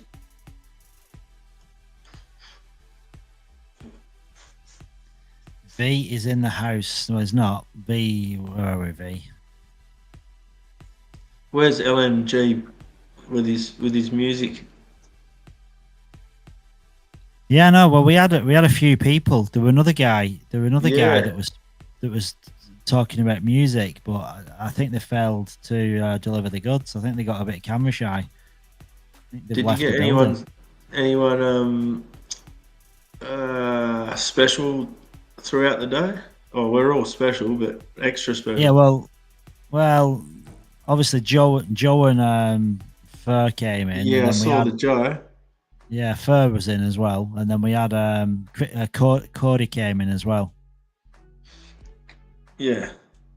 So Cody came in. We were chatting to him earlier on. He was talking about like the user interface and stuff, like the L1X app, and talking about space cards, and how they're going to be like used, and talking about the website as well. So quite a bit of stuff, and then it gives a bit of alpha as well. He shared some stuff. He shared some like this link with us that showed us this bit of a website which is going to be used for more probably projects that launch on L1X. Yeah, I've still got to get into how to make one of those avatar things. Yeah, I mean, I've done one. I don't know how to. You can do them now, eh? Yeah. I've only done one of them. Yeah. Because I know you can do more than one, can't you? On different, like if you got a different NFTs, you can do one for different NFTs. Yeah. I think I'll just do one and then put the rest on a couple on Marketplace, I think. Yeah, I'm only doing one. I've literally got one. I've got Crypto Psycho, and I bought my own name. I don't even care about my own name. I can't sell it, but I don't know why I bought it.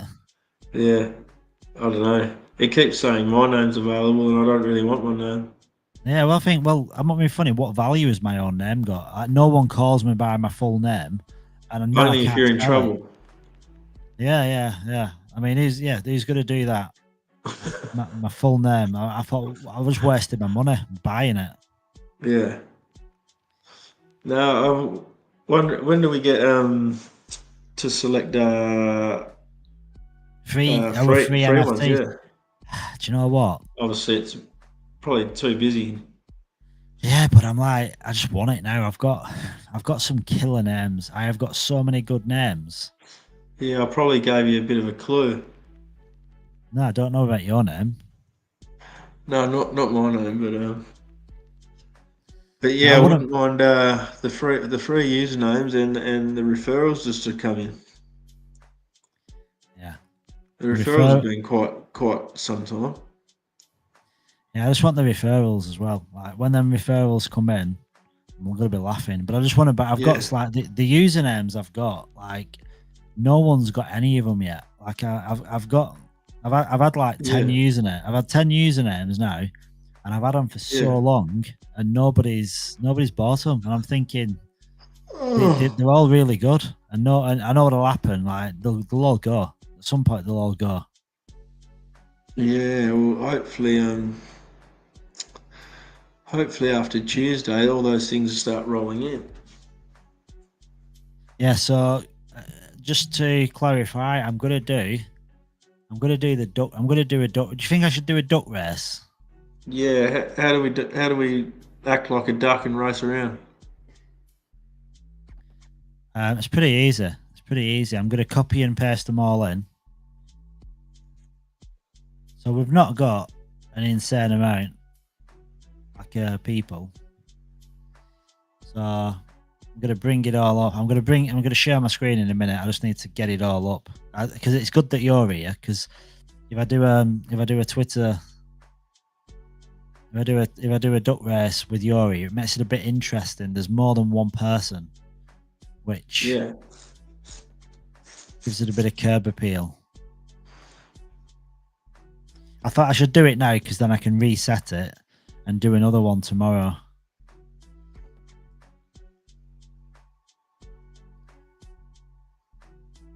So let's edit the list.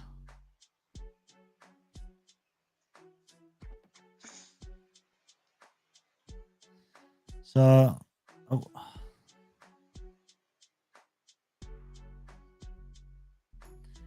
the hell?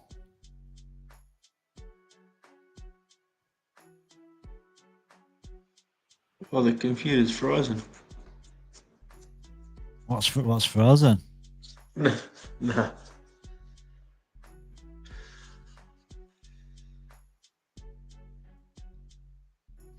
Right, so there's only I can only find 23 people that have done it, that have left comments in the chat. 23 people. Is it? So so out of everyone that's done it, because I've checked that day, I've checked the day one L1X. Yeah. Hashtag and see if I just search it. I wonder if I haven't done it right.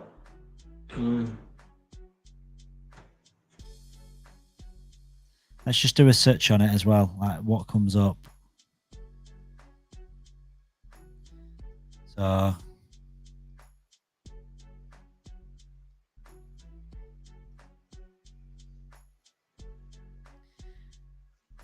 I'm seeing if I've got any names that I've not got in my list.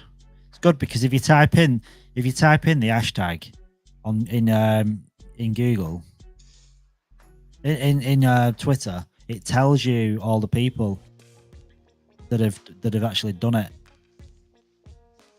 Yeah, right. Oh, it should only take me 15 hours to find that. Yeah, that's all. Nothing major. Yeah, just hold on. Just hold on a bit. Yeah. 15 hours. Just hold on, sir. Hold on. Give me time. Oh, there's more people that have done it. This is cool. So, because I don't want to miss anyone out. Because I know what happens, right? When you do something, and people look back and they look for the name, and if you're not there, everyone starts doing backflips. Yeah, people kick off. They don't like it, and I don't blame them. In fact, I'd not even put you on the list. So that was shocking. That's right. Crypto Walker is in the house. And Marco Tunk. James L. Hey, there's a lot of people done it, actually. I'm quite surprised. There's more people than I thought done it. Nice. And how do they all go in a race?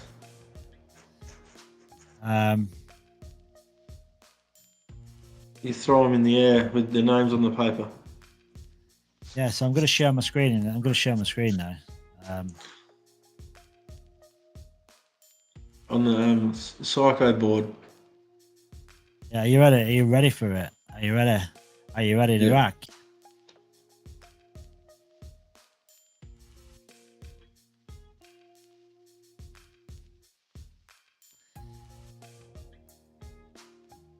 So,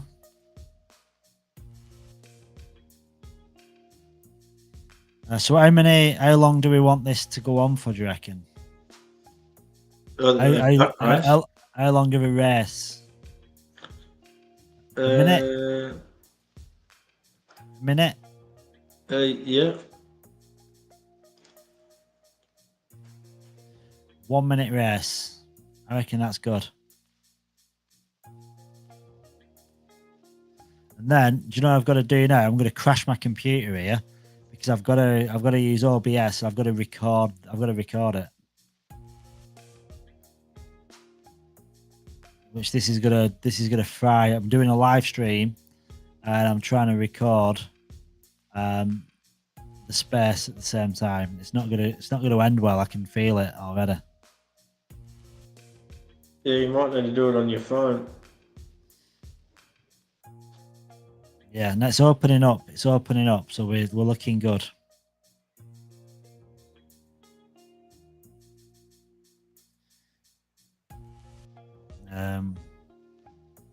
Turn my camera off.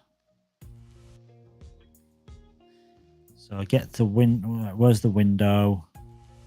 What am I sharing?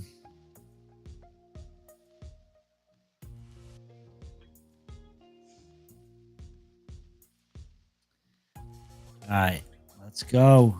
Right, I'm going to share my screen in 2 takes.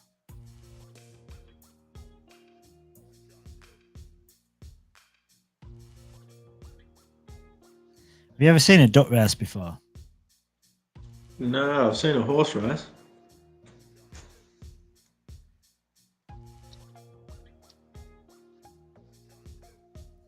You're missing out on a treat. Oh, it's a midnight treat. Right, okay. Right, so let's go. So start recording. So I'm recording. And then I've got to share my screen, so I've got to do it live. I've actually got to broadcast it live as well. It's always a treat. So replace the screen.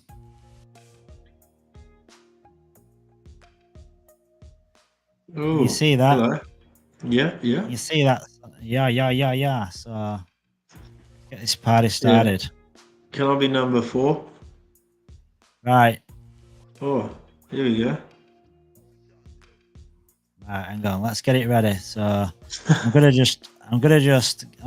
think we should. Do we do a countdown before we get it off? We can do. Right. Okay. So want to just thank everybody that contributed, that used the hashtag L1X2424.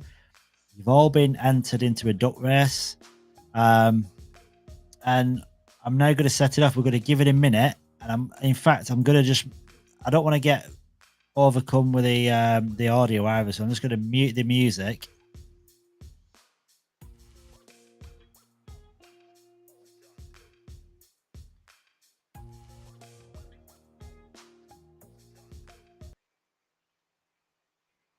So I've muted the music.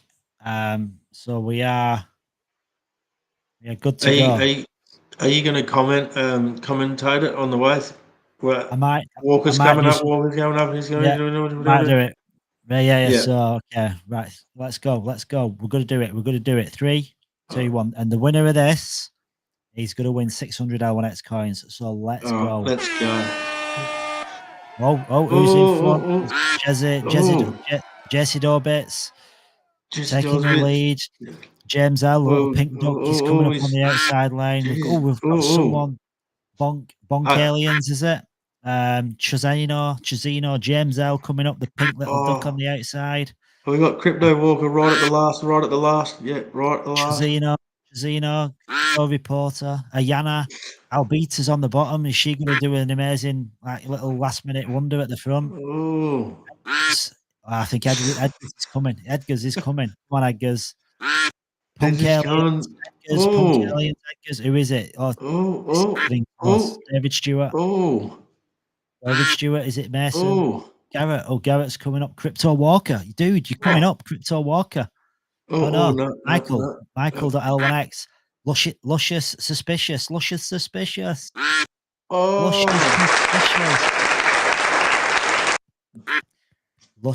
a bit suspicious. That is very suspicious. I don't know if I agree. Should we have a retake? Yeah. Was it all accurate?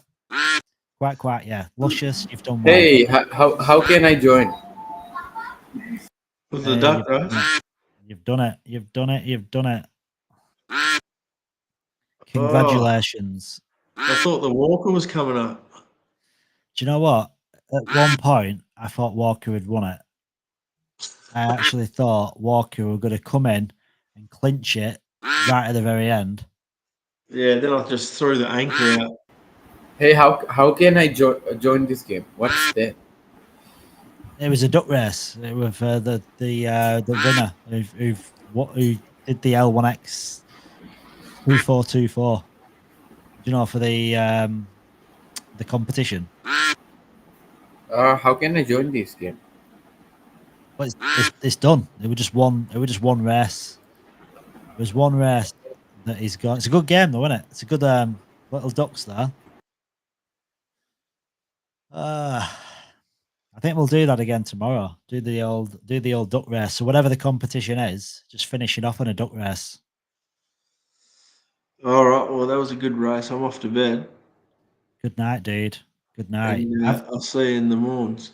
Yeah, I've got to wait now for Sleazy Slimy to grace me with his presence so he can take over and do the night shift. I don't think he's going to. See you soon. Listen, it's been a pleasure. And it's been good. Catch you later. Have a good sleep. Man. See you soon. Night, man. See ya. That was a good little session, Ronak. Which one? The little duck race then. Luscious Suspicious won. Was there any prize? Yeah, 600 L1X. Yeah, there's gonna be it's automatic. Yeah, there's gonna be another one tomorrow. So,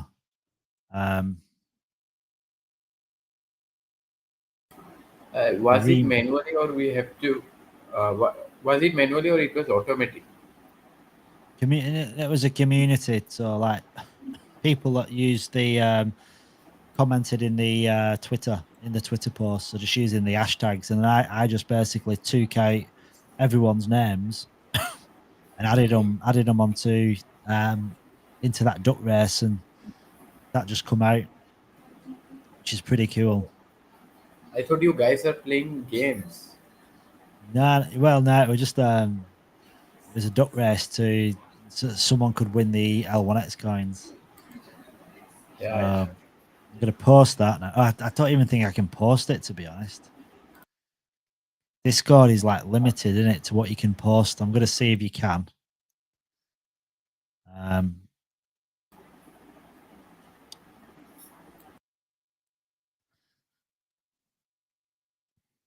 Escobar, sorry, it's Ronak. Have you had any sleep yet, or is it still daytime for you? What's daytime, isn't it? It's 10 p.m. and I'm a night owl, so I'll be there for 3 a.m. till 3 a.m. My God. Yeah. Yesterday I slept on 3 a.m. and get up on 6 a.m. To join this live stream. Oh I my was sleeping God. only 3 hours. Yeah.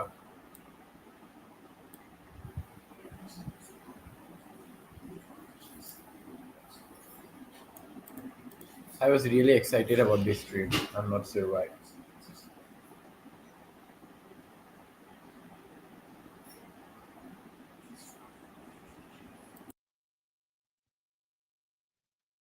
Sorry, Ronak. I was just editing the video. Yeah, no worries. I was just telling that I was very excited for this your live stream. I got a 3 hour sleep till now only. 3 hours sleep. Dude, that's not Yeah. enough. That's not enough. And you're not Yeah. tired? No, I'm not tired. You're a machine. You're a machine, man.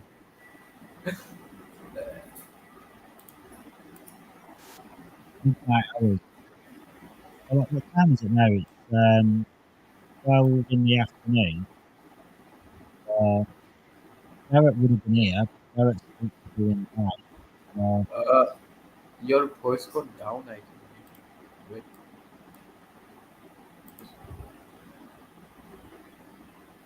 Yeah. Hello? Yeah. Oh, Yeah, now it's okay. yeah, I don't think I was showing the screen. I think might need to. I don't know whether to end this and start a new one again because I can't because if I start a new one, no one will know it's. Are we still actually on Twitter? Twitter is still going on. I see people commenting on Twitter.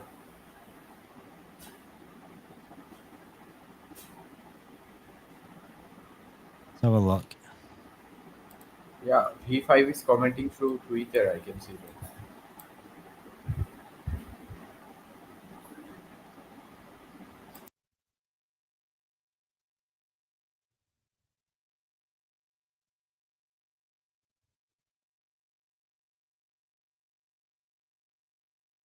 Oh, the audio's gone. Yeah. Ah, sorry. The audio went off then, so I'm just going to see if I can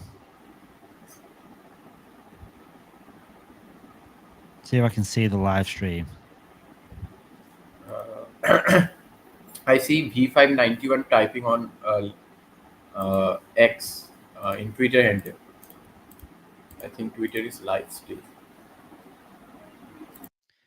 Oh yeah.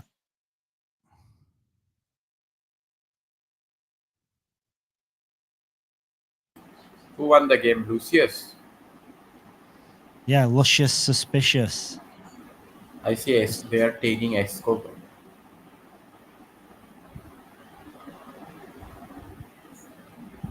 Right, I better post that in the chat as well, hadn't I? Yeah, sure.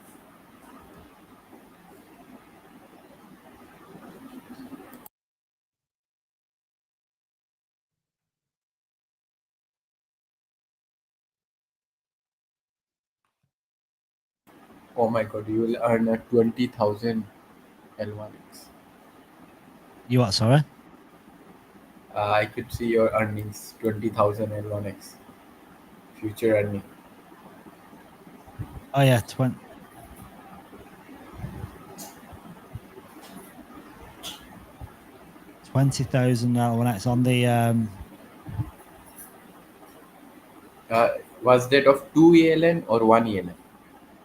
well, that's one ELN. So one ELN does 50 cents. That's going to give you $9,300 a year just for an ELN. It's quite high there also. It's quite high. Celebrate. If you're getting a passive income, that how it's awesome. It's pretty good. That's a decent passive income, isn't it? When you look at it. Skippy. Yeah. Skippy is back on. How you doing, Skippy? Is it morning now? Good morning. Morning, for guys. you No, now. it's not morning. Actually, it's what is it? You know what I did yesterday? I made a big mistake, mate. You know that we have the summertime, eh? Oh But yeah. it's tonight. But because I was free on Friday, I thought it was last night. So I told my wife, I said, you know, you need to change the time because you need to get up like 5 o'clock in the morning to go to work. Yeah. So I changed the clock. I put the clock 1 hour in front. So Yeah. that means she was 1 hour early to work. You know, she got angry with me. Why are you doing? I said, yeah, I thought it was Saturday. Shit. Yeah, it's But easily yeah, it's done though. afternoon now, mate. It's 5:30. Ah, right. It's easily done though, isn't it? You can easily like when the clocks change. And what gets confusing here because we're in Western Australia, we don't change the clocks. So That's good. the I rest don't of like the world, rest of the world changes, but we don't. But it's a pain because I've got family in the UK, so like Yeah. the time change, the time stays the same for me, but it varies between 7 and 8 hours. What about England? Do that change tonight as well, or do you know that? Yeah, they change the clocks as well. So Okay. it goes from I think it goes from 7 to 8 hours. I think I don't know. I never know which way around it is. I'll be honest. Yeah. In India, they are using mobile a lot. Yeah. I got myself two event listener nodes, Skippy. I got two too, but these ones are for later, right? Yeah. I'm thinking about going to the shop today and buying 2 laptops and running 2 nodes. I have 3, yeah. I promise you 1, but I still have 2. I might run them. We were running through those numbers yesterday, and it's like, why not run 2? Yeah, well, it's quite rewarding, isn't it? Like when you look at what they give you back in return, it's crazy. But I have to look into some stuff, you know, like if you have a laptop, can you keep it closed when still running, or do you need to keep the screen open all the time? Yeah, I think you need because you don't really want your screen on because it just makes your computer overheat, doesn't it? Exactly, that's it. Yeah, so I think all you've got to do is go to your energy saver settings and keep it on at all times because you've got settings in your laptop, and one of them will be for like to keep your screen on, and then the other one will be keep the computer on. So, but you don't want your screen on either. Yeah, so you can close it like that, right? Yeah. Because if you have your computer running but you have your laptop lid shut, it's not going to be draining as much from it, is it, resource wise, and it's going to keep it cooler. Yeah, exactly. So as long as it doesn't shut down, you know, after a certain amount of time. But like you said, yeah, you need to go into the settings.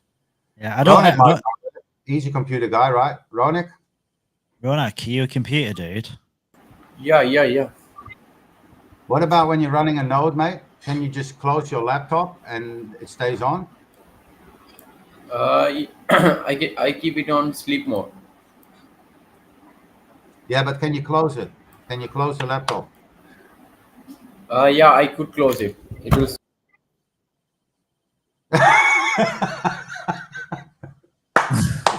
This is brilliant, mate. Epic. I can close it because boom, gone. Shuts it, is gone. Shut down. Computer's off. Yeah. I love this stuff. He'll come back on after 5 minutes after his computer's restarted. Yeah. This can only happen on a live show, mate. Yeah, he says he's put it on sleep, so his computer's literally just shut down. That'd be so funny, wouldn't it, if that's what's happened? Oh my god. Computer's just died. No, I think he's just messing. Oh, here he is. I was in backstage, man. I'm not sure how I went to backstage. That was funny. It was like your computer had shut down. So, Ronik, did it shut down or did it fully shut down? No. Just my screen was locked. So you can keep like your laptop closed while running a node. You don't have to keep it open. I'm not sure. Yeah, I'm pretty sure you don't need to. I'm just Yeah, trying because, to. because yeah, because my internet was not totally cut off. I think just my screen was logged, and I went to backstage. Yeah, so if I you could go hear you to, guys. so if you I could see go to your, Stevie's laughing. yeah, if you go to your system and like power and battery, you can have like on battery power turn off my screen, when plugged in turn off my screen, or when plugged in put my device into sleep after 5 hours, or you can set it to never, so it never sleeps. Yeah. So you can basically you can have it so your screen goes off, but your computer never sleeps, so your device is always on. Yeah, but that's when you have it open. But I mean, when you shut it, like you shut it. I mean, when you shut it, the screen is automatically off. But is the computer also turn off after a certain amount of time? Are you guys running a node on computer?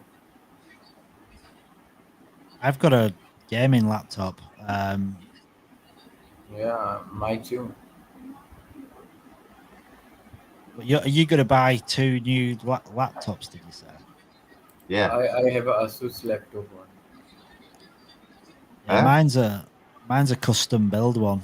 Mine was like I custom built it, so I chose like a 144 hertz screen, and then GeForce. I can't think what the graphics card is now, but it's a pretty powerful graphics card. It's just like it's like an OEM one Which one? custom built. I have a AMD Radeon. Yeah, so But for a node, you don't need all these expensive no. graphics and stuff like that. So I have my Yeah. PC for that. I have the same as you. Like a gaming PC with a 64 RAM, 64 MB. So it's but I don't want to use that, because if something happens, so I'll just grab 2 cheap laptops with enough RAM and everything in it. These days, anyway, they all have like 16 or 8, at least 8, which is enough. Yeah, you don't need anything special, do you?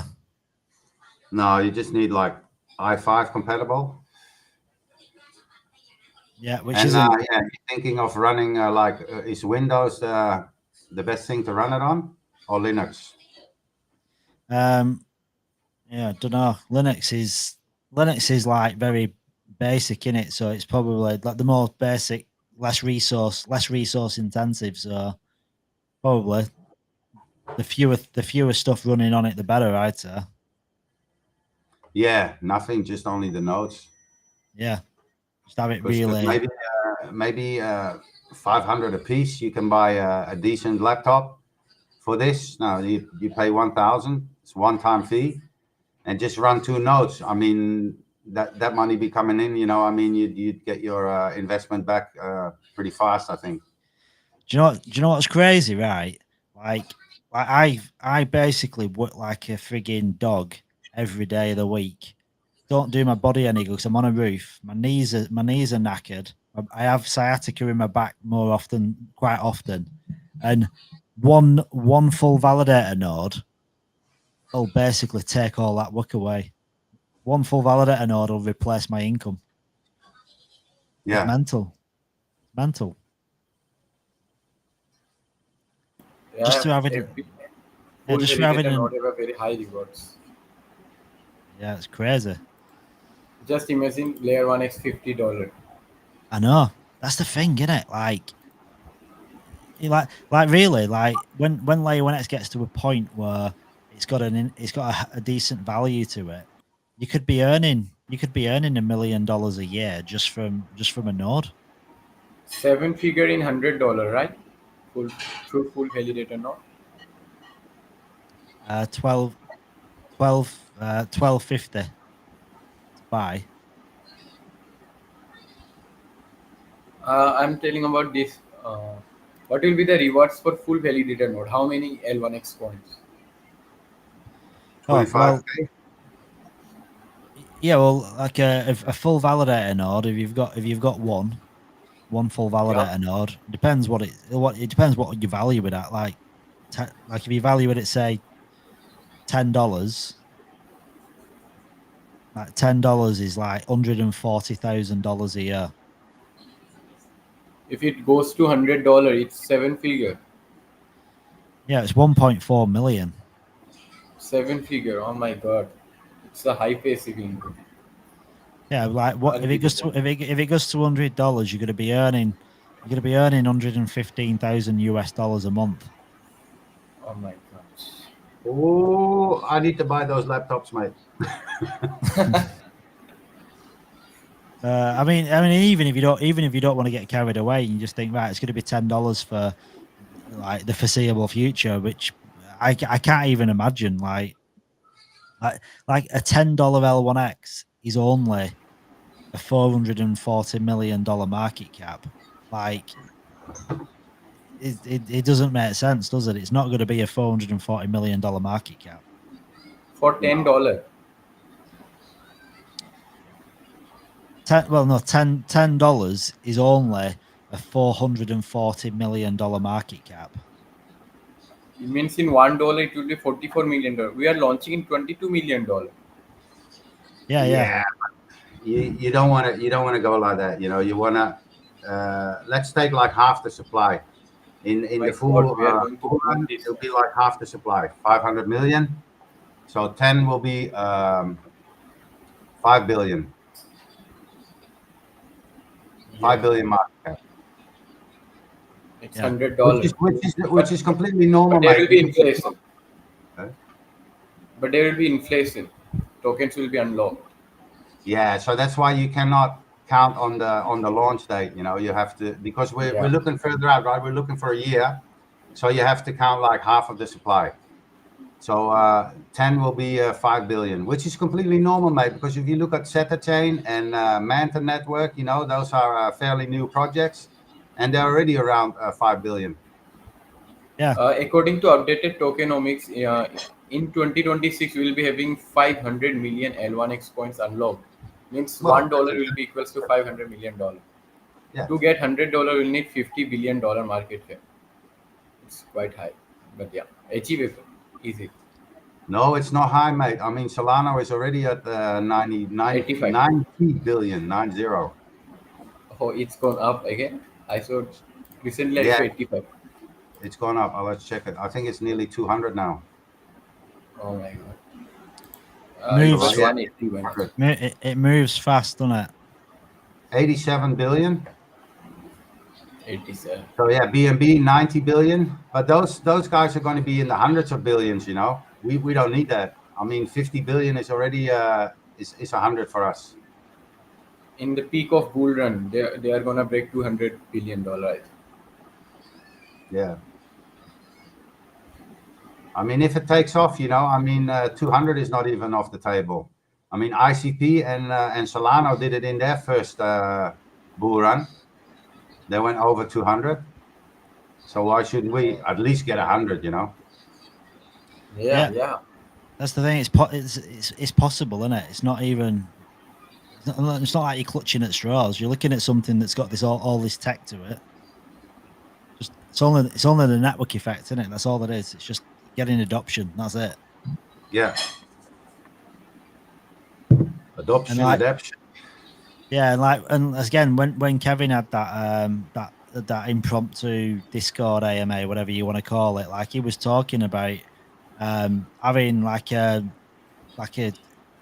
killer utility, and then having someone that's got like real influence and got reach in the space, like weren't really saying an influencer, but he was referring to as an advisor, as if he already had somebody in mind, and because he was talking about giving away potentially up to 20-25% of his token allocation.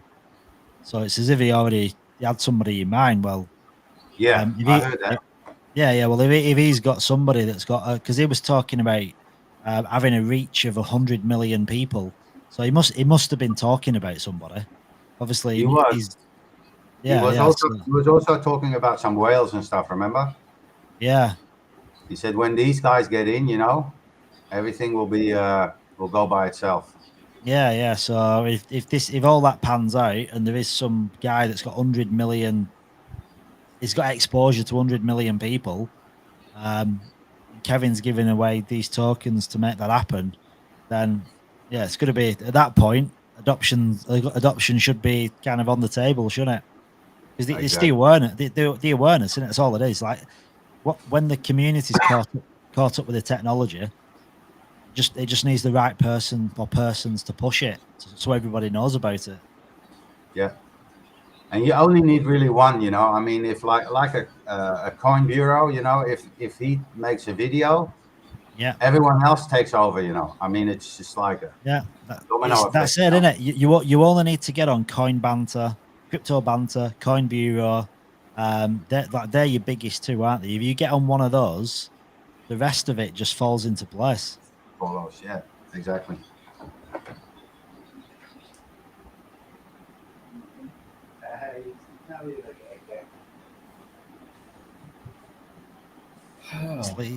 Sleazy Slimy, is he going to come into the house or not? Is he going to come?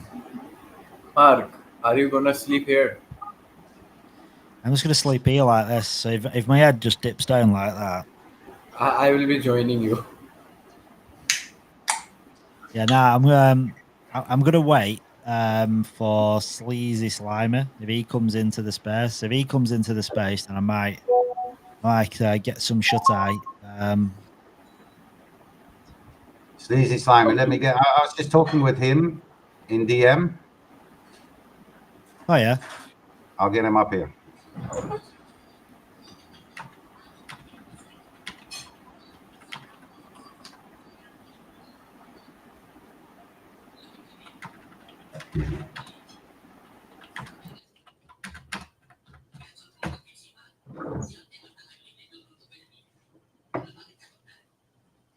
yeah. I mean, it we're talking before about Twitter not showing up as if it had been dropped, saying it's not live anymore.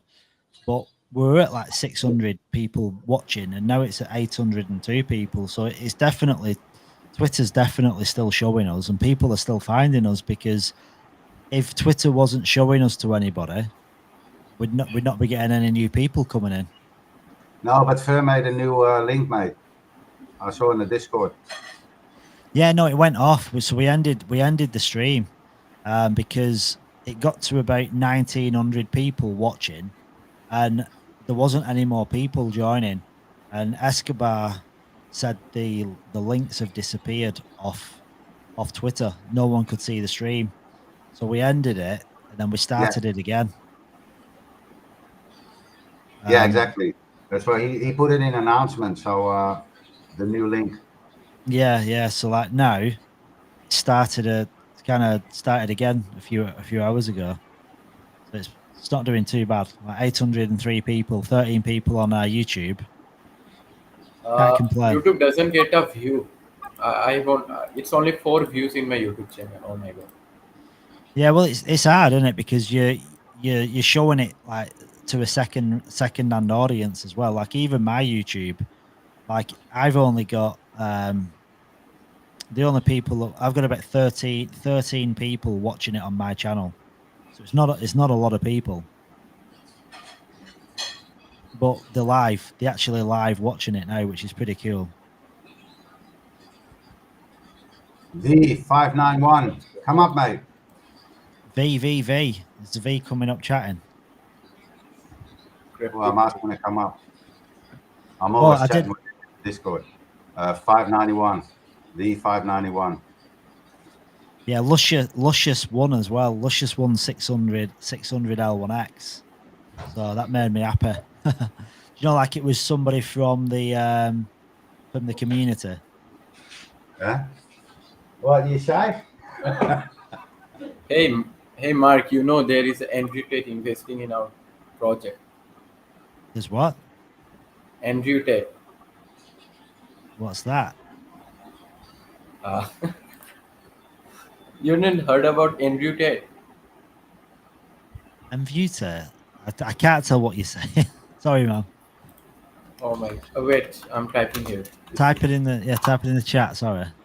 Oh, dude. Yeah. I've heard of Andrew Tate. Yeah, where's he? I know. I've heard of him. G. Yeah. I can see a person named Andrew Tate in Indian channel. He's saying I'm investing in the project. In the Indian channel. Yeah. He's saying he's investing in L1X. Yeah. Is it the Pretty real cool one? project. I hope so. It would be real one. If it's the real one, you get a lot of eyes on you, mate. Yeah, that'd be cool if it was the real one. Tell him to jump into the stream and tell him to share it on his Twitter account. That'd be cool. Yeah, let him come up here. That'd be fun. Mate, if he announces if it's real, right? But if he announces that he's going to jump in, you know how many followers he has, especially young people. They're all going to jump on, mate. I'm telling about Discord, guys. Don't take it seriously. Yeah, you're just messing with us, mate.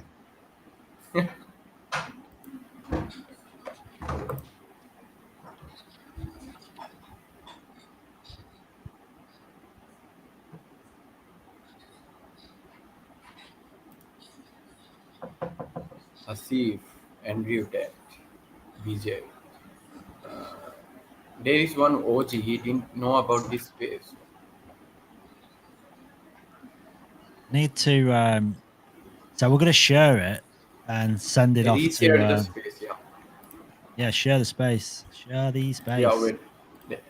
Let me share the space.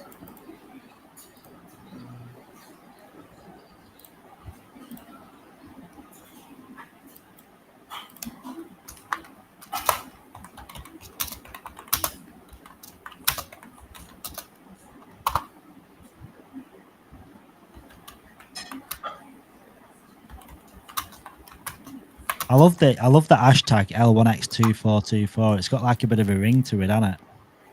Could you please define what is 2424? L1X2424. Yeah. Yeah. I love it.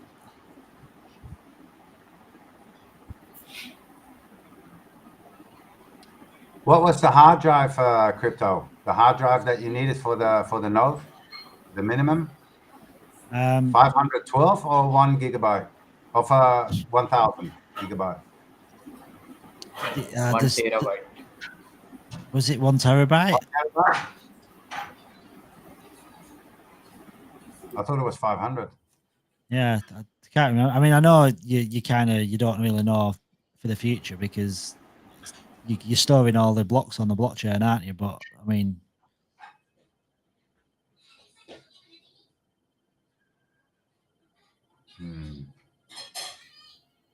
terabyte seems a lot, doesn't it? For just for that. To me, anyway. Yeah, that's a good thing about live. Someone will come up and say what it was. Yeah, it's in. I know it's in the. It'll be in a blog. There's just that many different blogs. Now, if Fur was here, he'd have pasted the link. The last time a question was asked, within about 5 seconds, he'd pasted the link to the blog in the chat. It was literally that fast.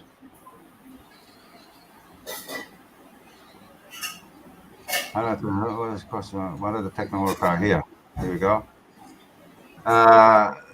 Multi-core processor, Intel i5 or AMD Ryzen 5, 16 gigabytes of RAM. Ooh, oh yeah, 500 gigabyte to 1 terabyte of SSD storage. Now that's good.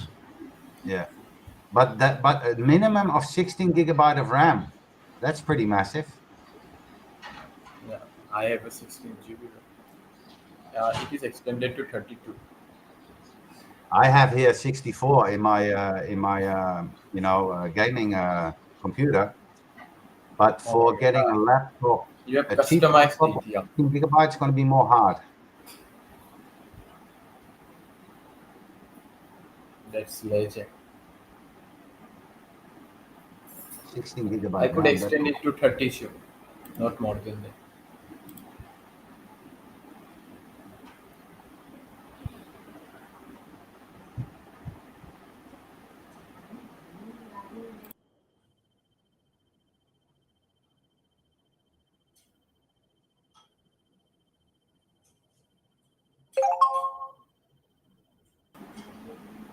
Is there any Let me collect some questions.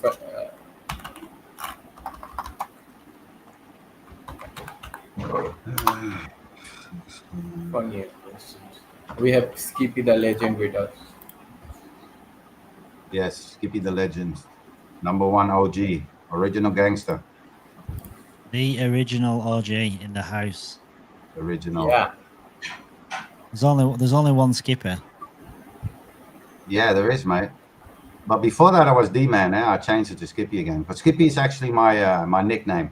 When I was young, I lived in Australia with my mum and my sister. They still live there.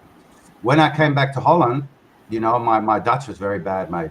You know, because I was young and going to school in Australia, I picked it up very fast, but I forgot my Dutch. But when I came back, I had a lot of friends, and they're all called Dennis. You know, the same like me.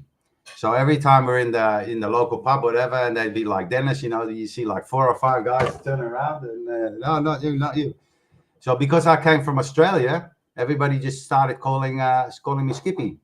Ah, So yeah. So Skip, that's why, because of frigging kangaroo. Yeah, it's my nickname, mate. And they all call me in Amsterdam. You know, I don't live in Amsterdam anymore, but when I go to Amsterdam, my old friends, mates, everything, they all still call me Skippy. Some of them don't even know I'm my real name, you know. That is. Yeah. So is Dennis a common name then, or? Yeah, very common name. I guess in England too, right? Well, yeah. I mean, I don't know a Dennis, but I suppose it's one of them. I think certain names are from certain age brackets as well, aren't they? Yeah. Here you have a lot of Dennises in Holland. Yeah. Yeah, I got questions. Yeah. Let's start. Where have you been collecting questions from? I'm using AI to search the funnier questions. I get you. Yeah. Okay, first one is, if cryptocurrencies were ice cream flavors, which one would be the rocky road full of market volatility? And which one would be the stable coin Sunday offering a smooth ride? Well, stablecoin for me, it's funny, isn't it? Because like USDT, people talk about not having much backing behind it, but then USDC is like, I think it's owned by the Winklevoss twins, isn't it? USDC. And Tron is baking them, I think. Yeah, I don't know about Tron. I don't trust Tron. I don't think he's not really got a good. I think Jason Sun's not got a good reputation, has he? Okay. If you could hire a personal assistant to manage your crypto portfolio, what would their job title be, and would they need to moonwalk every time your investments hit new highs? Say that again, Ronak. Sorry. Yeah. If you could hire a personal assistant to manage your crypto portfolio, what would their job title be, and would they need to moonwalk every time your investments hit new highs? God, can you imagine giving someone control of your keys to manage your crypto investment? I'd have to. I don't even think I'd trust anyone. Like, who would you give? Who would you give to manage your crypto? Have control of your. Like, I guess a centralized exchange could do like a thing where, like, you know, copy trading. Like, maybe that could be one of the solutions to give someone access to the investments. But Sleazy, what's up, man? Hello. I'm searching for a laptop here, and then I hear Sleazy. You can hear his voice very easy, you know. Yeah. Sleazy was in earlier. He was in earlier on. Then he's had to do some errands. He's back. He's back, baby. Yeah, but he's looking fit. He's more fit than you and me. I went to bed like nearly 10 o'clock in the morning this morning. Is that because because of this live stream, or do you just sleep funny hours anyhow? I sleep funny hours, but I go to bed like 7 o'clock in the morning. I always live in the night. I work in the night for 30 years already. So I'm used to that, but not 10 o'clock. 10 o'clock or 9 o'clock is a little bit too late, you know. But we were talking like that, and it was fun, you know. And then you get over your sleep, and then shit. Yeah. But it's Yeah, I weird. remember you go. Like, I know that you appear in general chat at like 5 a.m. in Yeah. European time. So Exactly. Yeah. Yeah, I mean, it's weird because it's 1 o'clock in the morning now, but I felt more tired. I felt more tired earlier on. Like about 10 o'clock, I was really tired. But like now, I'm not as tired as I was. yeah, I'm mostly today I'm more tired than usual because I'm not used to talking for too long. Because like I left the stream, but then I had to keep talking to other people, and yeah, And now you've I'm come not back. a big talker. Yeah, And now you've come back. You're gonna have to talk again. yeah. Like I usually prefer talking like as a big introvert. I usually prefer talking like for half an hour, then I leave. You know, then I take some time, then I talk for another half an hour. So it's not in it's in short bursts. Let's say. Yeah. Best way. So have you Yeah. got your your event list? Have you got any nodes yet, Sleazy Slimer? Yeah, I got one validator and one event listener. Nice. I can buy more, but I'm contemplating for now. Yeah, I mean, it's the future value in it for me because I do think they're a scarce asset, aren't they? Like if you think about it, there's only 800 of each. Now I know they were talking about potentially they might need to increase in the future, but like for now, there's just 800 of each, isn't there? So I remember something about when Kevin was talking about event listeners. Something like one of the benefits of event listeners over full validators is that event listeners are definitely going to say 800, while validators we are unsure if it's gonna stay 800 or not. But I remember regardless, that. Yeah, but one way or the other, the node operators are going to be the ones to decide that, not the ONX team. That's what they said, at least. Yeah, it's because it's not going to be at that point. It's going to be down to the community, pretty much, isn't it? Whoever's hosting, and that'll be because he was saying that's going to be a DAO. So all the holders of the nodes, there's going to be a DAO, and then the DAO gets to vote. And I think, in all honesty, most people will have proxy votes, won't they? Because most people aren't technically adapt to make a decision. So I think most people just probably follow the herd and just go with what everyone else decides. It's like I've seen people say that if you have a node and you don't want to sell it right away, why not use it with the cloud? Because you don't really have to do much there. I think a lot of people aren't going to do it even with that option, just because it takes time to learn how to do it. You know, one thing is some people are too busy. Another thing, some people are too lazy because you would rather do anything else. It's like with airdrops. I'm pretty lazy about doing airdrops, honestly, because I'm quite happy already with what I'm gonna get if the project moves. So I really feel very lazy about doing it. Yeah, it's no effort at all, but I'm lazy about doing it. Yeah, to be honest, I'm that's being lazy. I mean, I do a lot of stuff anyway, but I could make time for airdrops, but I can't be bothered because I look at what I've got and I'm like, I'm kind of happy where I am, and I don't have the funds to move back and forth on like using the swaps. I've not got any spare coins where I can just be going like back and forth with BNB and Matic and what have you. I'm kind of buying into projects with anything that I've got spare. I can't. I just think, yeah, whatever. I'm happy for everyone else doing it. It's a way you can accumulate, isn't it? But I'm probably a bit lazy with that as well. Like even with the, I don't even do the tasks like on Zealy or like Interact when they were doing them because I just don't have the mental capacity. I don't think.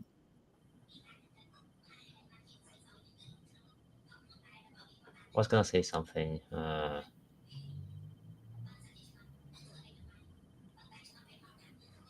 Well, before that, I was gonna say I don't. Do you remember anything about Kevin saying that you can run a combination of full validator and event listener on one machine? Like I think I lost the timestamp, so I'm not sure if it even happened or Yeah. I dreamed it up. But I think he said something, right? Yeah, he did. But you have to divide your PC, you know, like two different, like a virtual station, you know, and then you can. But it's. He said I wouldn't do it. He said I would just, you know, I want to keep one station for one node. But you can. Yeah, I mean, Anyway. I think he actually said it. We run like four off. If you had a decent powerful laptop, you could run 4 off one laptop. He just said he'd never do it. For me, it's a good thing I have one spare PC and 2 spare laptops. Like they are pretty old, but the processor is fine. I can remove the existing memory, which is hard disk, to SSD. I can just buy it online, and yeah, I can just use them as nodes, I guess. What They're about just your RAM? sitting there anyway. Sorry, what? Freezy, what about your RAM? How much RAM is in there? I think I can add more as well. Because you if need necessary. 16, eh?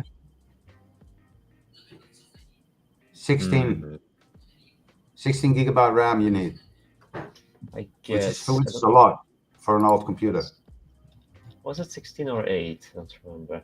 16. I just looked it up. Yeah, well, I mean, I think I can substitute both the SSD and RAM, right? In a laptop. I think those are like the only 2 things you can substitute. At least RAM, I think you can. And I think also SSD, but I'm not sure what SSD. Well, one thing I was thinking, if I cannot substitute SSD, I can just plug SSD externally, you know? Yeah, Kim. SSD is no problem, but it's the RAM, you know. Here, a minimum of 16 gigabyte of RAM is recommended to ensure a smooth operation. 16 is a lot, mate, for just running a host. If you're using a cloud, he said you could run 1 if you're using a cloud. Yeah, embrace the meme, download more RAM. But what do you mean by using a cloud? Using a third person or doing it yourself in the cloud? Okay, so let's see. I'm looking at a video. Hold on.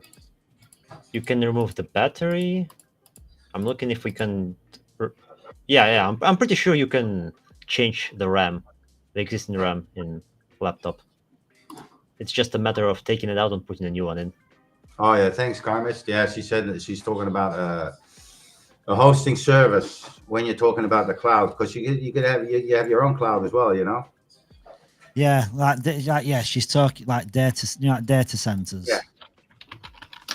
Because you have these Chromebooks, you know, everything runs in the cloud. Yeah. These laptops, these Chromebooks, they have hardly anything inside, you know. Everything is run from the cloud. Well, it's like me now. Like when I'm backing up, like I just have everything on a cloud Google Drive. Yeah. Like all my photos, I don't keep my photos on my computer anymore. I just have them on the cloud because I don't want to waste. I've got that much. I've got videos and photos from like my first digital camera, and it's a lot of data, and I don't want it on my computer. It's too much. Yeah. So if you're using a hosting service, you can run 1 FMV and 1 ELN. Yeah, but you can run as much as you want, I guess. I mean, if you're using a hosting service, as long as you pay. But Yeah, when is this starting, crypto? I mean, I thought the full validator node started already right from the start, right? Yeah, well, Kevin, they should do. Kevin did mention, didn't he, that he wanted the nodes up and running before the launch, which doesn't give much time to make that happen, does it? Really? I guess that's just Monday left. Yeah. Unless we want to launch and then do the whole. And it's Easter, mate. It's national holiday. You're not going to get that. Oh, right. Monday is still. Yeah, and we've not got the. We've not even got the. If we're going to be using, I mean, it's a bit really. It's not just like flicking a switch, is it? You've got to have either a hosting provider or the capabilities to do it yourself. how straightforward that is. I don't know. I mean, I'm gonna be using a VPS.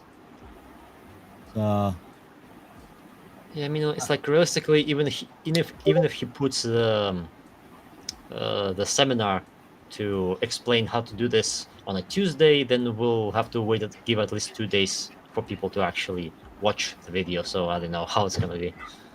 yeah, and I yeah, Yeah, are you from Australia? yeah. And a hosting service, you know, he hasn't got any You guys names out gonna yet. have the party on the launch day?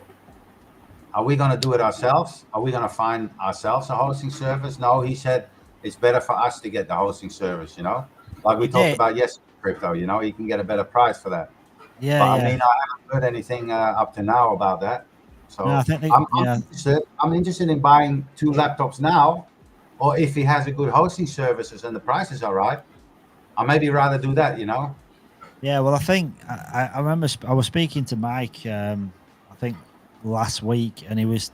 I know they were talking with different host providers about like facilitating, like I think probably getting a better price, because then they can put it into like a bulk kind of thing. Yeah. But I don't know like how that would work. Like if that's still something you kind of sign up for yourself, maybe use some kind of code that lets you know you've been referred through L1X or something.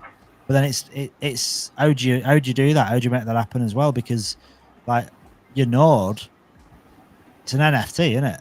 Like what do you do? Do you send them the NFT? Like how do they host it? We need the instructions as well, don't we?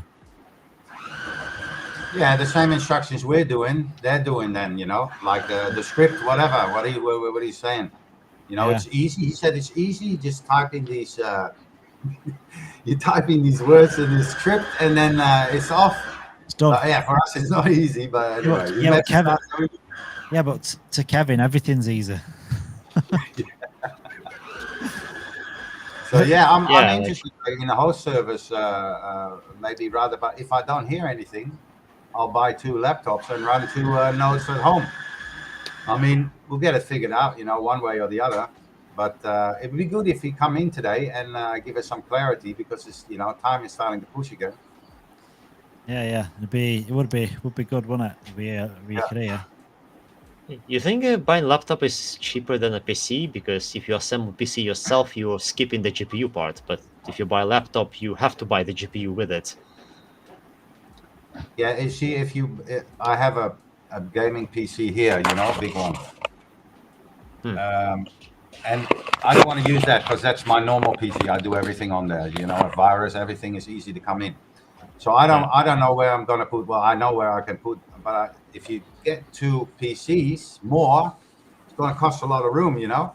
And then you got to get a screen as well, you know. If your laptop, you already have the screen in there.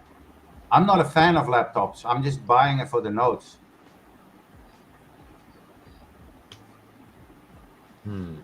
Yeah, I mean, I've got an old. I mean, I don't know if it's powerful enough. Like my daughter had a iMac for school, and she's just a MacBook, and she's just upgraded. So I've got like an old MacBook, not that old, probably about 4 or 5 years old. So that might be powerful enough to run a node, possibly. Have you looked up how much a laptop like this costs? I think Skippy's looking.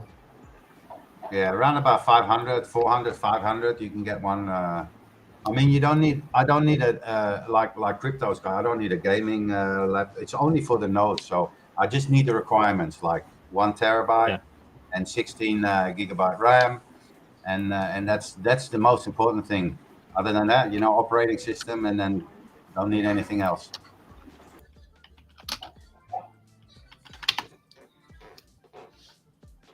I'm actually looking at the moment now, but yeah, 400, between 4 and 500. It's easy to get one. What's that? Euros?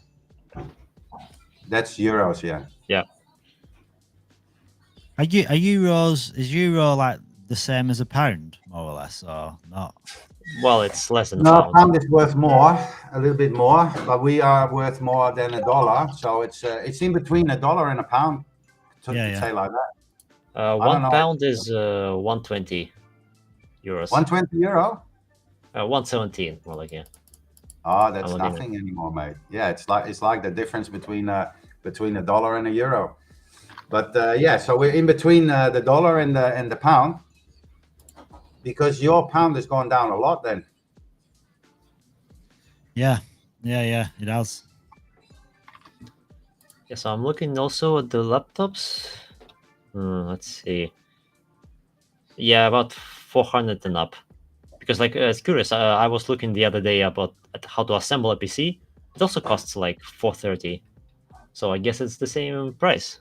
Wow, that's surprising. Yeah, plus you need a screen. You know, with a computer you need a screen, so it's going to take up a lot of room, and it's going to make it a little bit more expensive. Well, I mean, you can just recycle your main screen. Like you Huh? just connect you can just connect your main screen when you need to, and then disconnect again, right? Yeah, you're right. You can do that. If you have the room, you know, you can do that. You can set like on the table here, on my desktop, I can set like 3 computers and all on the same screen. Yeah, you can do that. You can just I'm get not one sure of MasterChef got the best deal, I think. He told that he got a laptop on Amazon with Ryzen 5 32GB RAM, 1TB drive for $550. Oh my god. $550. It's too cheap, man. Yeah, it's not expensive anymore. Give me the link. Then. How could you find it? Oh my god. You look on AliExpress, whatever. It's even more cheap. Yeah, it takes too long. Alibaba, I think, yeah. Alibaba. Yeah, get some good deals on there, can't you? AliExpress. Yeah. Like it's actually surprising that the notebook is worth pretty much the same thing as to assemble a PC without GPU. Yeah. I guess so. On the advantage of a laptop is that it's smaller. The advantage of a PC is that if something breaks, you can replace it. You don't have to scrap the whole thing. But at the same time, like notebooks don't break that often. So. You know, things break more easily because it's small. The heat can't get away. Yeah. So that's what happens a lot. The charges, you know, they break down. The battery breaks down. I mean, it gets overheated. That's the problem I have with a laptop. Due to you know, a PC is open and has enough cooling and everything in there, so it stays good. Yeah, I mean, if you just do a Linux, just with the Docker image, well, if you have the technical knowledge, of course, for it, then it takes very minimal energy because you're not even running an operating system as heavy as Windows. So. Yeah, we were talking about that earlier. You know, is it better to use Linux or Windows? But yeah, you can get like a Raspberry Pi for near to nothing, and you can run a host from that. You know, it's very cheap, but you have to be a little bit knowledgeable. Yeah, I mean, I don't have the time to set it up and everything. I could figure it out, but we don't have the time.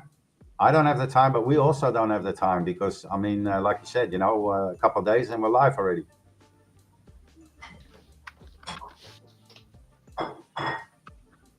Yeah. Kevin was saying like he would imagine a lot of people are just gonna run it on their laptops.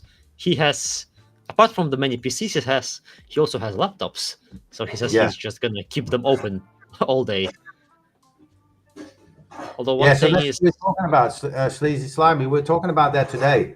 Can you, when you run a host, can you just close your laptop like that and just let it run? Do you know that? Yeah, I don't know. I could look it No, up, I don't. Laptop doesn't go offline, I think.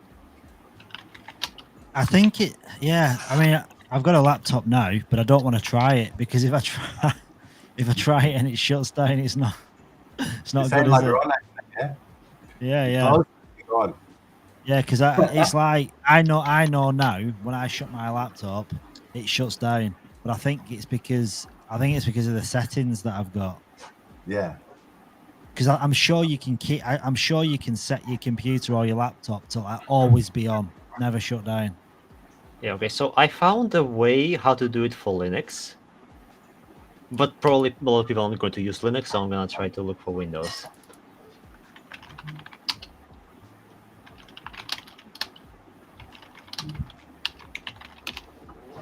There you go. Wow, he Also, gave me- like, because in Linux you actually have to go into configuration files and tweak something, and most people aren't gonna know how to do this. Well, it's not conceptually difficult, but it requires some understanding. Okay, so Google says go to control panel, hardware and sound, power options, select, choose what closing the lid does. I guess it works, yeah. Like, I haven't tried it, but the answer indicates that you can actually My one is right. prevent the lid from closing it. Wow. Yeah. Master Chef just sent me a link, Amazon. This one has 32 gigabytes RAM in there. A Ryzen 5 for It's more better 499. than my laptop. Huh? It's much better. It's much better than my laptop. It took $900 and it's nothing amount. Yeah, it's not expensive. It's a good price. But I It's think fun because like when I changed my PC from my old one to this one, I bought my old PC for 1,000 euros. Then I looked up how to assemble a PC. I bought the much better version of a PC by just assembling it with parts, but for the same price. Yeah. Yeah, we have guys like that, on the marketplace. You can. That's what I did, and they assemble it for you. I paid around 1,000 too, and they and I just said, okay, I want this, but I want Bluetooth on it built in, and what else? Was something else? They just custom build these extra things that I wanted along with it, and it was around, I think, around 1,000 euro. I'm happy with it. And how much do they take for the service of assembling it? No, it's just the price. They don't. It's just someone doing it in their home, just a home address. There's a lot of people doing that. They order everything online. They assemble it in the house, and you can change it, whatever, and you just pick it up at a home address. But it's new. Everything is new. You get all the boxes with it and everything, warranty. I mean, it did take me like 2 hours to actually assemble everything. And then it took me about another hour to figure out how to do the motherboard thingy. Yeah. Like you had to press some things to let it configure itself. Exactly. Yeah. I'd rather have someone do that, and then it's all set up, put the windows on, everything, so it's all set to go. I wish more people actually got in, because a lot of people like chatting, but not a lot of people like talking. So, well, that's a shame. Yeah, but that's also like everywhere, Sleazy Slime. I'm in a lot of Telegram groups, and we hold VCs, AMAs, and everything. And there's always a lot of people in there, but there's very little people that come up and talk. Yeah, I think a lot of people use it as like a podcast. So they do it. They go about the day while they're listening to VCs, and a lot of people are like shy as well, aren't they? They're not extroverts. They don't really. No, just keep quiet. Yeah. Like, one thing I heard from people is that they don't want to show their faces, which to me is kind of strange, because you're anonymous anyway. Why do you care if you show up your face to some people, not to any data harvesting company? Well, you do it anyway, but why won't you show your face to a few friends you have over the internet? Like, what's the big deal? I never understood that part. Yeah, maybe they're just shy, or they can't speak in public. But it's like in the VCs, you don't even have to show your face, and they still don't come up. But in the chat, mate, when this, why is this? Where's the dev? Where's this? All this bullshit. And then I said, okay, I'm gonna open the VC. You can ask any question you want, and there's hardly anyone coming in, mate. I mean, they come in to listen, but they don't say anything. But in the chat, boom, all out.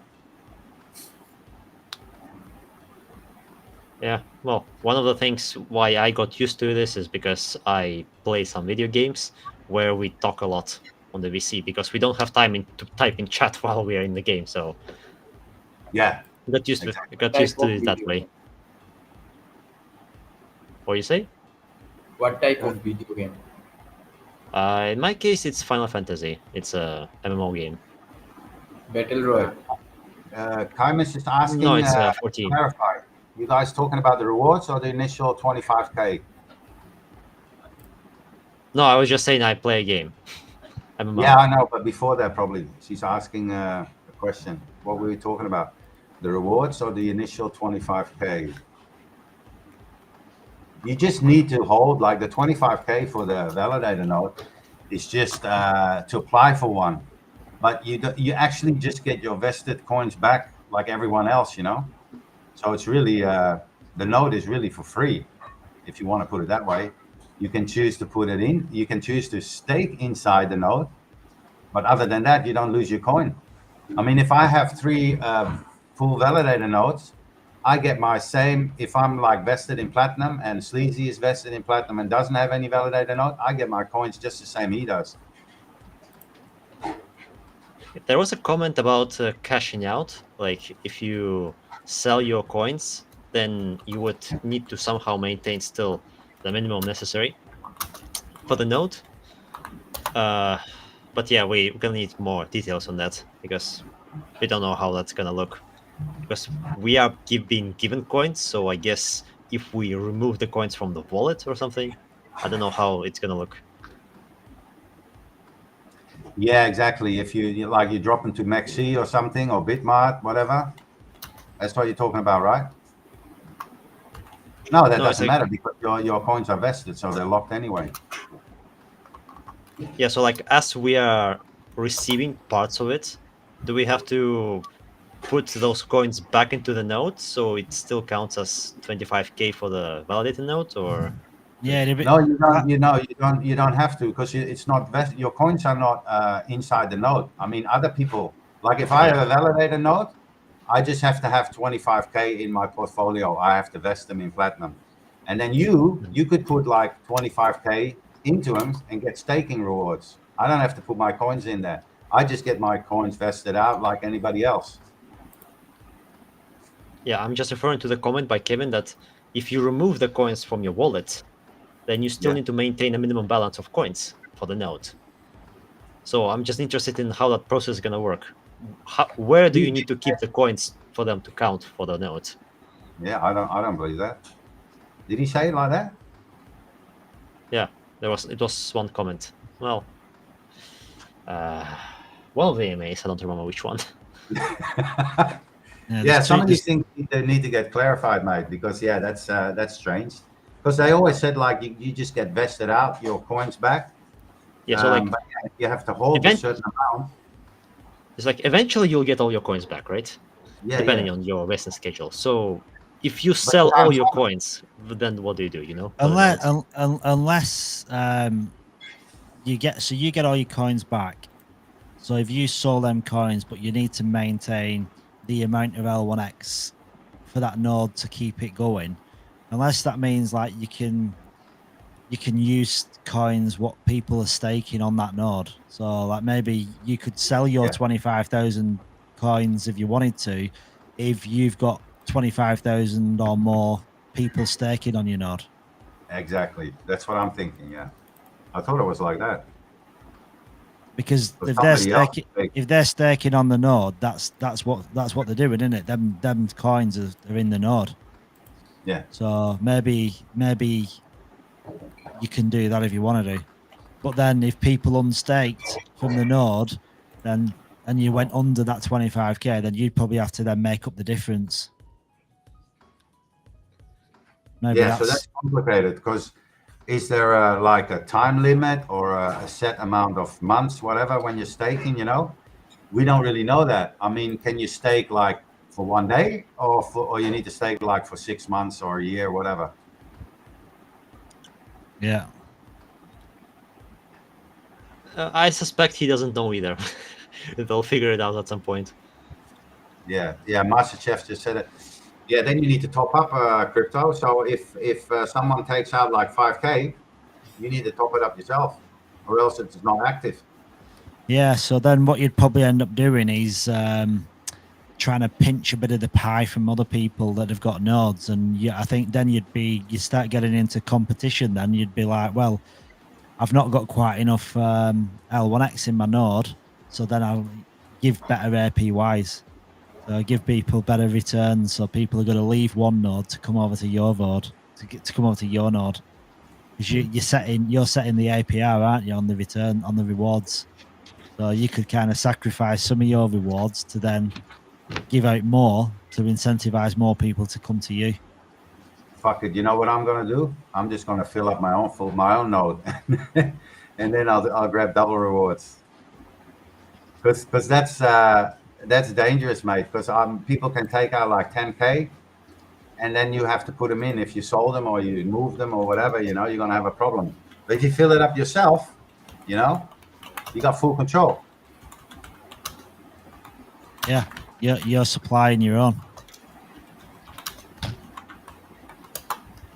Like, I remember you said you were going to initially put everything in silver.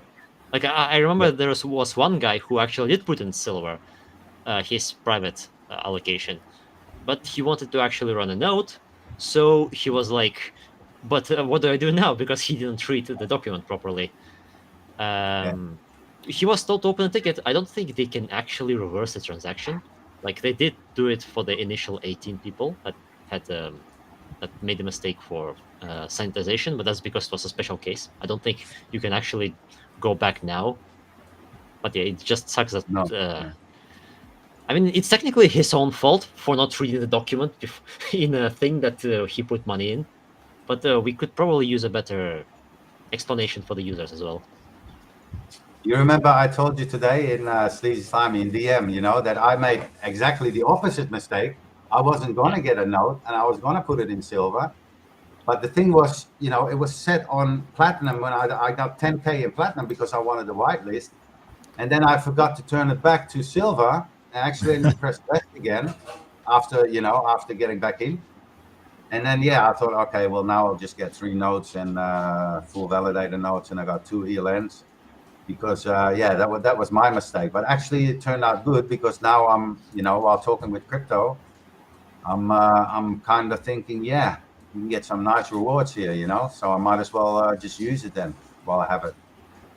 Yeah, like I was contemplating about going between mixing platinum and gold, but then I'm like, I'm not going to stop running the node. I'm gonna run at least 2 nodes long term. Yeah. So I might as well go for platinum because I'm not going to cash out all of it anyway. I'm going to keep it in the node. So might as well go for high rewards, right? I'm not going to cash out all of my points at the peak of bull run. And you can cash out some of the rewards, you know, that you get from the nodes anyway. So if you need some money. Yeah, you're right. But how are you doing it? You want to do the hosting, or you want to do a third party, or you want to do it yourself? Well, at least for my PC, I'm going to run here, in a house. Mm-hmm. I might do the other. Well, I think I'll run at least 2 myself, and then maybe I'll do 3rd and 4th on a cloud. Yeah, because I have space for a PC in the living room, under the curtain, you know, where nobody is gonna see it. Put it on the balcony, mate. Wow. At least it won't overheat. Oh, you're in Spain, right? Well, in summer it will. Yeah, I know. Spain can be pretty hot in the summer. Well, I'm lucky that it's not as hot here. My apartment is looking south, so the sun doesn't actually get in. Where do you live, Malaga? It's Catalonia. Okay. You know the region that wants to separate from Spain? That's Catalonia, did you say? Yeah. Oh yeah. Yeah, he wants to separate. He wants to separate from Spain.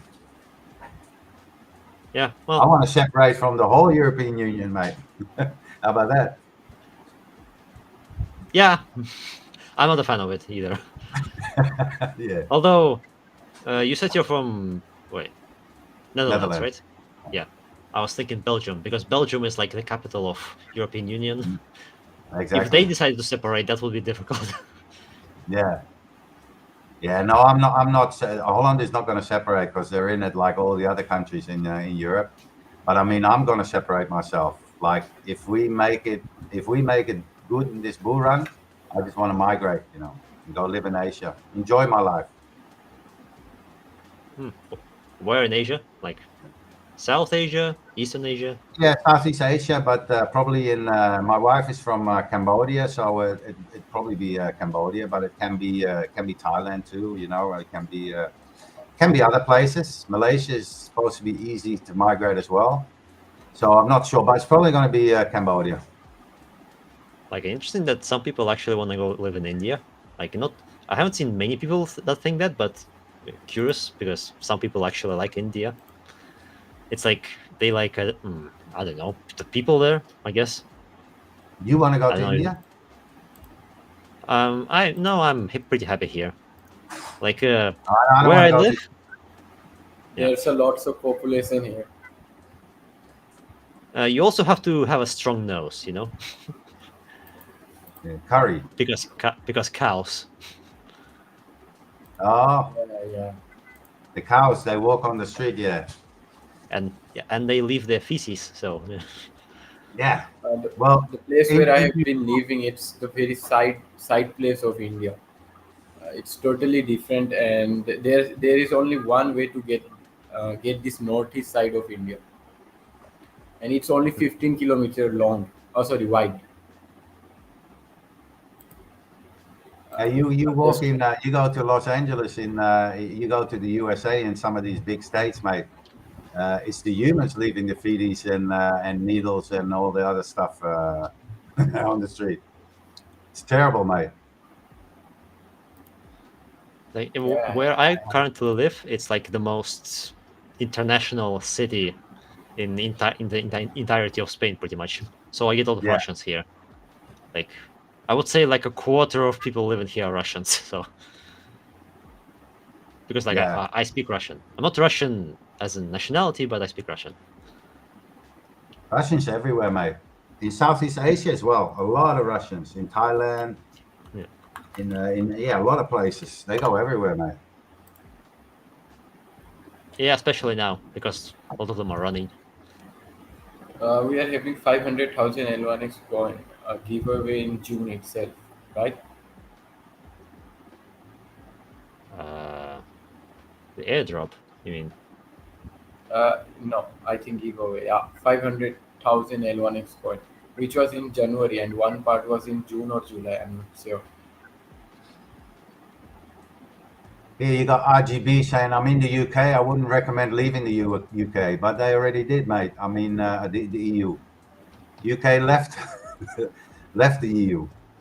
Yeah, he's probably saying that like he wouldn't recommend you leaving the EU because the UK left the EU and it went to shit. Yeah, but that's different. I'm more like I want to leave the West. You know, I mean, it's all globalism and it's all one big. It's like a world. How do you call that? You know, globalism, one world order, whatever. I just want to leave the West. It's not about Europe or even USA. I wouldn't want to leave. Even Australia, I wouldn't want to live anymore. I just want to get out of the rat hole, you know, and just all the control and all the CBDCs and all this other stuff that's coming.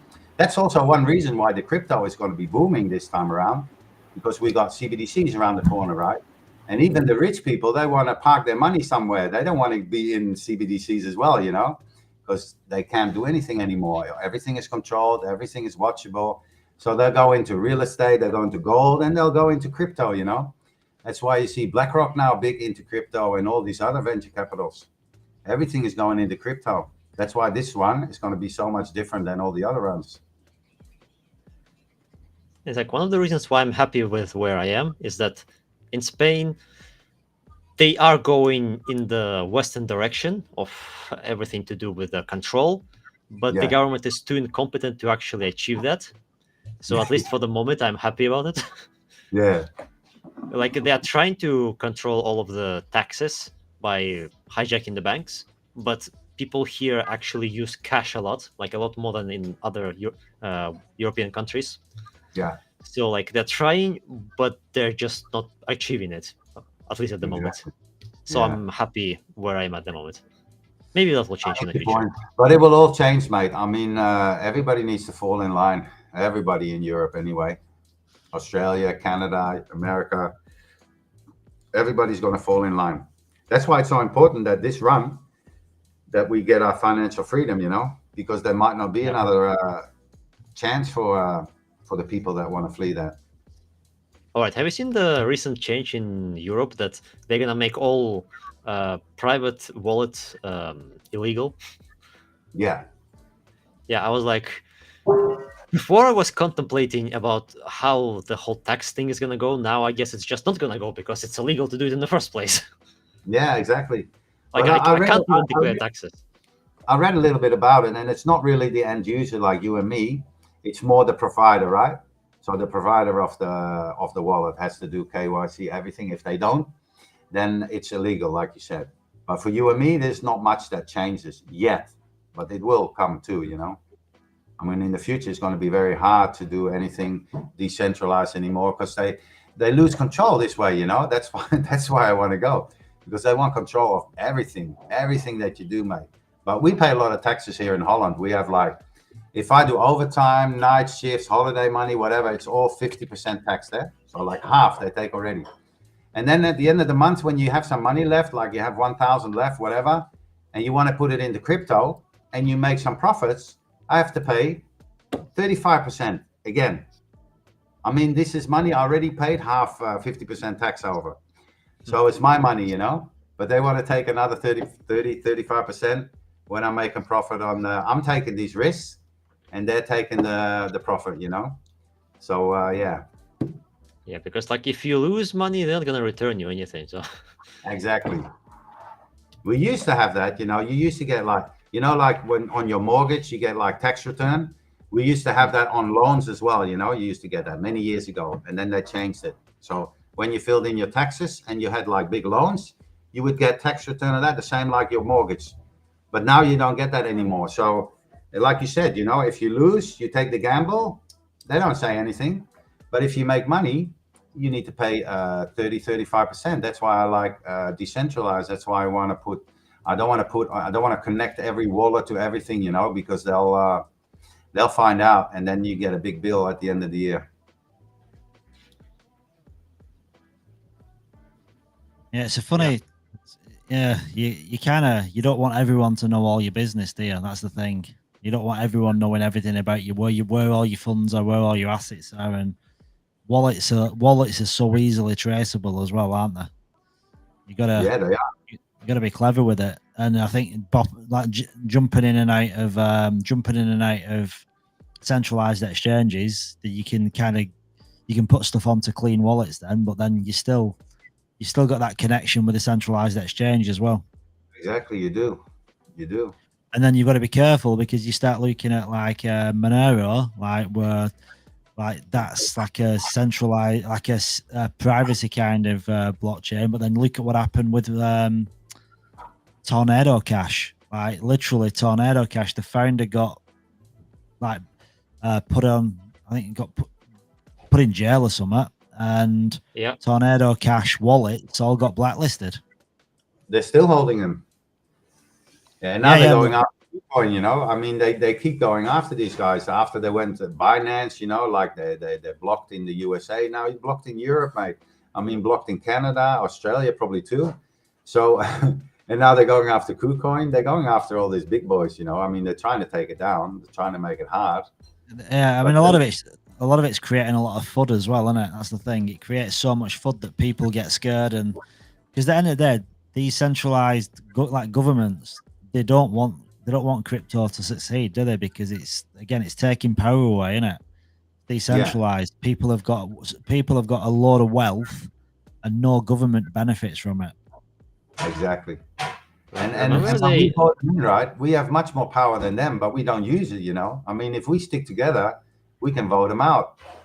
But yeah, it's crazy. People just follow the news. There's so many lies in the mainstream media. I never watch the news anymore, mate.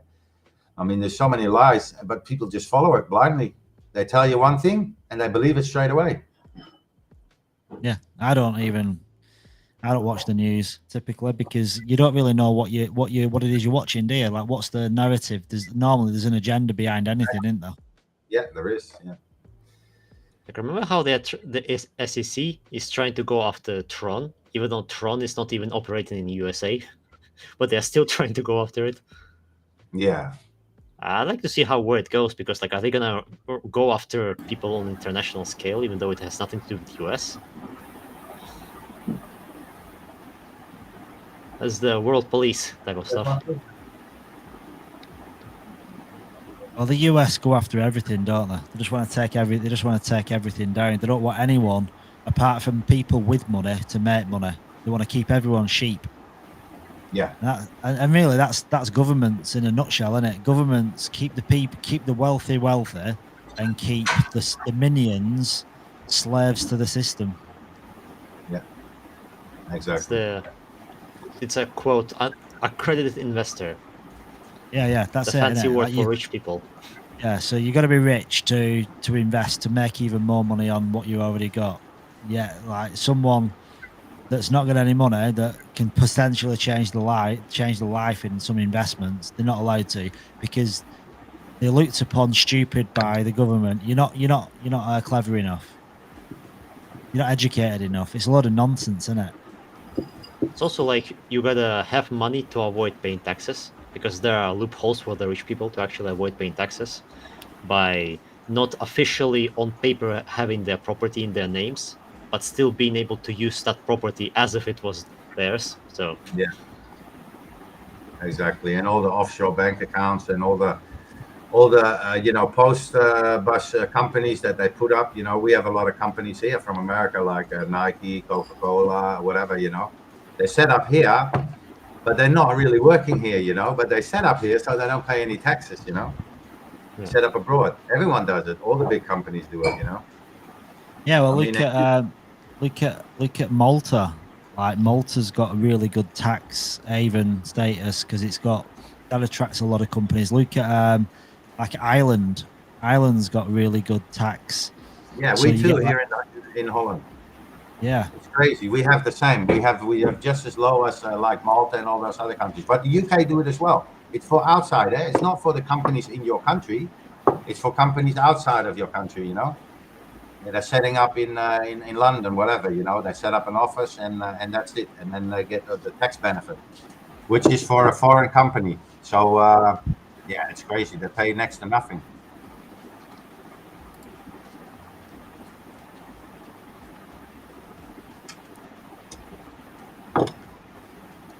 You want some food, mate? I'll get my wife to cook some noodles. Yeah, I'd love that, actually. Some nice noodles. Are those instant noodles, or? I'll transfer it over, mate. What's your wallet address? Yeah, I already ate today. I'll eat a bit more later, I guess. It's a funny thing, like... Mark, you're not getting the back pain. I'm not getting back pain. Not at the minute, no. I'm good. I'm not at the minute.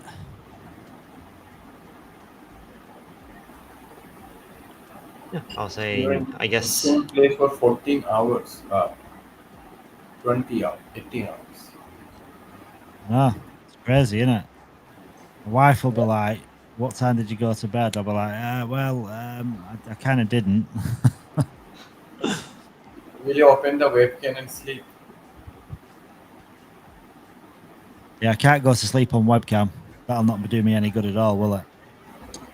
Just get a sleeping bag.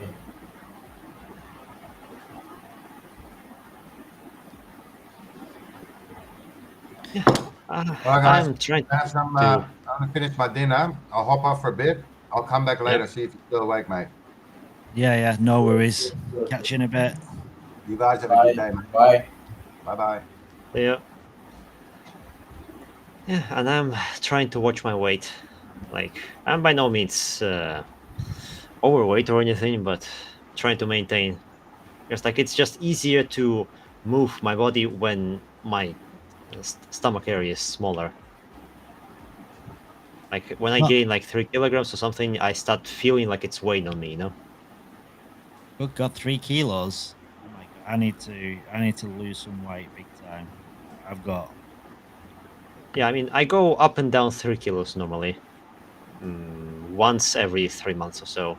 I gain some, then I'm like, I need to lose a bit. Then I go down, then I forget about it. I gain them again. So yeah. I got my duplicate here. Wow. Am I what? I got my duplicate here. Yeah, I couldn't hear that.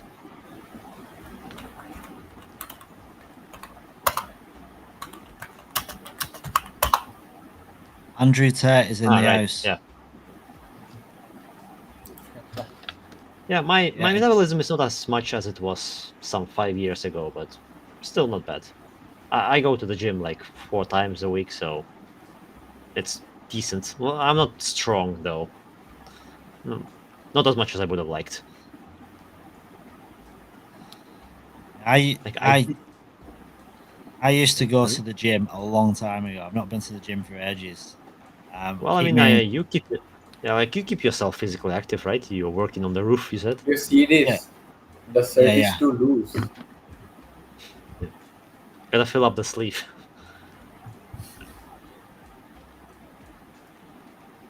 I have been Yeah. sleeping for only 3 hours.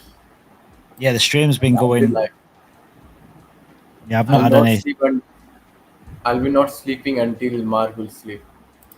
Well, I had 5.5 hours sleep last night, and then got up at 7, and now it's like, Christ, what time is it? 10 to 2 in the morning.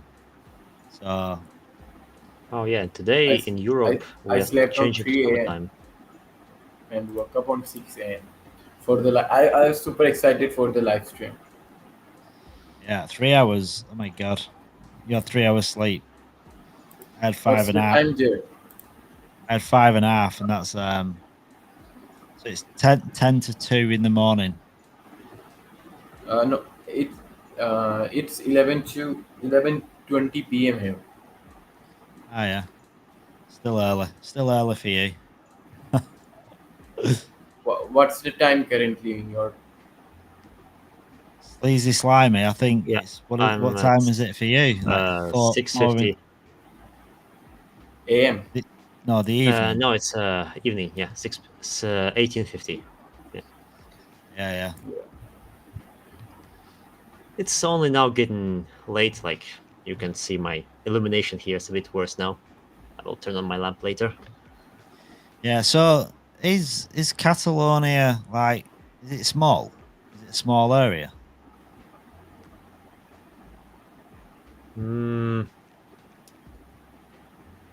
It's about the size of Wales, I guess. Oh, so it's a decent size then. It's not that. Wales is quite big. Yeah, well, I mean, UK generally is not really big, so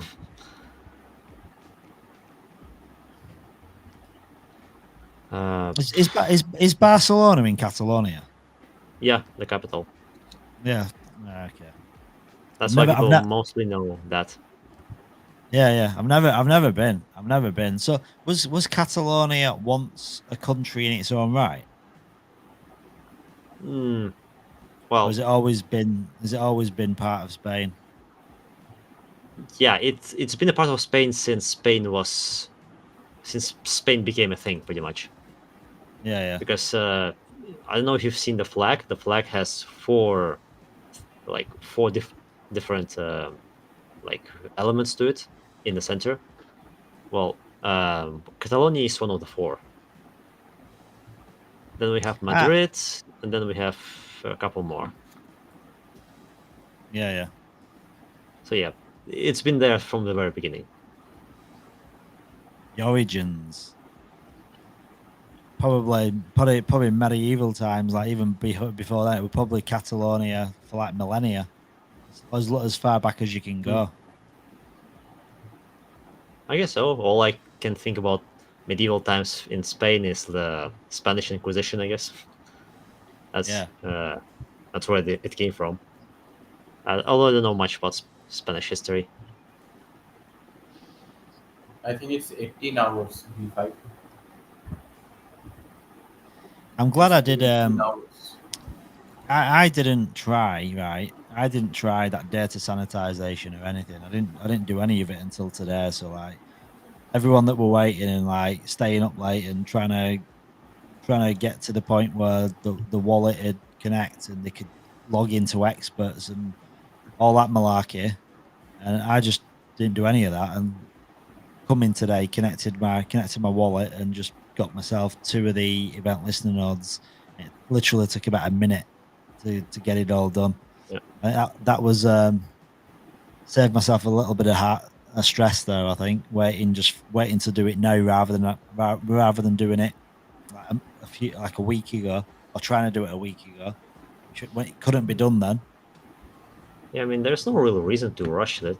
Well, I guess if you want to be the first on the host node, but Yeah, I just wanted. Yeah, I mean, I want to get an FVN. I mean, but I don't know. I look at the rewards for the EVNs and look at the rewards for the FVNs, and like two ELNs gives you the same rewards as an FVN according to the calculator, but two EVNs is only like 10,000 L1X, whereas an FVN is 25,000. So I wonder how accurate actually that is. let's see. At the moment, we have 435 ELNs sold and 343 VVNs. Well, it's filling up. I wonder if we're gonna sell out. Today's Saturday. I guess it's gonna stay roughly at this number. Like 2 days, so most people should already be. So the chat. Yeah, it's just what 300, 333 of 400 of the FVNs. Oh, meanwhile, we have an announcement from it's like a minute ago from L1Dex. Oh yeah. L1X and L1Dex update. With the L1X launch rapidly approaching, we want to keep you up to date with the recent developments and make sure everyone's informed about the investments. If you participate in the pre-sale rounds, prior to launch, okay. So first of all, they're talking about token investing. This is stuff we know. So go through the data sanitization. Vest. I'm gonna.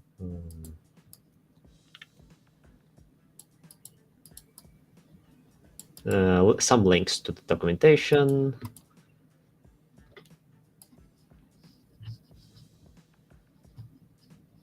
They made a decision to launch L1Dex with their own emissions token, so they're gonna have their own coin.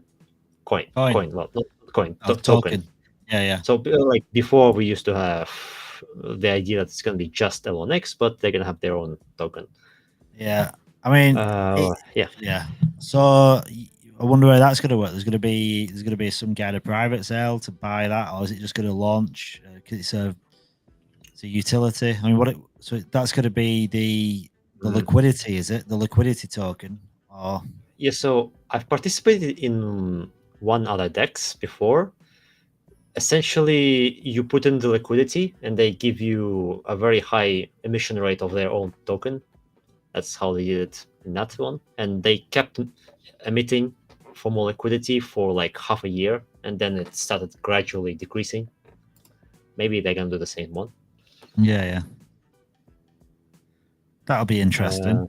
Yeah, that's actually not quite news because I saw in chat that they said it like 2 days ago in an AMA or something. Yeah, they might not have officially announced it. They might have just announced it in the chat, and then. I mean, that's probably getting people excited, to be honest, because if they're part of like EMP money or Dex Finance, they're probably looking at that. They're probably going to get a good opportunity to buy into it, aren't they, or contribute to it. Yeah, then there's more to this. As none of the purchased tokens will be available at launch, there's no real value for our communities and the potential volatility, given the new circulating supply outweighs the benefits of using it as a reward token. So I guess the gist of it is it's gonna come later. As for the launch of L1 DEX, we still have every intention of being the primary exchange on LNX. However, the code is not going to be open source until full mainnet launch, which is like 2 days. So combined with missing infrastructure like testnet, blockchain explorers, etc., and lack of published audit reports, well, I guess that one is coming. We're not comfortable deploying at this stage. We've been told that all of this will be made available at full mainnet launch. As soon as we have a working open source blockchain with supporting infrastructure, we'll bring Spring into action in order to quickly finish the deployment of L1 DEX. Okay, so coming soon. Yeah, so as soon as L1X is up and running, be good to go. So Master Chef just posted 67 FVNs left to opt in for the experts. The ELNs have actually sold out now. They've gone. Well, the initial 400, yeah. Yeah, but then the other 400 are for people that are buying in, aren't they? Like the ELNs are for the experts, reward like people that have previously bought private sale and public sale. But then looking at the L1X app, you've got like 35 out of 400, which are for the top up buy for ELN. Yeah, basically the other 400 are for people that are buying the ELNs, according to that. So if you so if you wanted to use your existing L1X, looking at that, it looks like they've all gone and you can't get one. Like the remaining 400 are people that are topping up or buying directly by connecting the MetaMask wallet.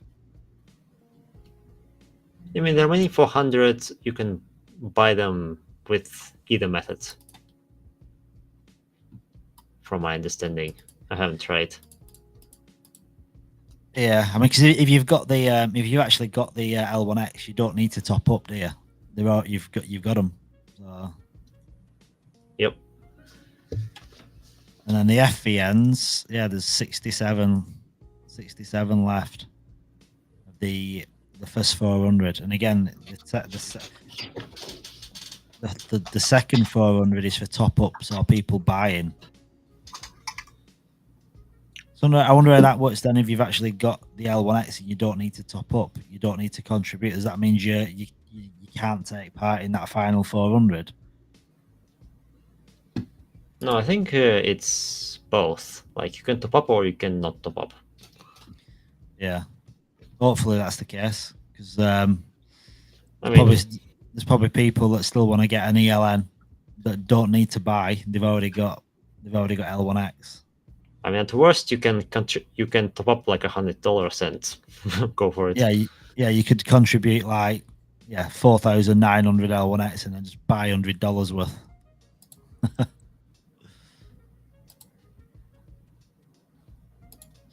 Ronak, I feel sorry for Ronak and his internet connection. It must be so frustrating where you just can't come in a live stream. Even with the audio was really bad earlier, and it just it's a bit hit and miss, his audio.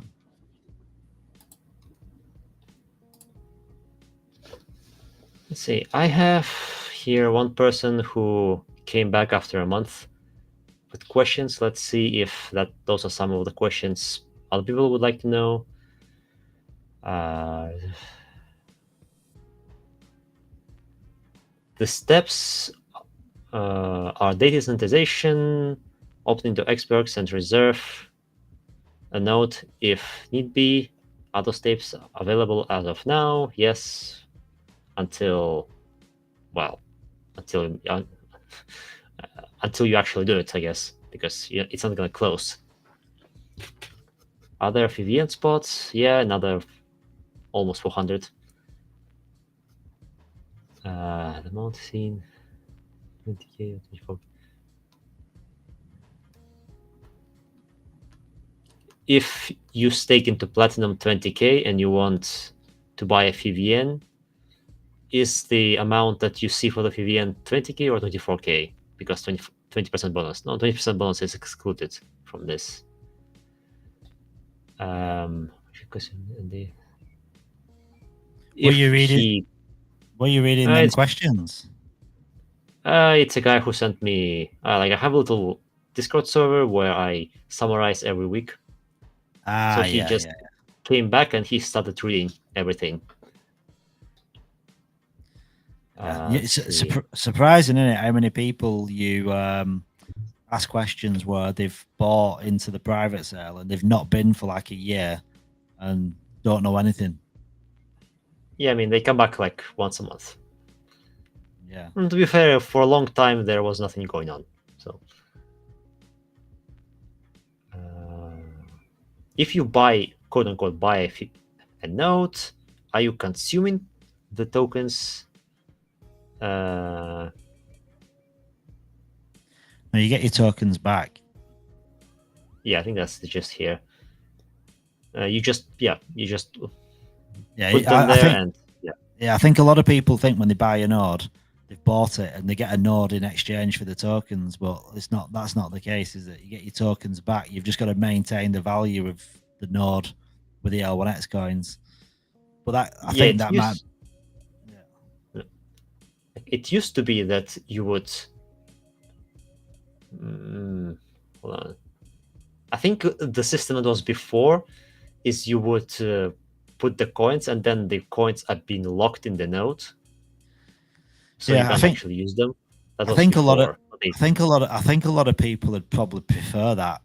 So they're in the node. You can't take them out because like you can take them out, but then you've got to maintain them by staking, perhaps with other people staking on your node, and it's a bit of a concern, isn't it? If you've got a node and you sell them and they're not backed by anything, what happens to that node? It must go offline, Must go offline.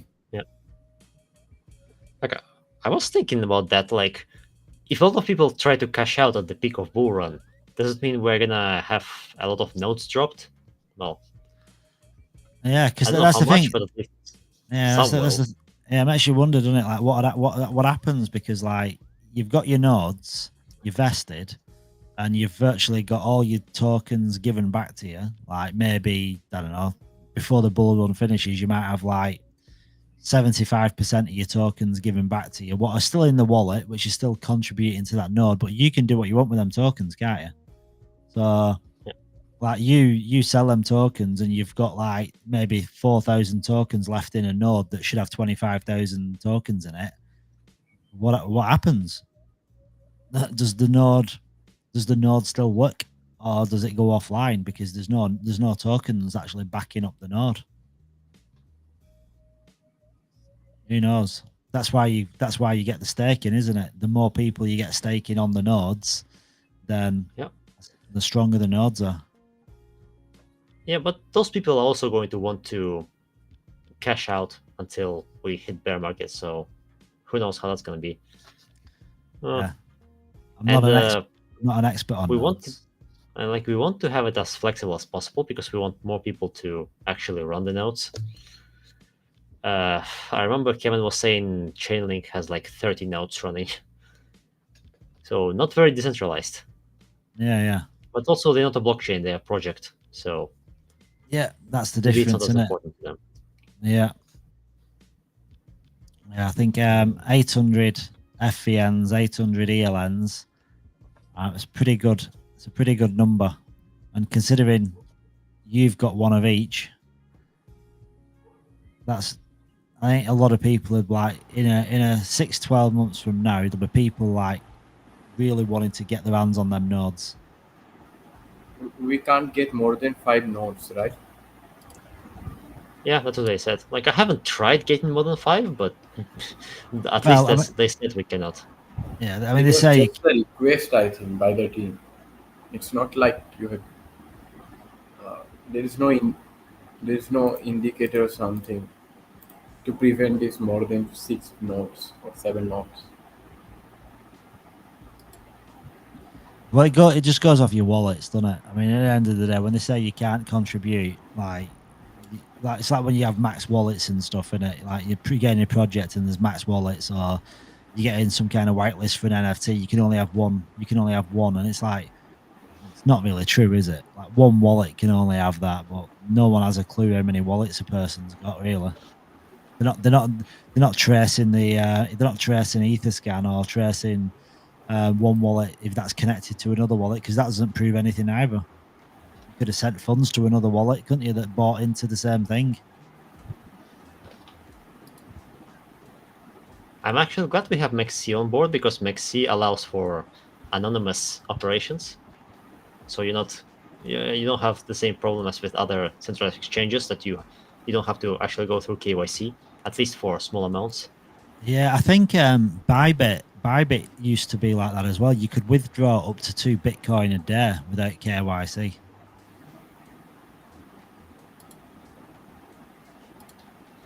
I don't know if that's still the same, still the same or not. But that's good, because if you can go to a centralized exchange without KYC, so you can send your funds to MEXC, withdraw it to another MetaMask wallet, and there's no record of where them transactions came from. Well, there's a record, but there's no name, let's say. Yeah, well, yeah. They can't really say who, because I'm not being funny. They're not going to start requesting information from like a centralized exchange, are they? Because they go into them hot wallets, don't they? Like you see, like a MEXC wallet, a Binance wallet, or whatever.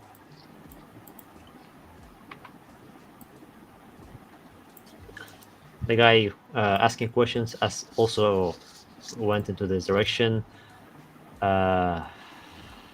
If your node goes under 25k, it's not lost, but simply goes offline. Well, because it doesn't have minimum.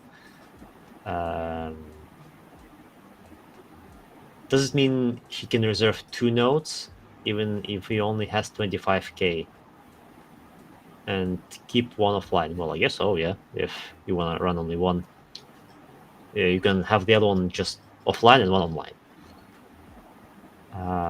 What happens if on the first month of vested coins, he claims it, and then the FVN goes under 25k?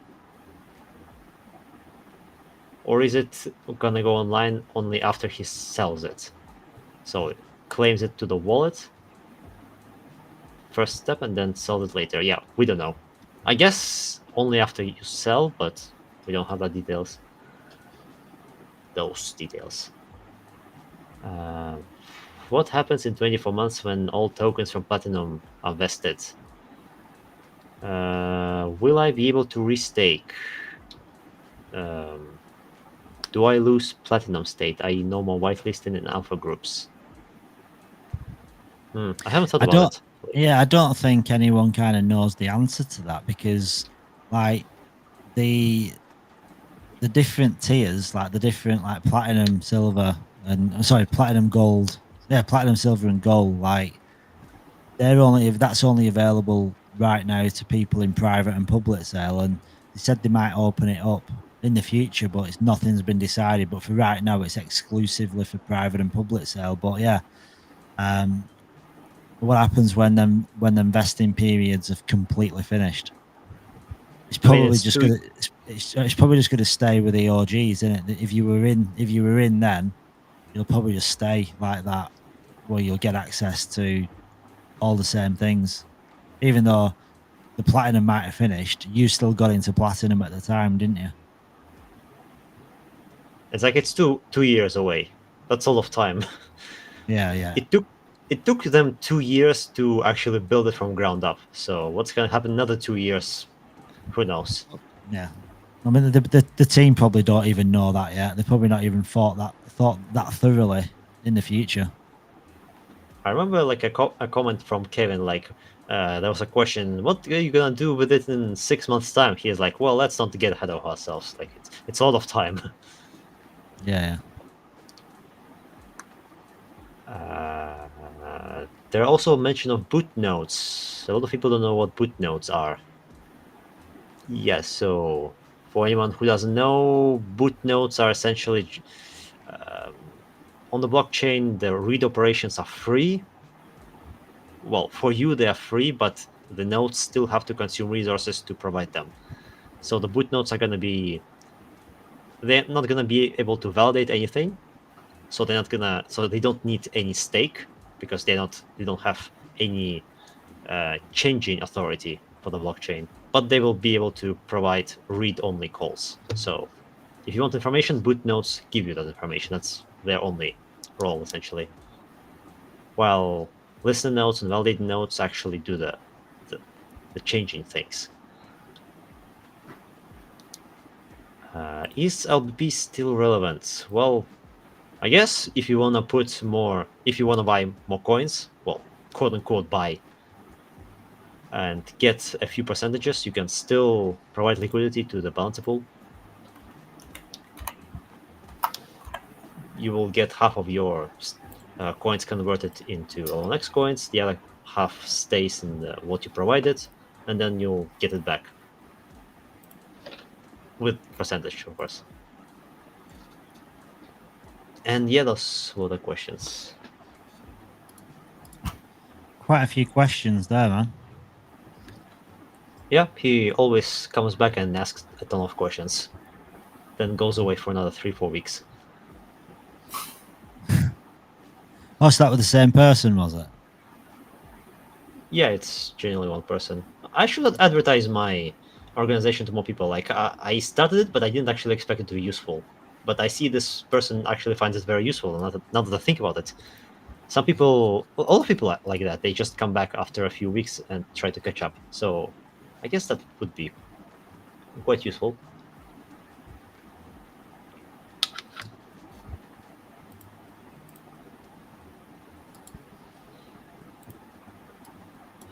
Let's see if there's anything in chat in general.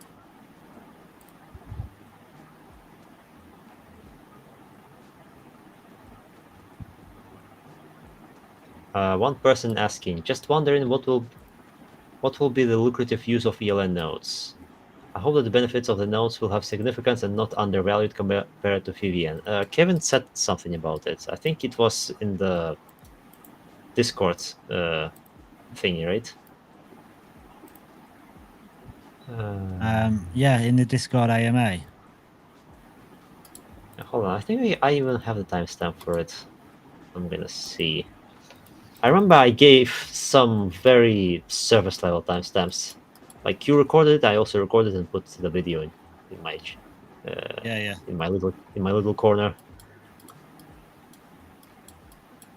21.0, yeah. Sure, I can just link it to this person.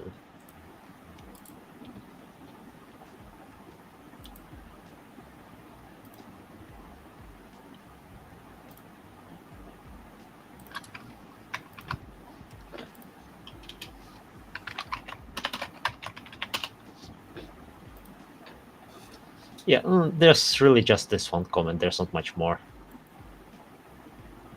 By the way, Hydra says, well, one guy was asking, what happened to the influencers and YouTubers collapse? Hydra says KOLs is already active on X. Do you know anything about it? I think I missed it. KOLs? Yeah. Yeah, thing is, we are just now doing the whole Xbox thing. It looks like people finally got it through. I was expecting the KOLs to come after this stage, which should be, I guess, now. But I don't know what their plan is because now it's Easter weekend, so a lot of people are gonna be on a break. Yeah. I think they're gonna coincide it like the day. I mean, they have had a lot of like micro KOLs, like small ones, but I think they're gonna start using some bigger ones more. Right at launch. I hope we're gonna have for the last day a few surprises, like big calls, exchanges and stuff. Yeah, like when I was looking to Zeta, I remember they announced a lot of CEXs after they launched, like that same day. But that was funny. Maybe it will happen the same way. Yeah, I think. Well, yeah, because generally, like they don't like you announcing something until They announce it, and it depends like how these exchanges list as well, like how punctual they are. Because the problem is with like exchanges, they're not on your time frame, are they? They run to their own times. So hopefully, when they do like launch, it's when they say, because like Layer 1X has got a roadmap on it where it's going to launch on Tuesday. And are they both going to be launching at exactly the same time? Like how does that work when you got multiple exchanges? Are they that reliable where you can kind of coincide them so they launch at an exact time together?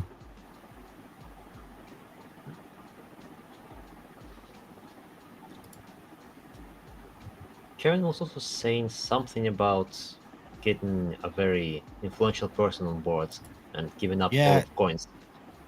Yeah, we're talking about that because he was basically 20-25% of his supply, wasn't it, to someone that's got like a reach of 100 million people, which is an insane amount of people. I wonder if he was talking short term or like in a few months' time. Would be great to have it now. Yeah, I think that'd be good if we could have it immediately. I'll be happy with that.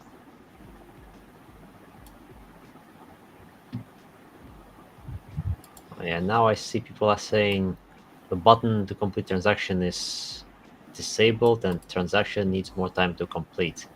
Well, I guess it's because of experts. Like there's like one node at the moment, so we need more power. So Cryptic V is saying we know about Mexi, but Mexi hasn't announced anything. Do you guys know anything about that? So no, there is a link. Let me have a look. There has been a blog post, so see if I can find it.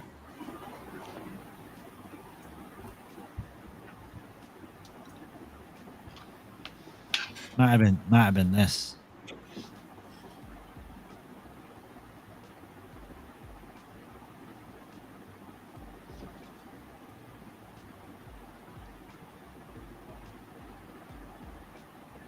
Yeah, here it is. So can you see my screen? Yeah. Yeah.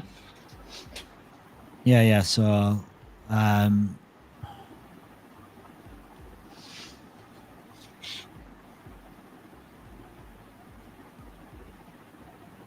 is this related to L1X?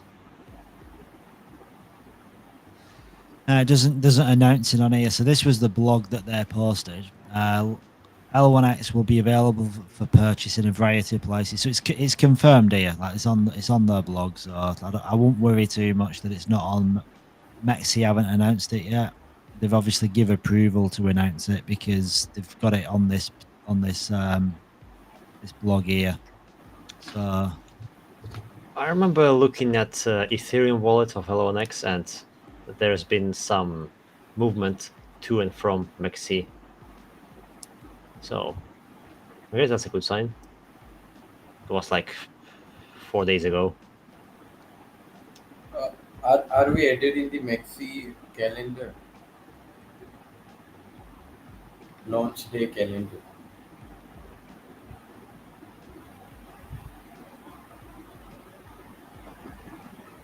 I don't know actually.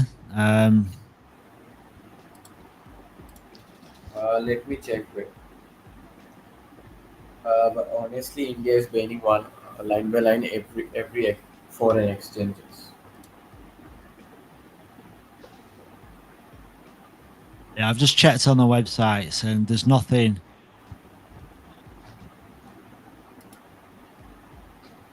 Yeah, I can only see it here. So L1X will be available for purchase on a variety of places, and it's just got them two confirmed. So they'll be 100% confirmed. Just be interesting to know what time the launch is planned, and do they both coincide with each other? Yeah.